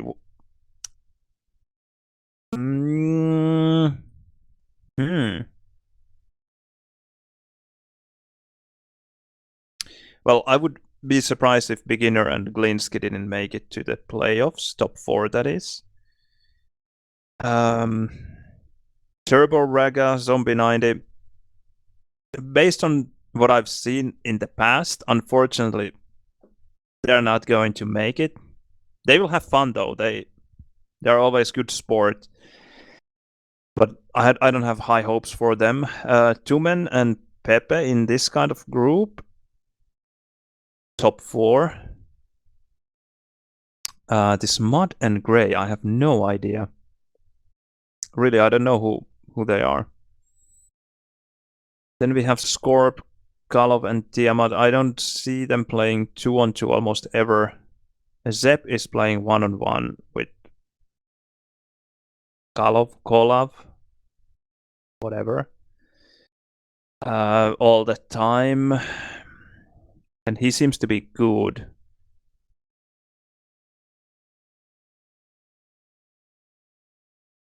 Maybe it's Sansa, Trivial Pursuit, then Kiss Kiss, and Drowned Kittens top 4. Because Alice is quite good. I don't remember seeing Hughes playing 2-on-2, but her movement is just through the roof.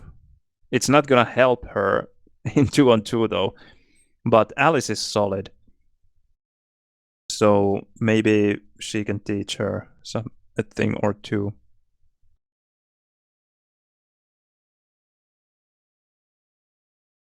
All right, so you think they are going to be first Scorp and Kalov? Maybe. Depending on how well they play 2-on-2, because I only see them play 1-on-1 almost ever. But yeah, Kiss Kiss, Trivial Pursuit, Sansa, and then fourth could be someone else as well. Maybe the Poles, maybe this other Russian team, and maybe even this, because I have no idea who they are. Who knows?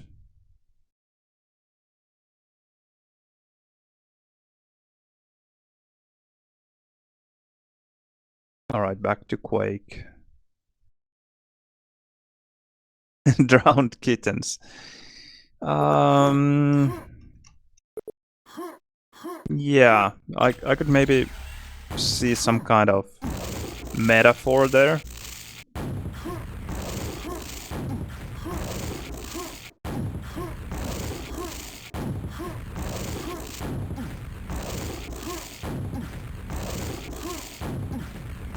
I don't especially like cats, so I don't find the name very shocking.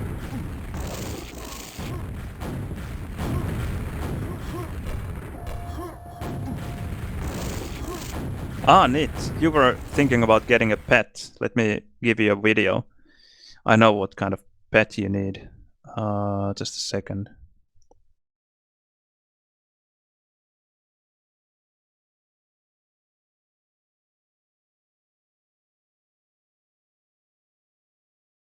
A lovely dog. Because everyone loves dogs. There you go.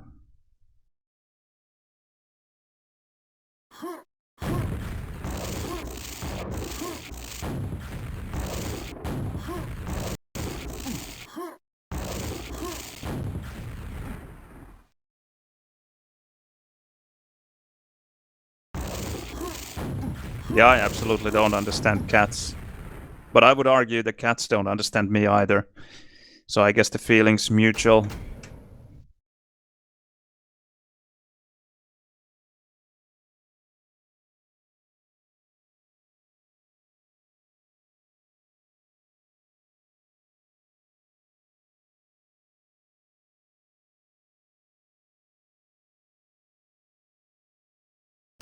I do like other cats than just the pet cats. Yeah, that's exactly how I felt when I saw that video. The size of that thing is just huge. It's, well, 90 kilograms. I read a bit about this South African Mastiff. It had some fancier name as well, but I think South African Mastiff was another one.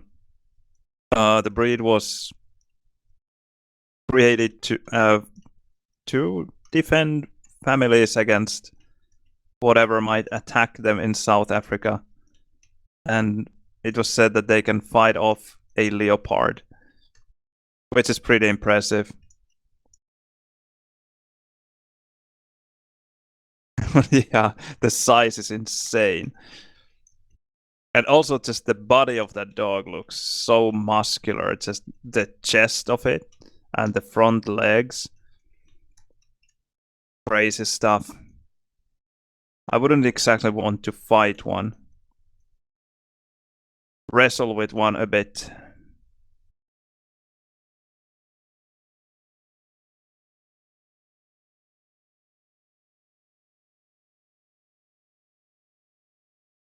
Although I think in South Africa, leopards are the least of your worries.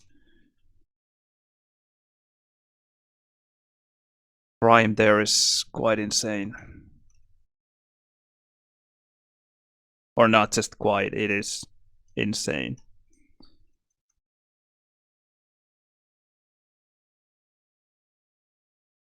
Hmm.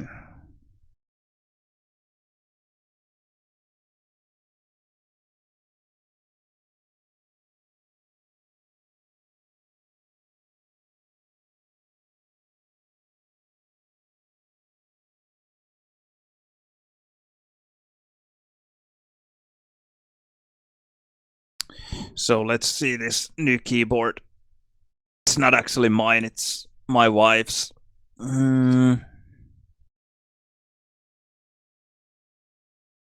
Yeah, it's a wireless one. A Dell. Some kind of office keyboard, but I like the kind of laptop style keys that it has. Not quite, but it's, I guess they are called chiclet keyboards. Not exactly laptop type, but fairly similar.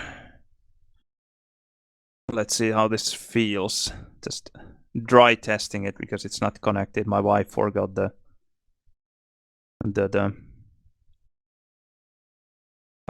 transmitter at work.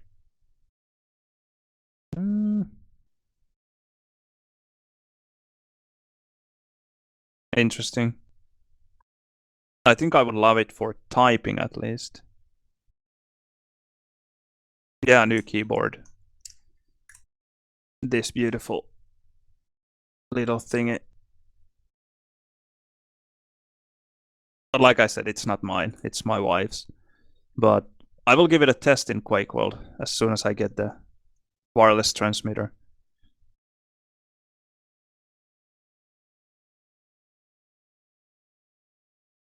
But damn, for typing, this feels so good, so much better than the K120. I can already tell that I will just fly all over the keyboard with this.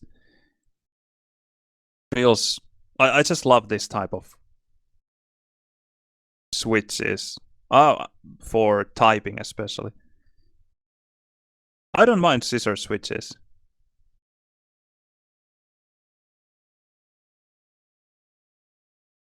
Do you think that they have the slow deactivation as mechanicals? I will give it a try in our very much standardized Z jumps error test, and I will let you know how it goes. Yeah, not only it works for typing, it just feels so much better for typing than anything else I have used. But yeah, I will give it a try in Quake whenever I get the transmitter. Holy shit. Oh, someone is live on Twitch. Come on.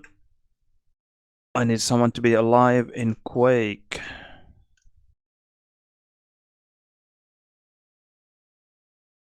It would be fun to stream some Apex actually, but I don't know how my computer would handle it. Would be nice to buy a new computer as well. The problem is that now that Nvidia released the 4000 series of their graphics cards, I would actually like to get one. Just there's no way I can justify buying a 2,500 euro graphics card,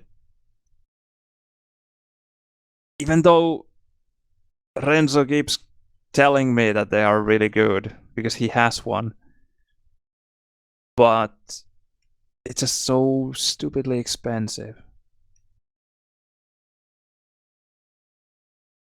And the funny thing is that if I buy one, then it would definitely force me to buy a new PSU. My power supply is horrible.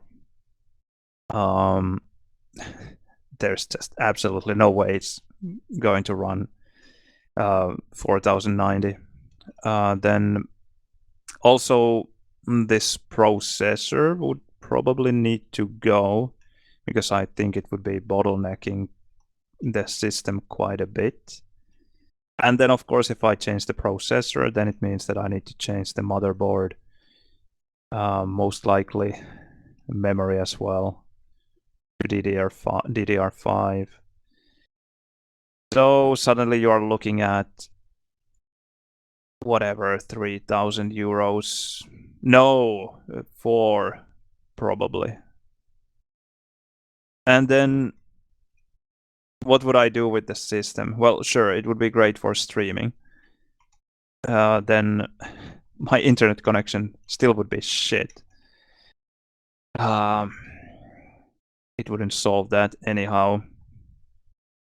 And also, I have a 1080p monitor. So having a 4000 series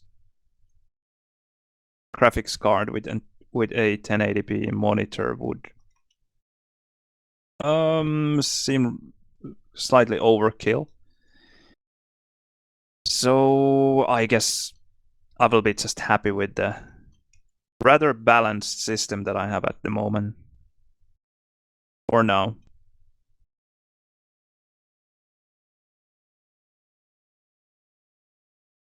Then again, I said that it would be difficult to justify, but considering how much I use my computer, it actually maybe wouldn't be that difficult to justify because I use the stuff all the time compared to, let's say, some of my climbing stuff, especially the tread climbing gear.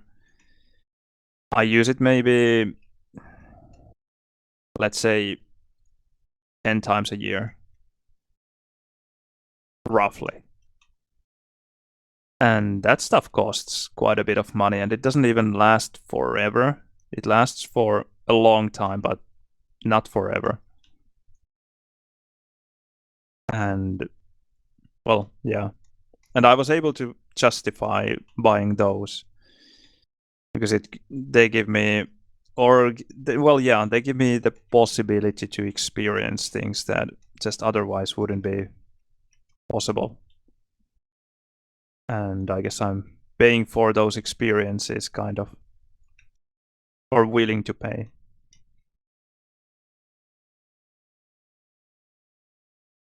So I don't know why I wouldn't be willing to pay for a better computer experience. Maybe because I'm a cheapskate. That could be one of the reasons.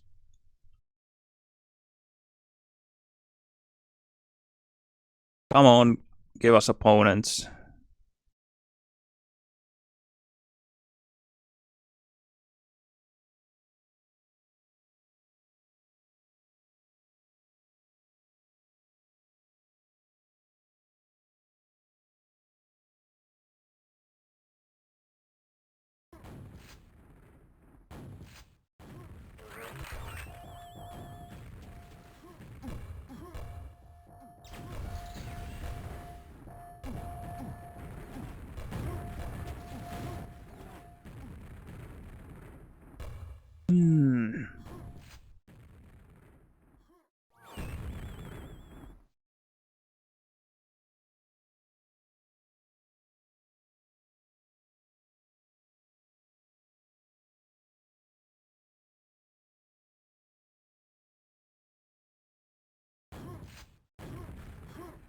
Wine and chilling after work.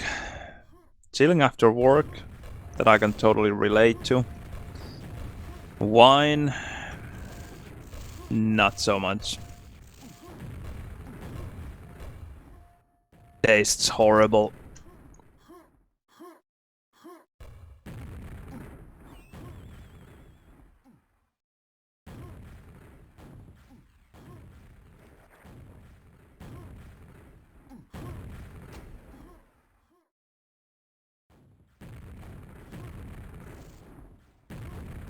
Would be nice to play 2-on-2-on-2 actually. I think that is a game mode that really could become more popular if it was played more.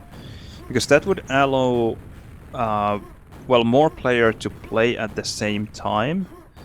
And I think it would allow more players, kind of more players of wider skill levels to play in the same game. In same fashion as in a mixed 4-on-4, you can have some really weak players teamed up with stronger players. And then some, let's say, medium skilled players playing in the same team.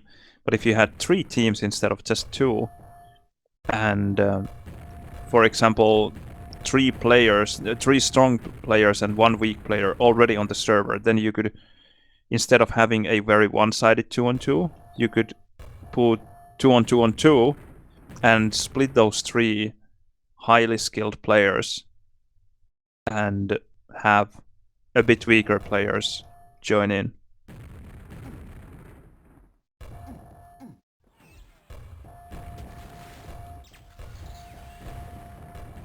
Yeah, and it is a lot of fun to play. We had one 2-on-2-on-2 tournament. If you're really interested, there is well, a YouTube video of my stream where we played that tournament.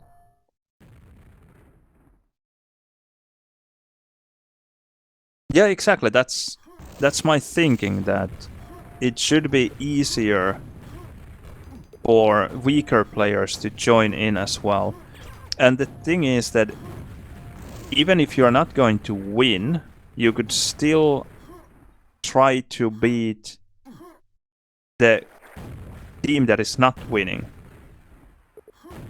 So even if you are not winning, you are not losing either. You are just somewhere in the middle.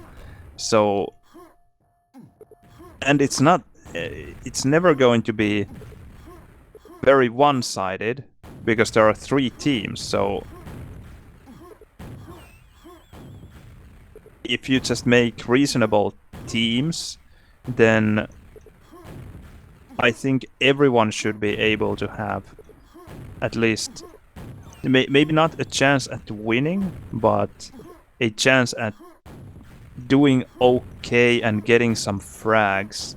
Because if you have 2 clearly better teams than the last one, then certainly those 2 clearly better teams are not going to pile on the weakest team.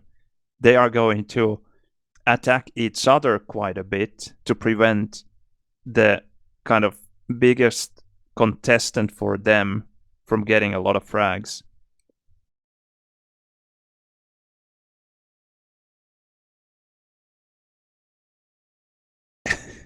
Yeah, having fun. Depends on the player. Because some people just don't mind losing as much as others. I do mind losing. There's no denying it. I try to be not competitive in other areas of my life, with various success. Sometimes I make it work, sometimes I just don't. And when I don't, in some situations, it's just ridiculous. I mostly manage to behave, but just what is happening inside my head makes me feel frustrated with myself. Human psychology is just so stupid. The way people can feel for reasons that really don't matter, or how you can be angry about something that you have no kind of you're not really justified to be angry about something, yet you are, or frustrated, or whatever.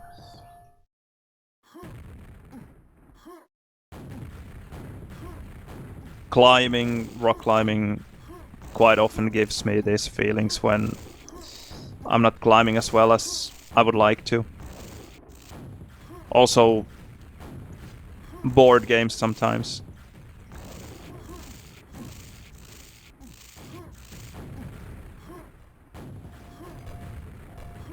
My work as well. But yeah, it's very human. Or humane.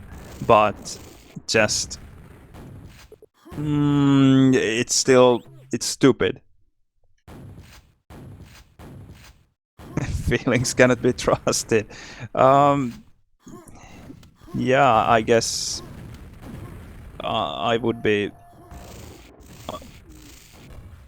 very much in that boat.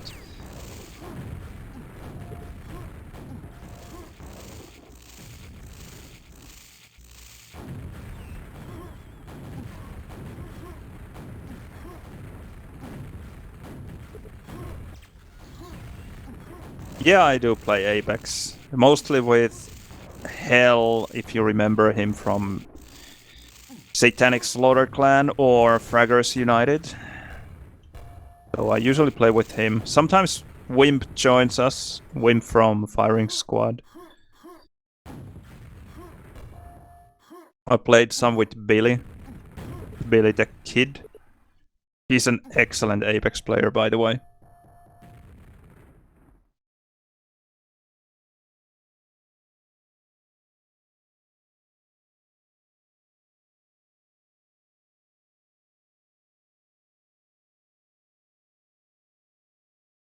Sure, we should give it a try. Because very often I end up playing just me and Hell. And a third random player. And you know how it is. 7 out of 10. It's someone who just rages the first moment something goes wrong, or not their way, or the way they thought that everything would go. And then 1 out of 10 you have some godlike player who will just carry you to victory. No matter how bad you are.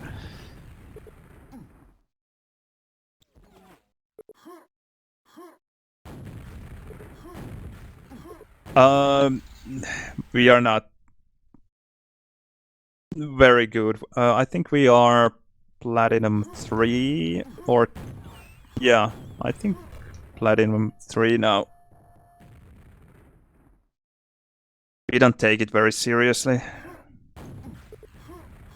And you most likely would be frustrated with our antics of just always pushing and trying to get fights instead of actually playing for points.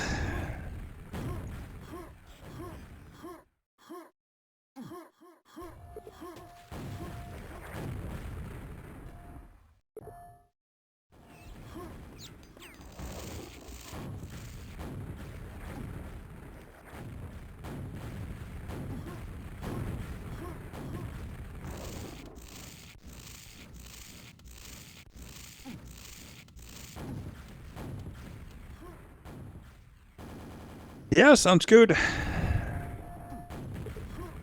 Playing with Billy was fun, because sometimes when he was on fire, he's just the kind of player who can make you think that you actually know how to play the game, because it just suddenly becomes so easy. He just somehow had the skill and vision to know where to go and when, and we didn't have to really take it anyhow slow with him. He would just always tell us where to go, and we would just play very much plus forward and just ended up winning the fights. And of course there was a huge part of it was because he just hits like a truck, but also that combined with the fact that he just told us what to do made it so much easier. And like I said, made me feel like I actually knew how to play the game, which is not the case.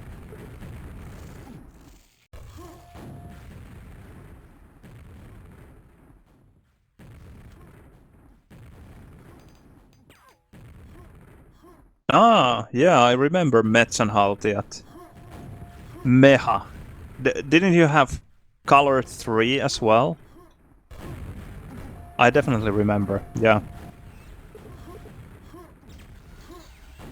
I would have to ask Slaughter, but he should have some kind of backup of the SSC homepages. I don't think they are online at the moment, unfortunately. But we had a lot of those match reports, even of practice games there.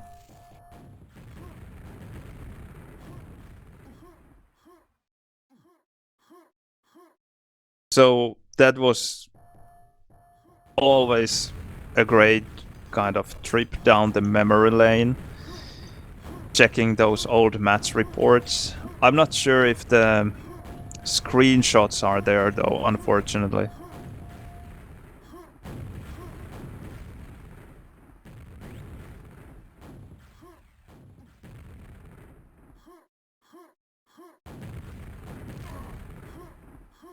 So, was your whole clan in the same dorm?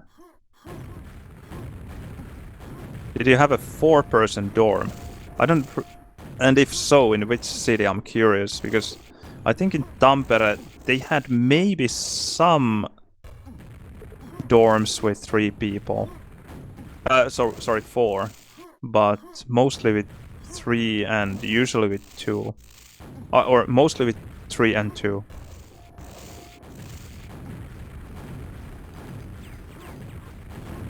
Or are you just referring to your own internet connection and the rest of the clan was playing from wherever? Yeah, nice to see you here. Long time no see indeed. That must have been in the early 2000s. Very early 2000s, so over 20 years ago. And Pip, that's interesting to hear that you can laser people with weapons in Apex. Although 301 definitely is my weapon of choice in Apex as well. It just feels so much better than any other weapon for me. I know that in pro games they can make many other weapons work really well. For example, Scout and 3030 and Flatline. God forbid, that's a horrible weapon, but they do make them work. But yeah, for me, 301 just seems so much better than anything else.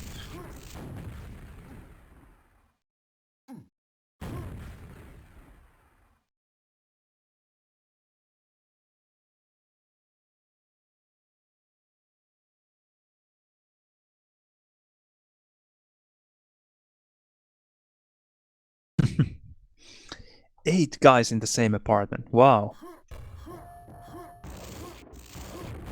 Never seen that kind of student apartment in Tampere, at least. I think 4 was the max, but even that was really rare when I was studying. Although I was studying a bit later, though. I started in 2005.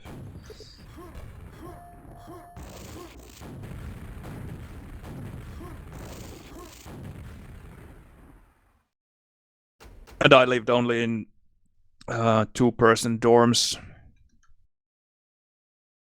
And no, unfortunately, no Quake players.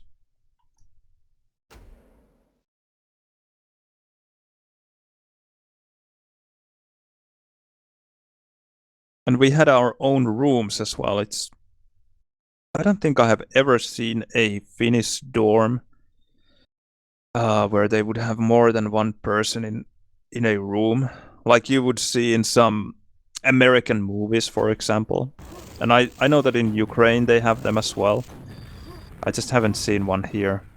Nice to hear that we actually do have them.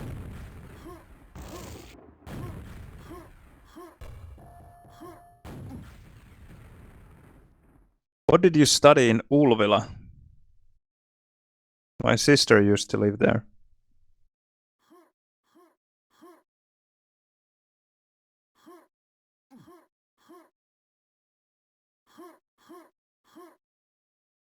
Holy shit, Devogan.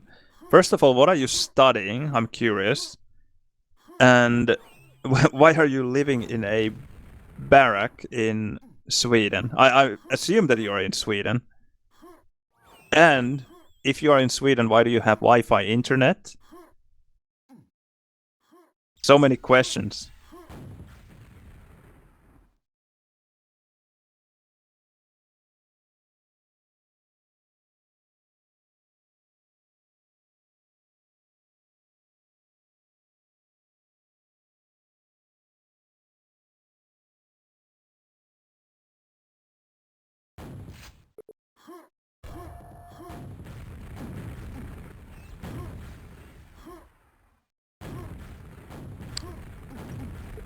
Yeah, that doesn't sound very great. Half a megabit for a group of people. And back then, when downloading stuff was, I guess it was illegal, but not really controlled. Or the laws were not enforced. Good times, I guess. Not for playing.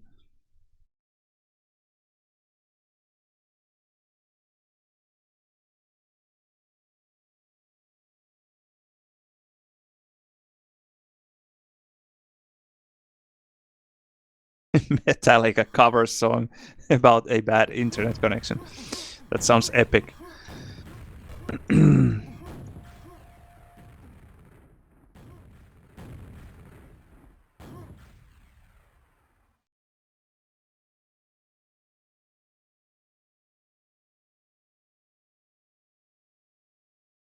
Where in Sweden do you study? Just, I'm very surprised to hear that you don't have proper internet connections in your student housing.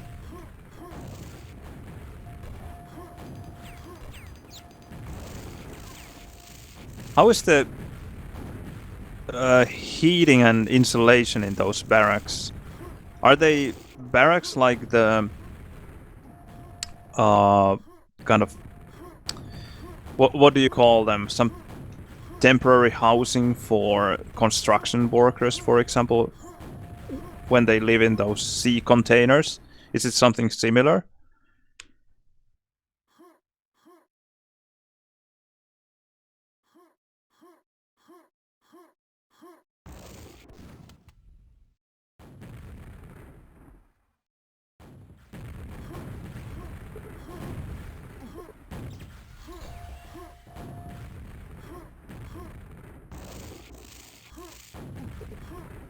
Interesting stuff.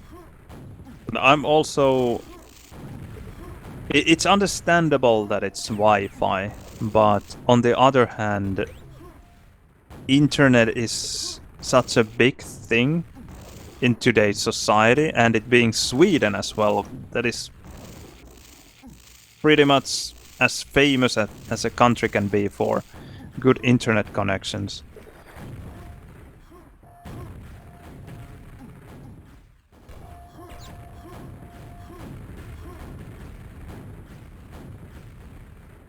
Västerbotten, that is by the sea, I assume. I'm too lazy to Google, sorry.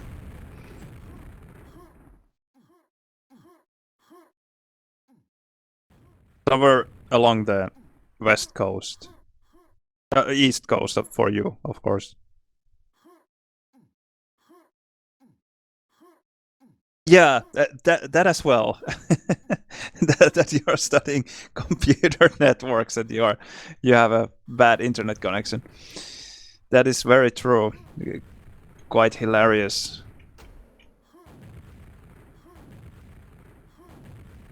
Mystical, come and play. You need to practice for your 2-on-2 tournament. So find either Fix or Gamer and let's go.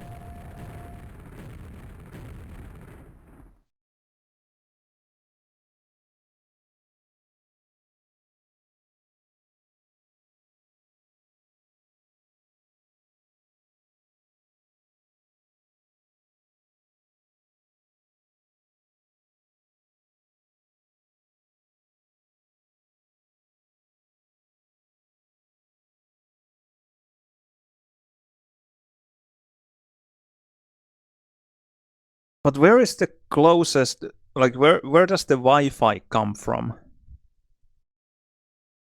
I just wonder if you could just add a switch or whatever exactly and pull your own wires, because Ethernet cable is dirt cheap.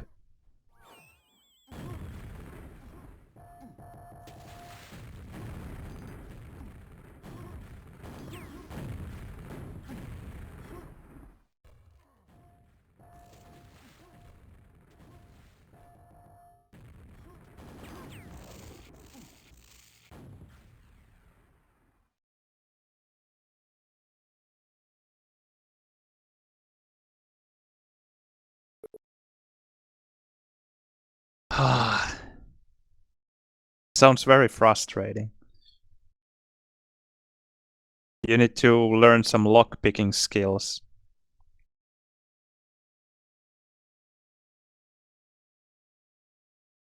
Can be breaking and entering if you're not breaking anything. Then it's just entering. Right? Milton's legal advice.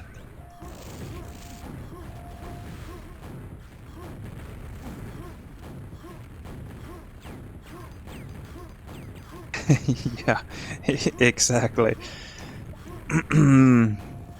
Lockpicking lawyer.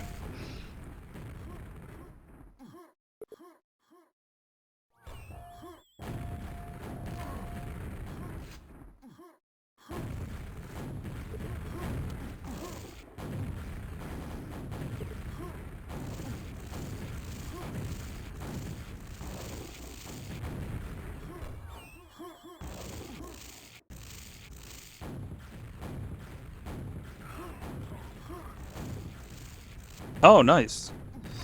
Where are you going to work? I'm curious because I actually majored in communications engineering as well in the university. I'm not working on the field and I have forgotten most of the stuff, unfortunately. I guess it would come back if I actually had the chance to work in the field.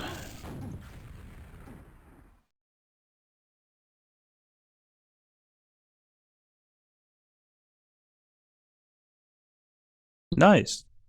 That sounds good. I'm just really curious to hear what you're actually going to do. Because when I graduated, finding work in the networking field, it was not easy.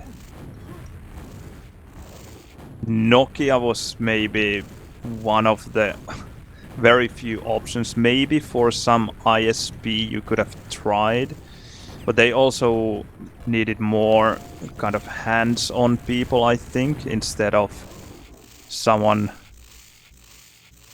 who had studied a lot of digital signal processing and all the good stuff. Although we did study just kind of more hands-on networking stuff as well, but there was a lot of theory. I guess becoming a researcher would have been one option.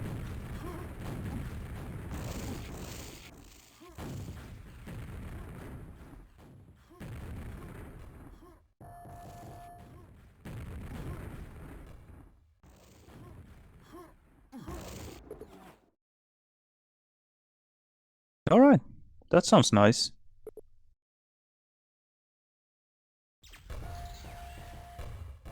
Sounds really good.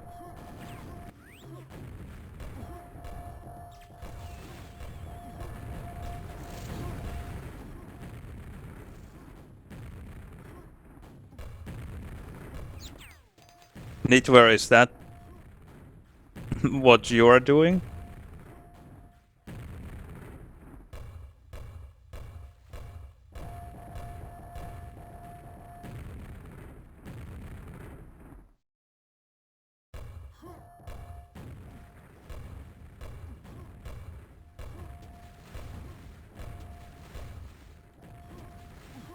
Just finding work as a researcher can be a proper pain in the neck. I have a super smart friend who is a doctor of science. I don't remember what he majored in. Material technology, maybe? He's just kind of your real life Rick from Rick and Morty. And just even for a super smart guy like him with the proper education, it's not easy to find work. He is working, but it's just the choices are quite limited, and even then you might have to fight for your funding and so on. It seems to be quite unstable, but also can be extremely rewarding. Just listening to the stuff that he's doing is proper Rick stuff. Traveling in time, etc.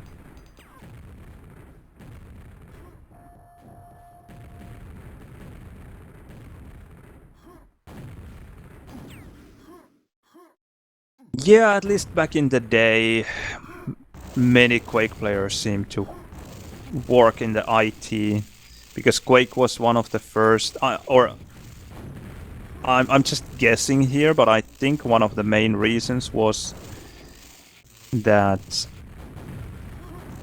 Quake was one of the first really popular online shooters, and internet wasn't such a huge thing back in 97. It was very small compared to what it is now, as you very well know. You guys have been there, most of you at least.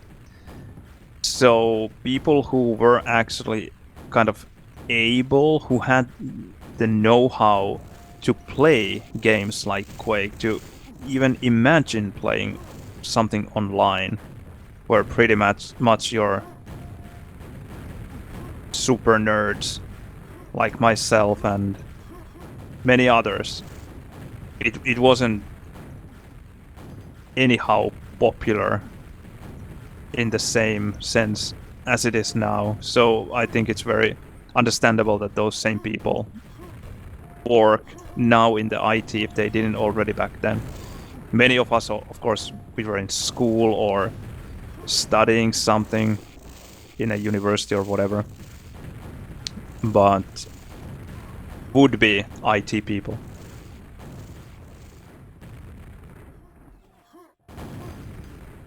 Hacker men, yes. That is exactly what we are. Proper hacker men.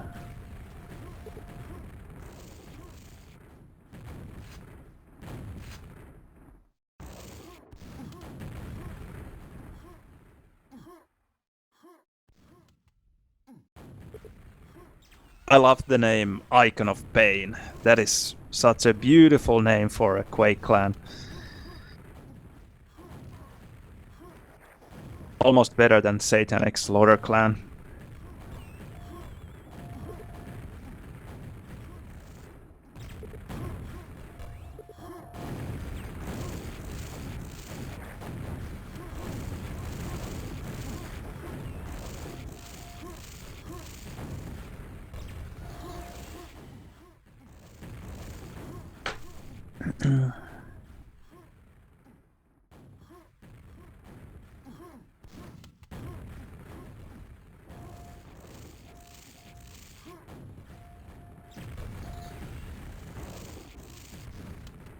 Was that really the name of the clan? Allied Campus Quakers?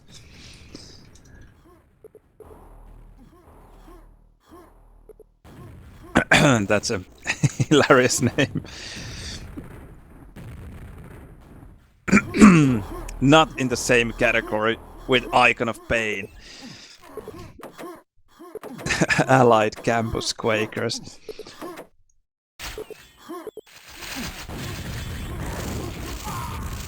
Ah, what a block. Well, not strong. That's red dead. Oh, that worked almost perfectly.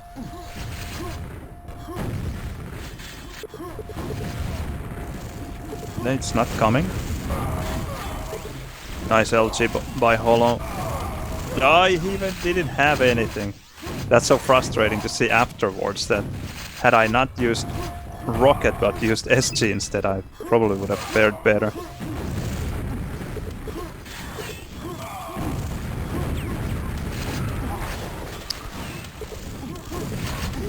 Oh, so much blocking.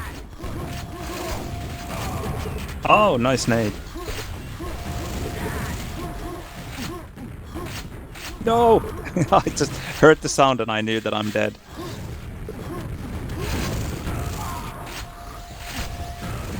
Oh, again a nade frag. A locked her like.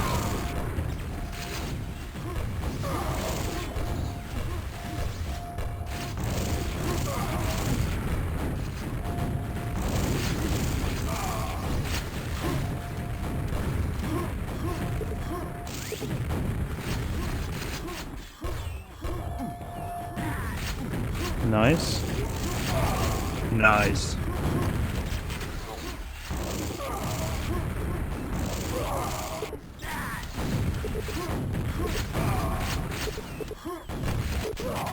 Again a nade. Nice. At least 3 nade frags so far.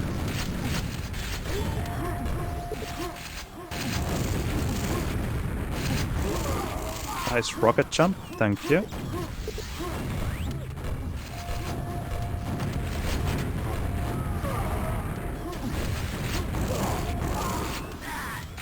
Rocket path.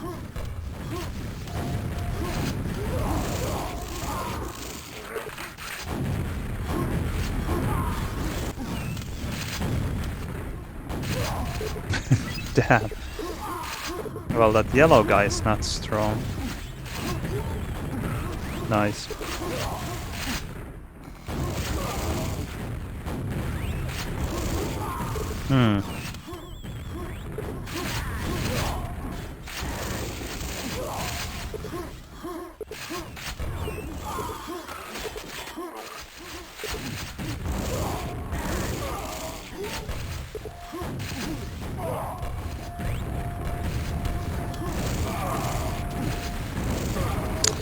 Well, at least the nade threw him out.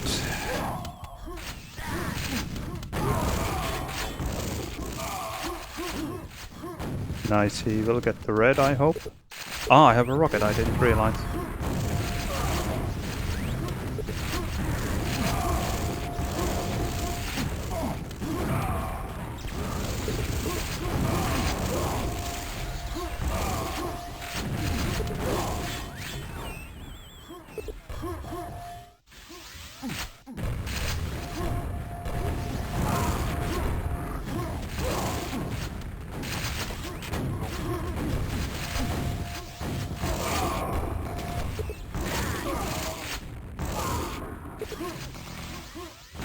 Oh no! How did I fall down? So bad.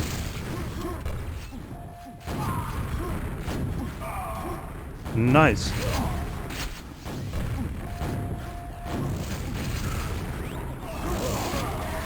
Okay.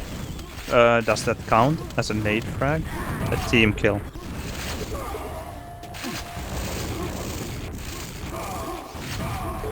Nice rocket.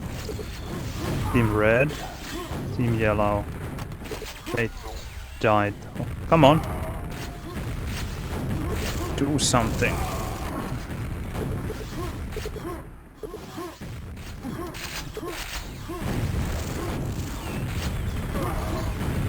He didn't die, okay.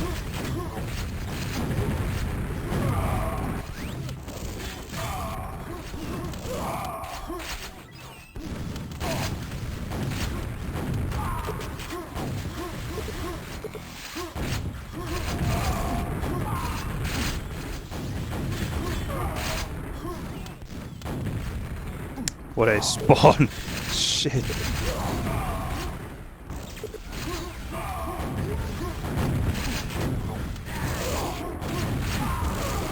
No!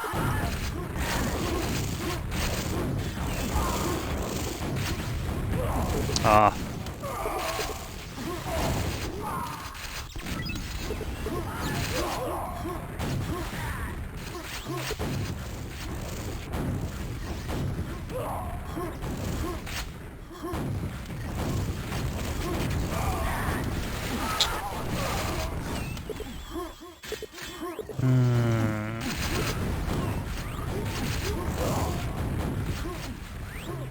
One of them is weak.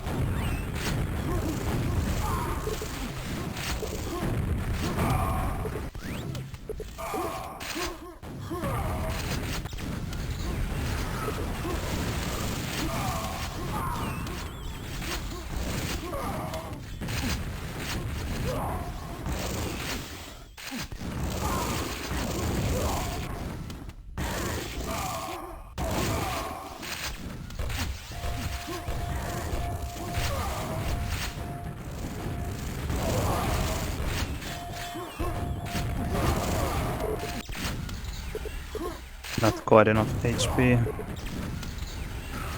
Okay, we are still leading by 14. Okay, one down.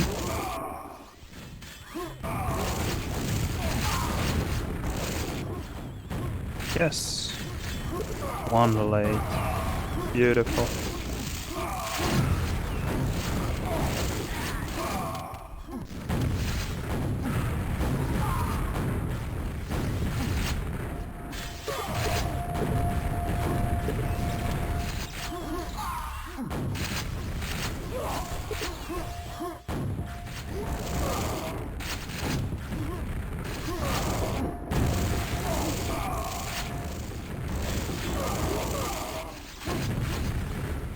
Did they get the red?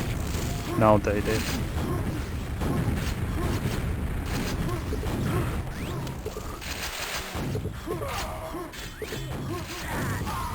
Ah.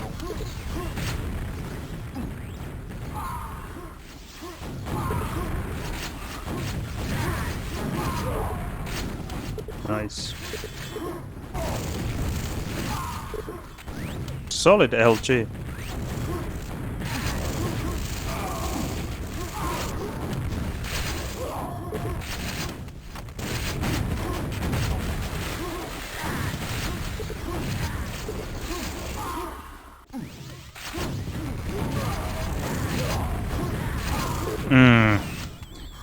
Other spawn.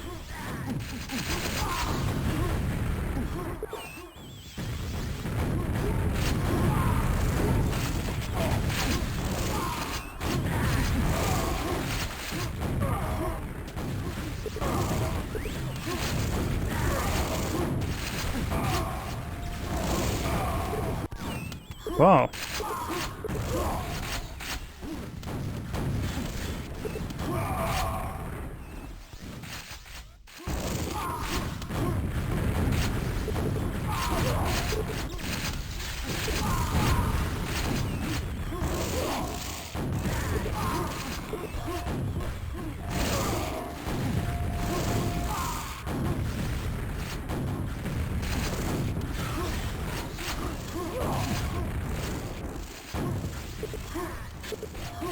I get the red as well, yeah.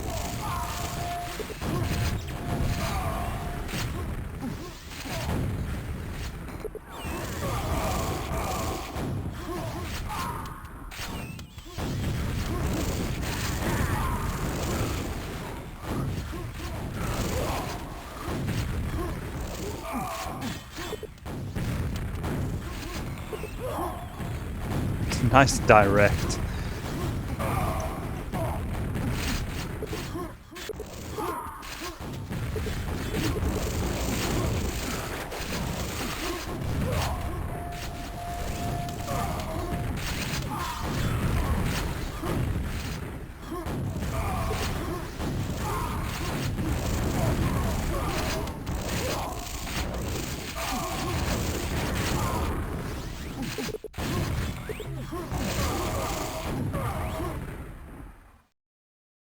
GG.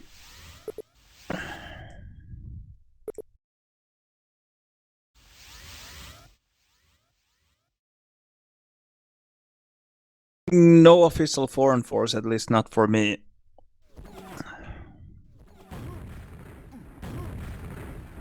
Damn. Silenos, he was waiting for this game for at least half an hour. And then when we finally find one, he plays one and leaves.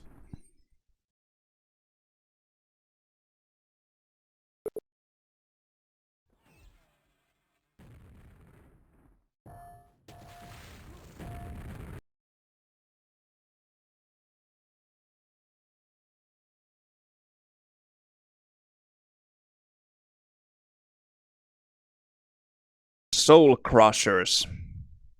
That's a solid name as well. Better than Allied Campus Quakers. I can't even say that name without just laughing.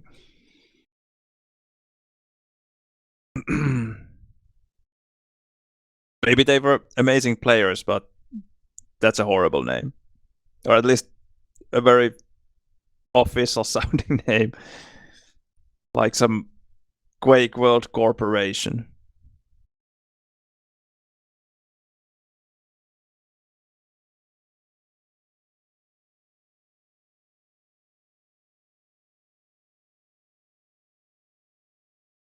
Death before disco.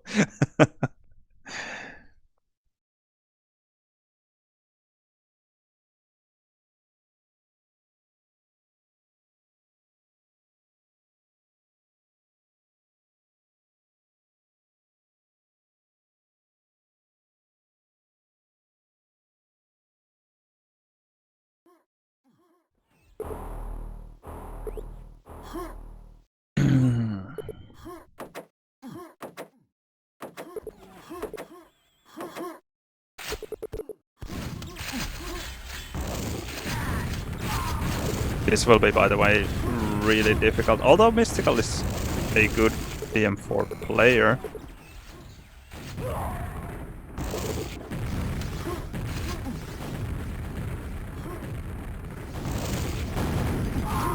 LOL SNG frag. How often do you see one?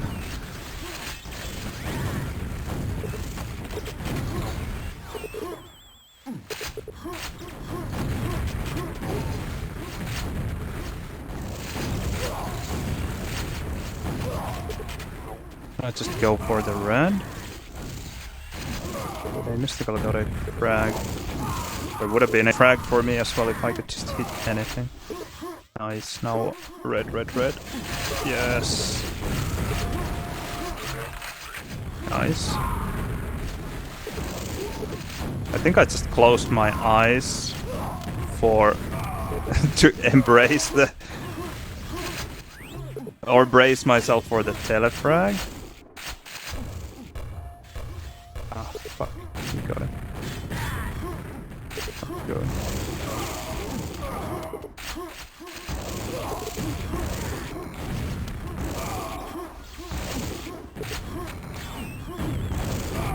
Oh. He's weak though. Yeah, he's dead. Nice.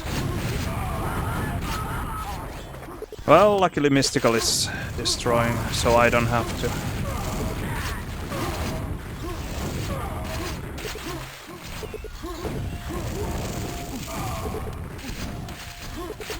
Oh, he took the red as well. Not great.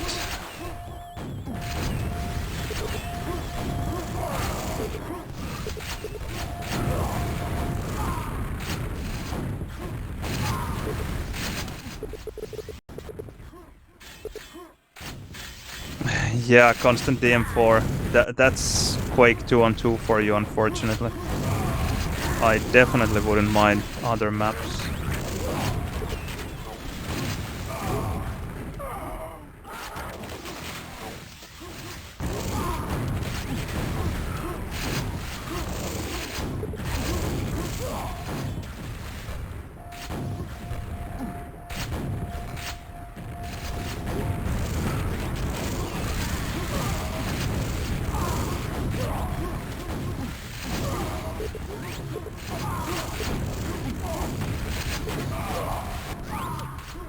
Nice meter.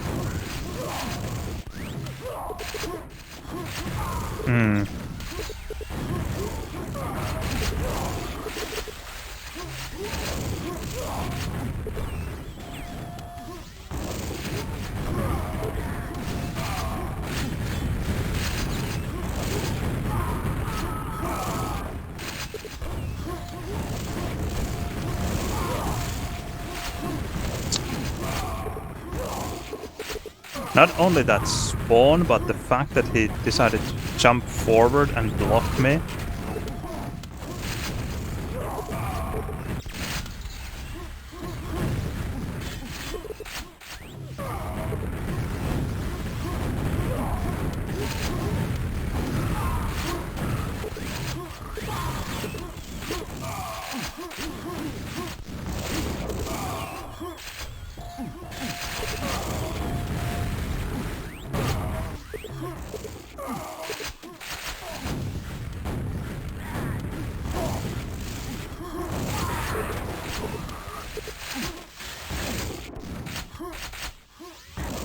"80 cells, nice."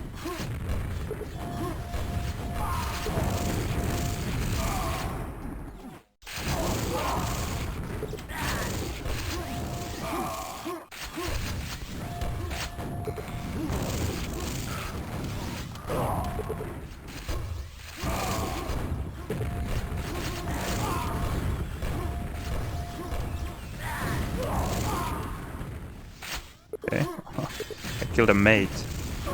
Nice.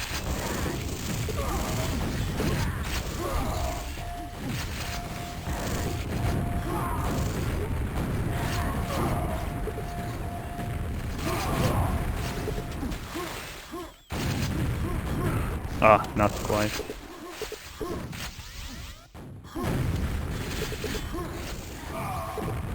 Lovely how he tried to rocket jump, but didn't have a rocket.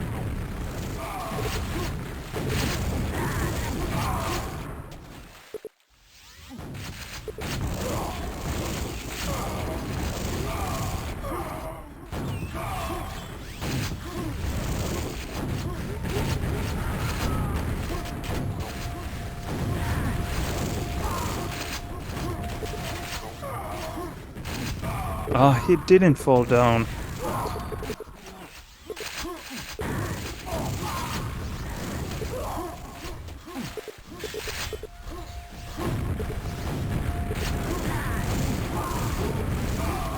Nice.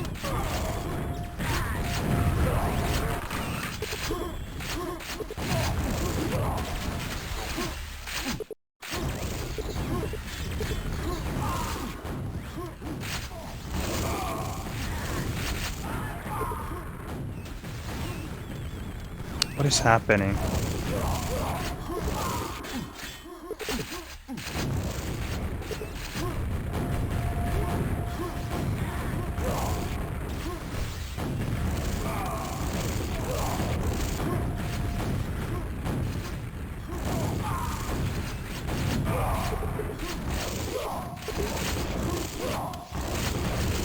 It's very annoying to be in the situation that enemy was there.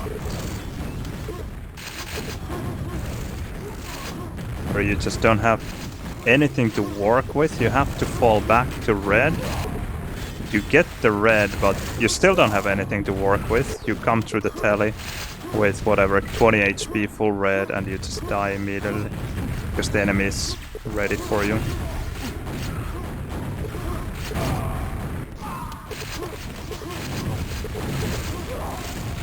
I think they're both pretty weak.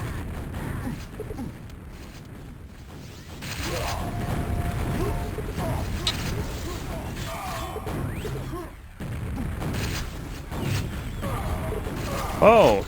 How did I eat that one? Nice.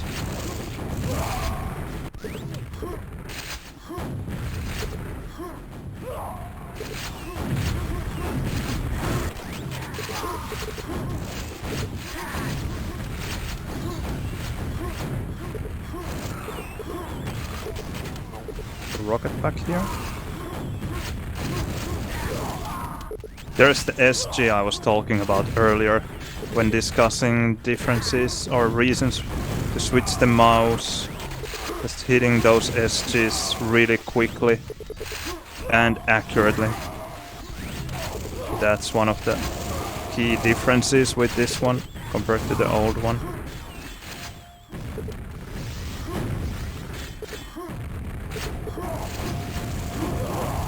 Nice. Went well.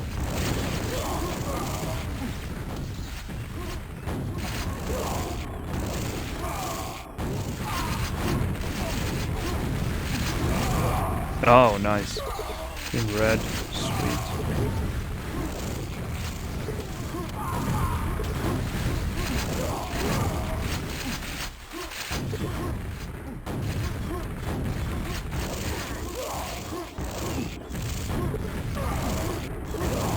Nice team kill.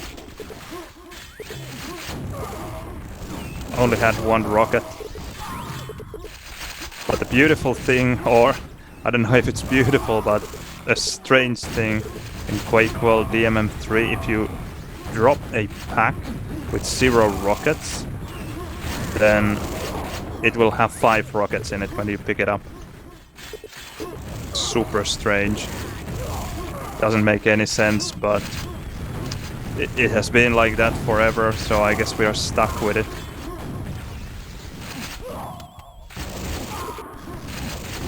No cells.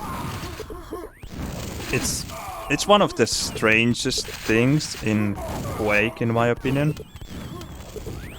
Oh, sorry, my bad.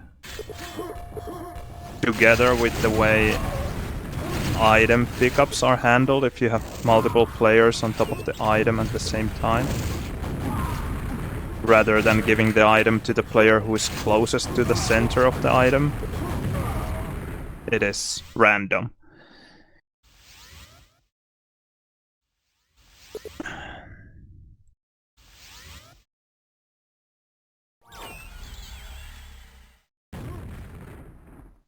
So, Allied Campus Quakers went on to found a corporation. Who would have thought?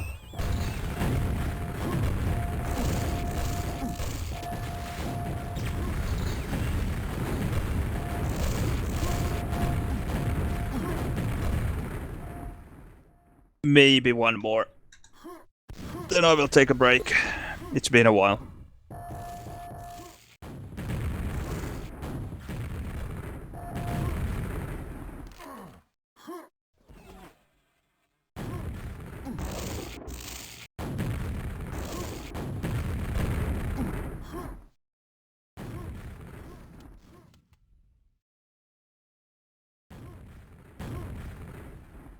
That's the funny thing about clans and players in the late 90s, maybe even somewhat early 2000s, depending on the region.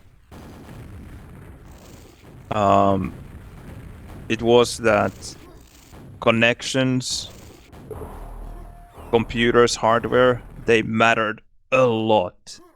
If you had a good connection and a fast computer, you had such a huge upper hand.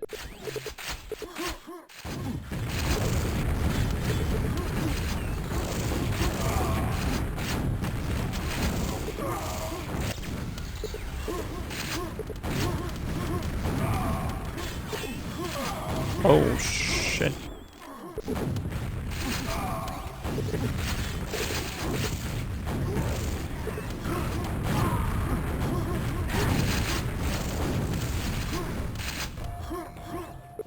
Need to catch that red yellow guy.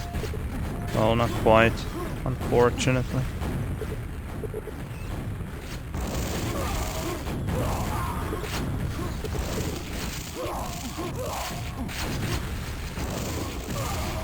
Nice! That was a red guy just melting away.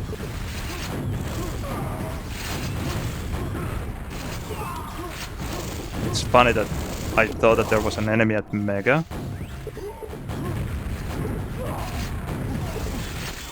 And still I was able to survive despite my wrong read.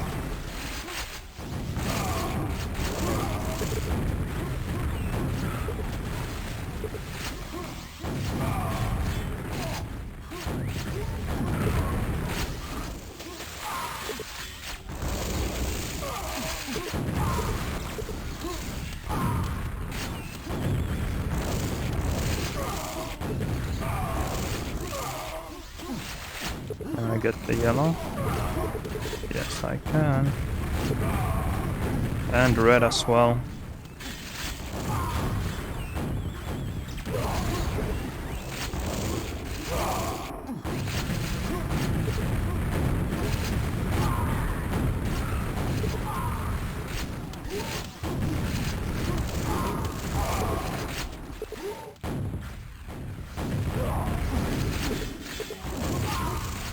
Nice.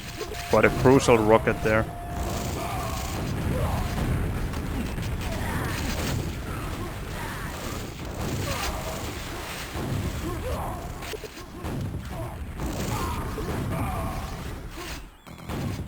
Yeah, now they're getting the red. Okay.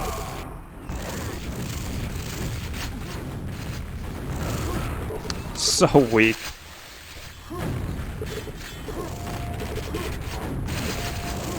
Oh, nice LG, holy shit. They are weak though.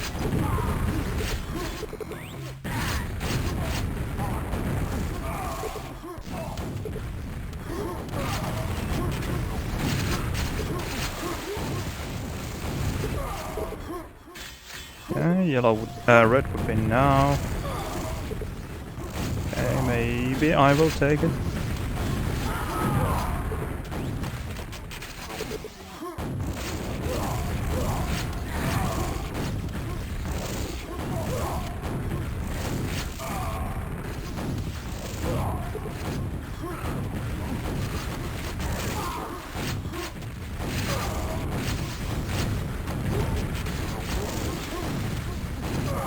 Ah. Okay, pack at least. I will just take both of them. Afraid that Mystical will spawn frag them for a good while.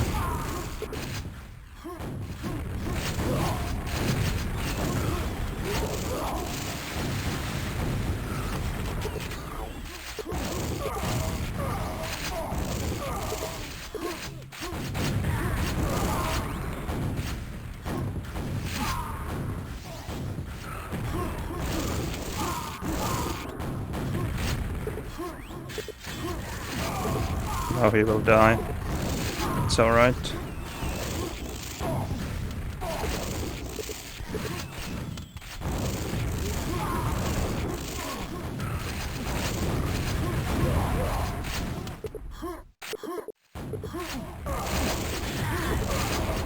No, back went there. That's bad.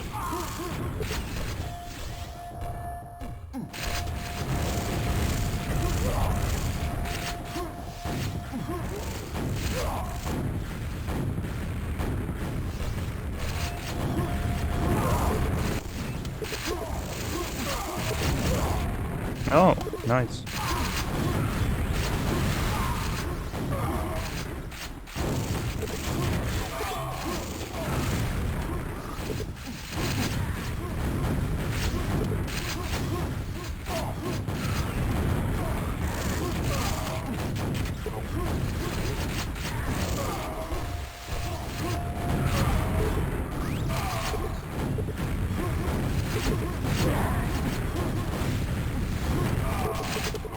Yeah, that was a bad move by me.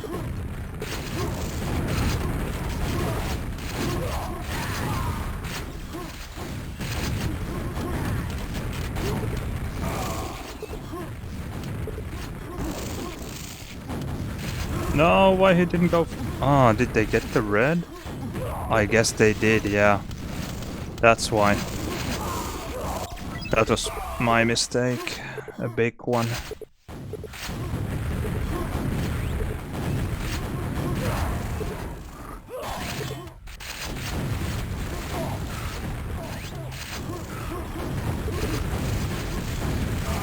Oh, he has very little HP left.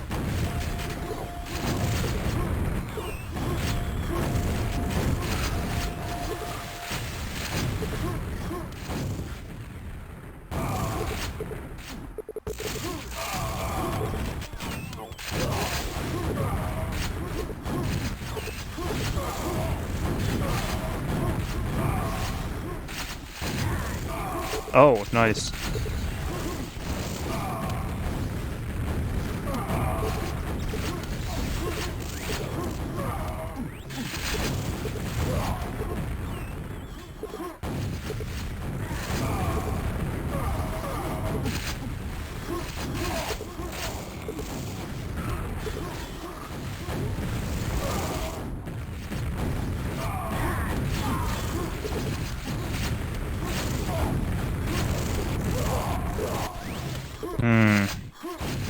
Arm getting tired.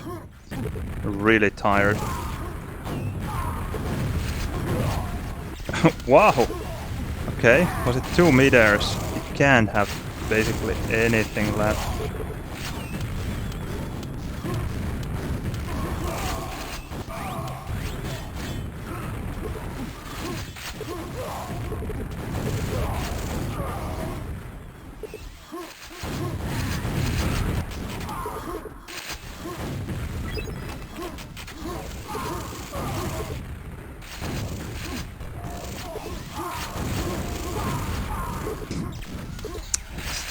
It was strange. A team kill.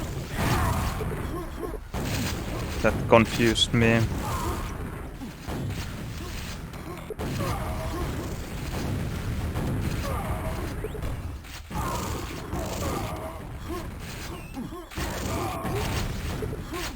Nice. That was 100% LG actually. I had 4 cells, it was 0-100 guy. I'm at least pretty sure.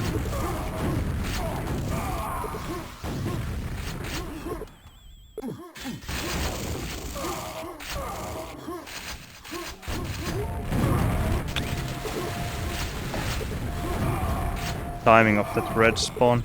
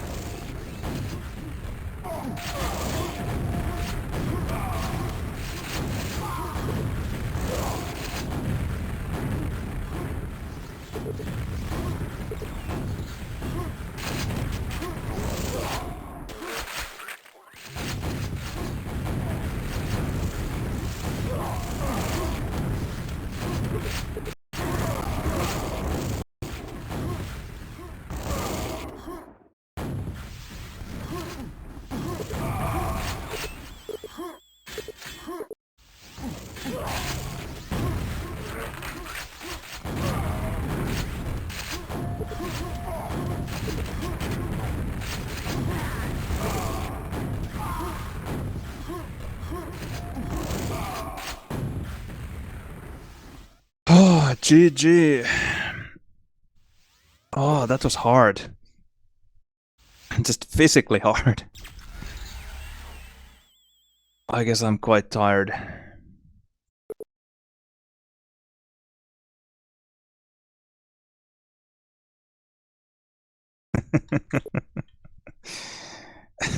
Gage is back. I hope you guys remember. Gage from Clan, he won one DM6, really stacked DM6 one-on-one tournament.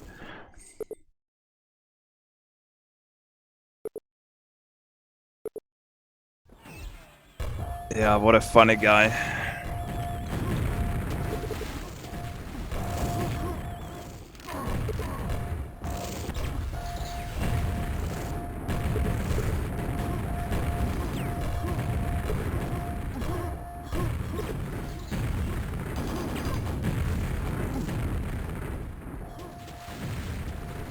Okay, one last.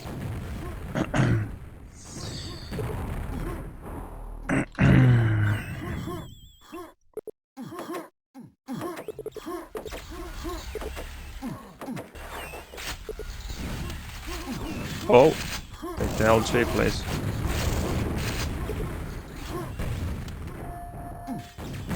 Oh, he went for the rockets. I thought that he would push for the HP instead. Don't tell. He just went through. Okay.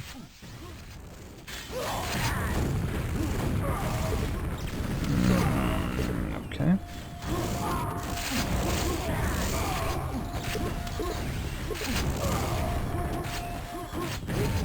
Oh, was it a team rocket?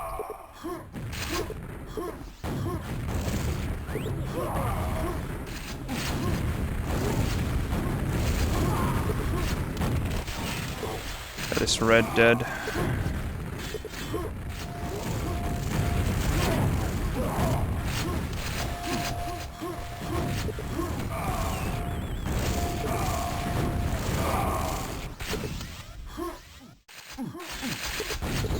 X-Light.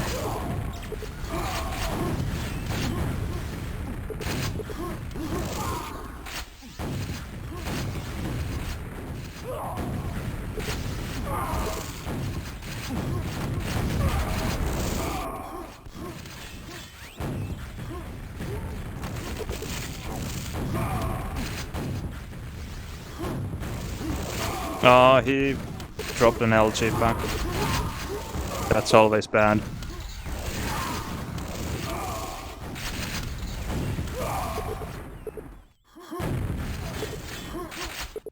Like I got here now.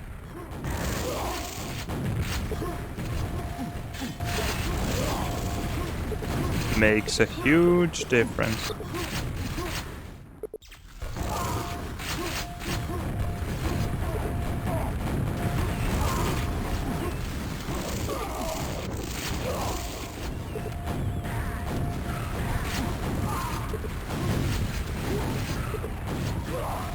Nice.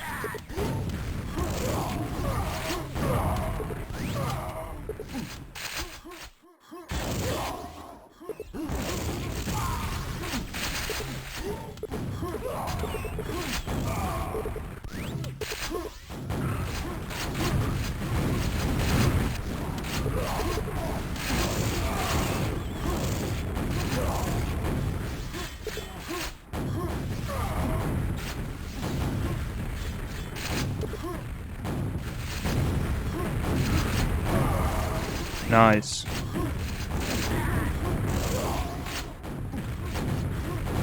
No, what did I do? So bad. Should have just used LG.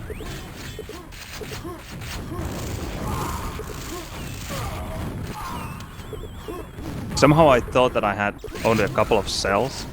And I didn't even think that I should start trying to track. And then just missed everything. I had 80 cells. That guy's weak.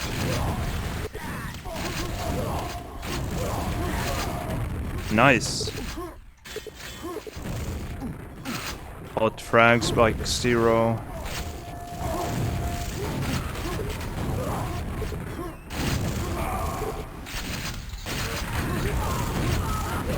Oh why, oh why. I think the red would have spawned any second. Yep.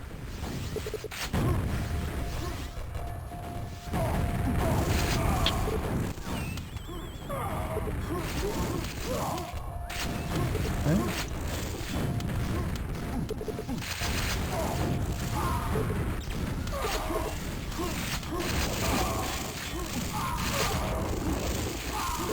No.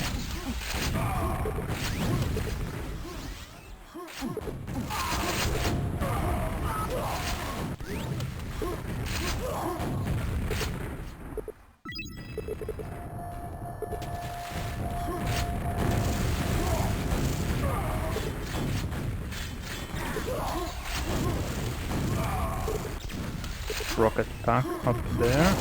I knew that he would be going for it. But now we need to start playing.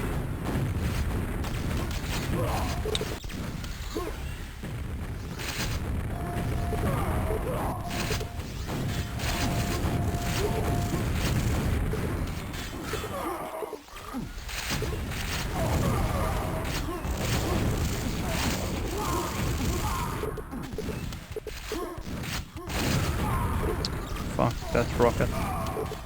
Nice, well played.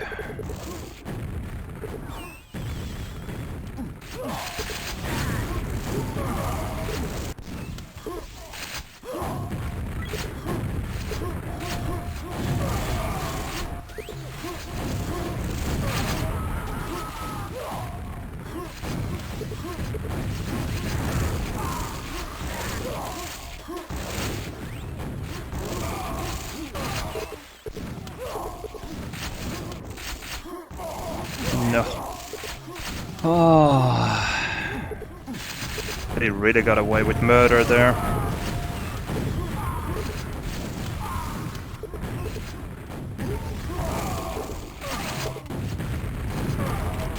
Okay, at least a frag, but they spawned red, I think.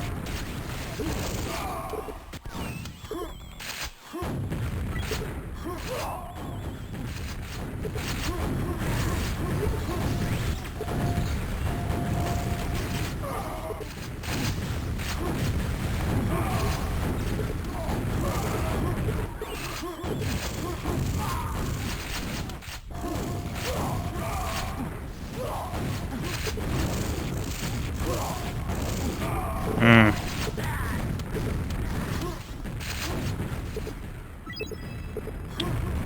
30 frags.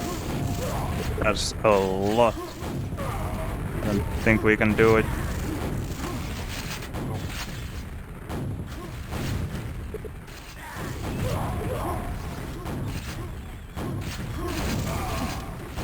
Especially not if I'm missing shots like that.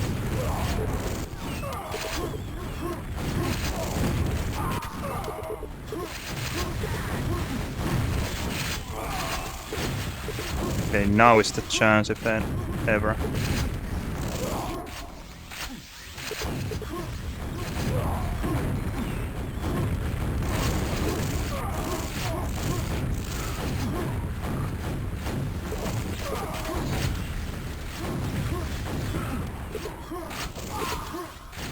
No, I don't. I think that's going to be a huge problem. That's one spawn. I think that was kind of our chance to make it back.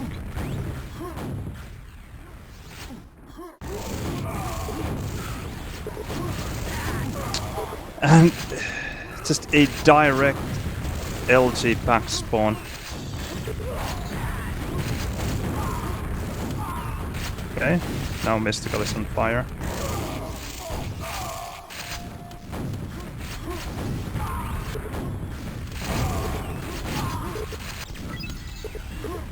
Couldn't do anything there.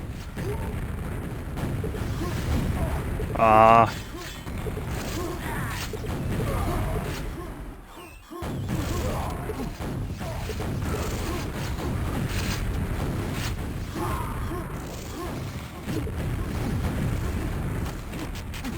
Did he get the red?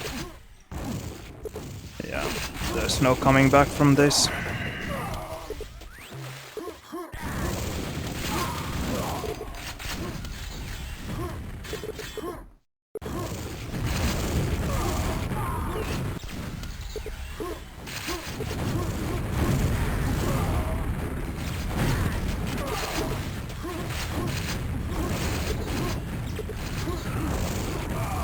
No, it's not strong.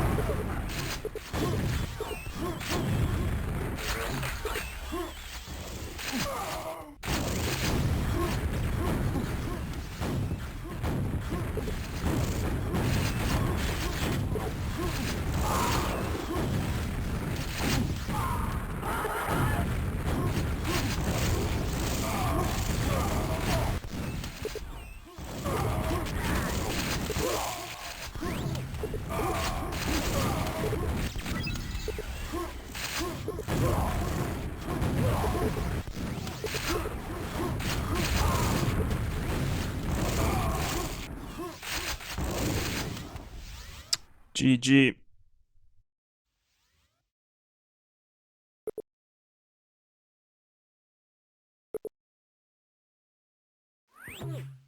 Ah, that felt difficult.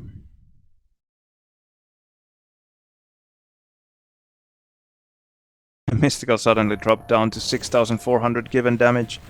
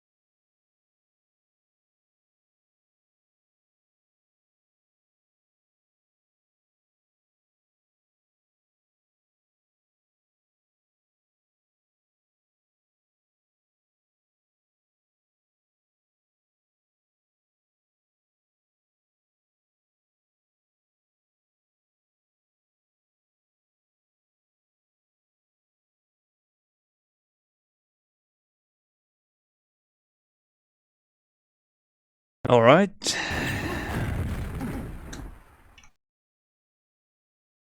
I didn't want to become famous. I'm sorry if you did.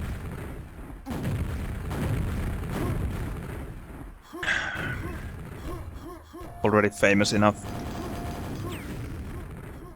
Okay. One last.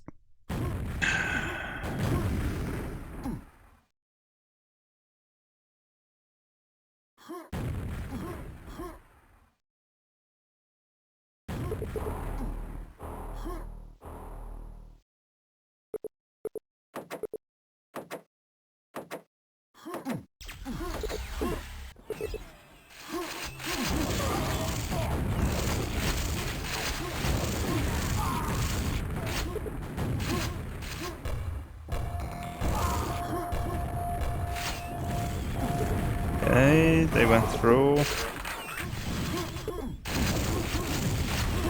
Such a horrible mistake. Wait, where's the red?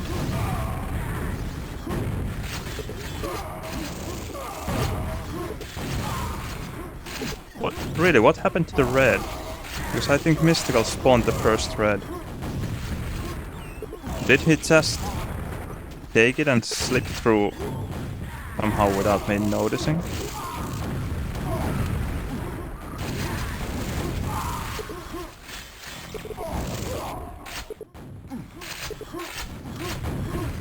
Oh fuck. Not great.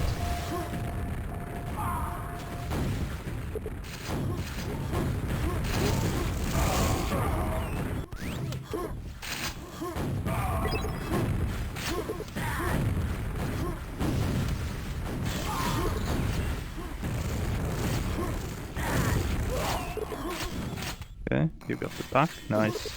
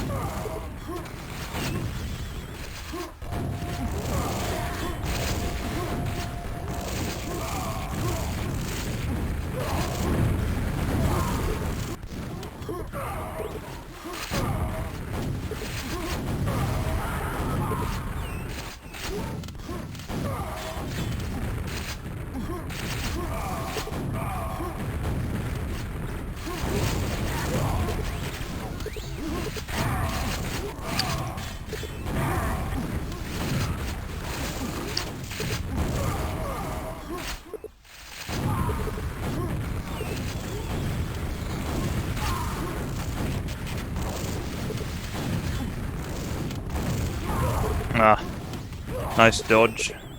Fooled me.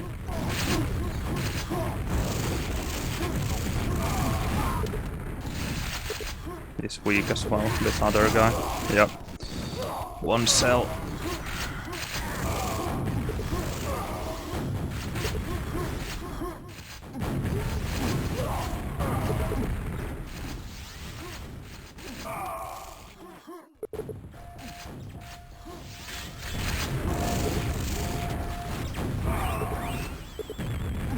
I love that rocket. It's not easy for me though. I wish I was better at it.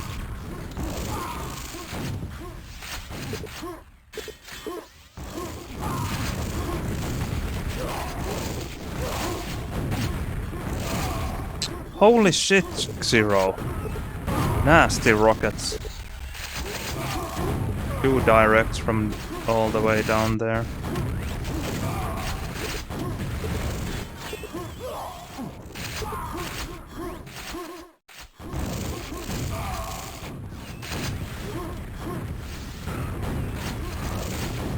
Ah.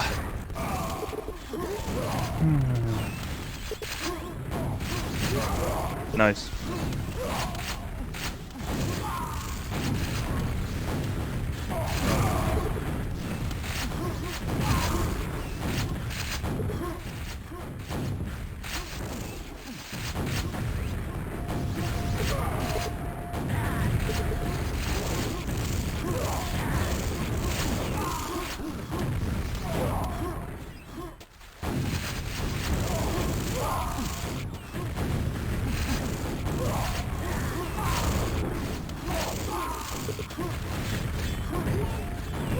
Nice. Well played.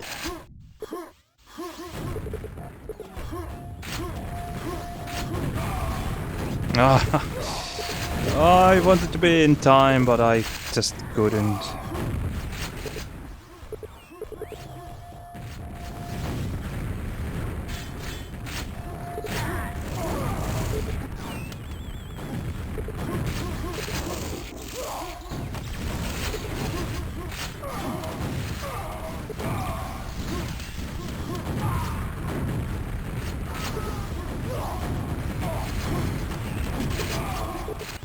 Nice, I think Mystical just killed the red guy.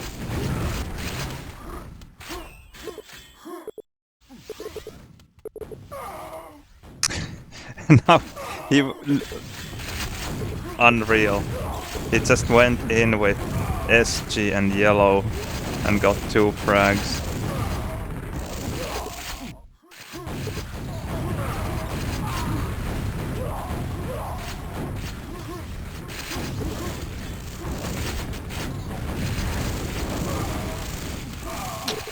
Ooh, that's a fight I never should have lost.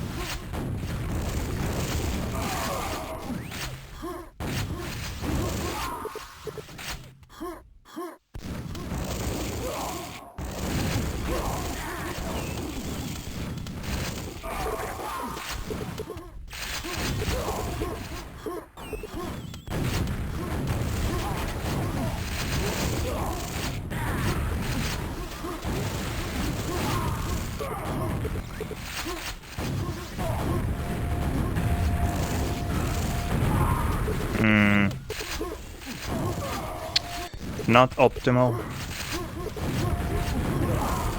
Oh, that red guy is weak.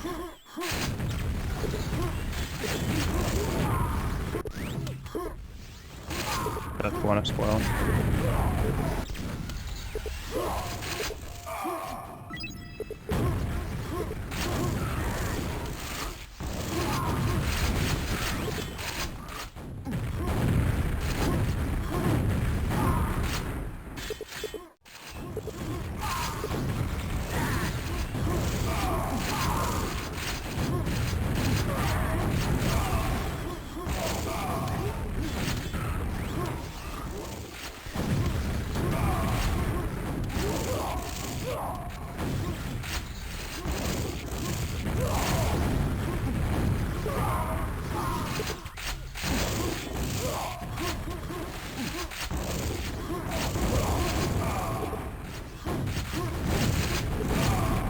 No, don't fall now. You need the frags.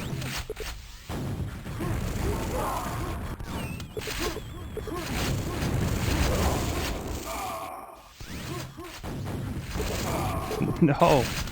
Come on, one frag.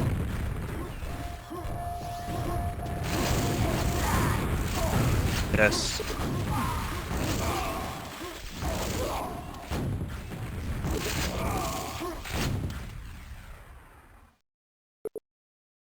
Ugh. Not maybe quite as good as the one, not the one, not the previous one, but the one before that one. Ah, yeah, that's it for me. I can really feel that I have played quite a bit. 36.7% LG.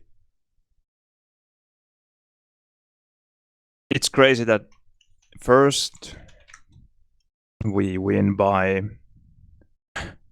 141 frags, then we lose by 25 frags, and then we win by 105 frags. Crazy, crazy swings. Funny game this is. Let's find someone to raid and then call it a night.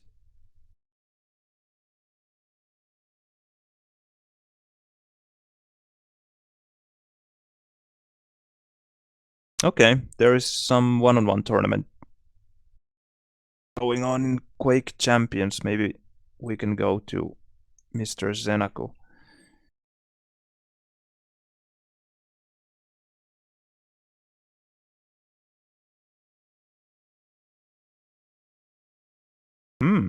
He just lost against Strong Sage. 9-8. Okay. Should we go to Strong Sage instead? Maybe he deserves it more after that victory.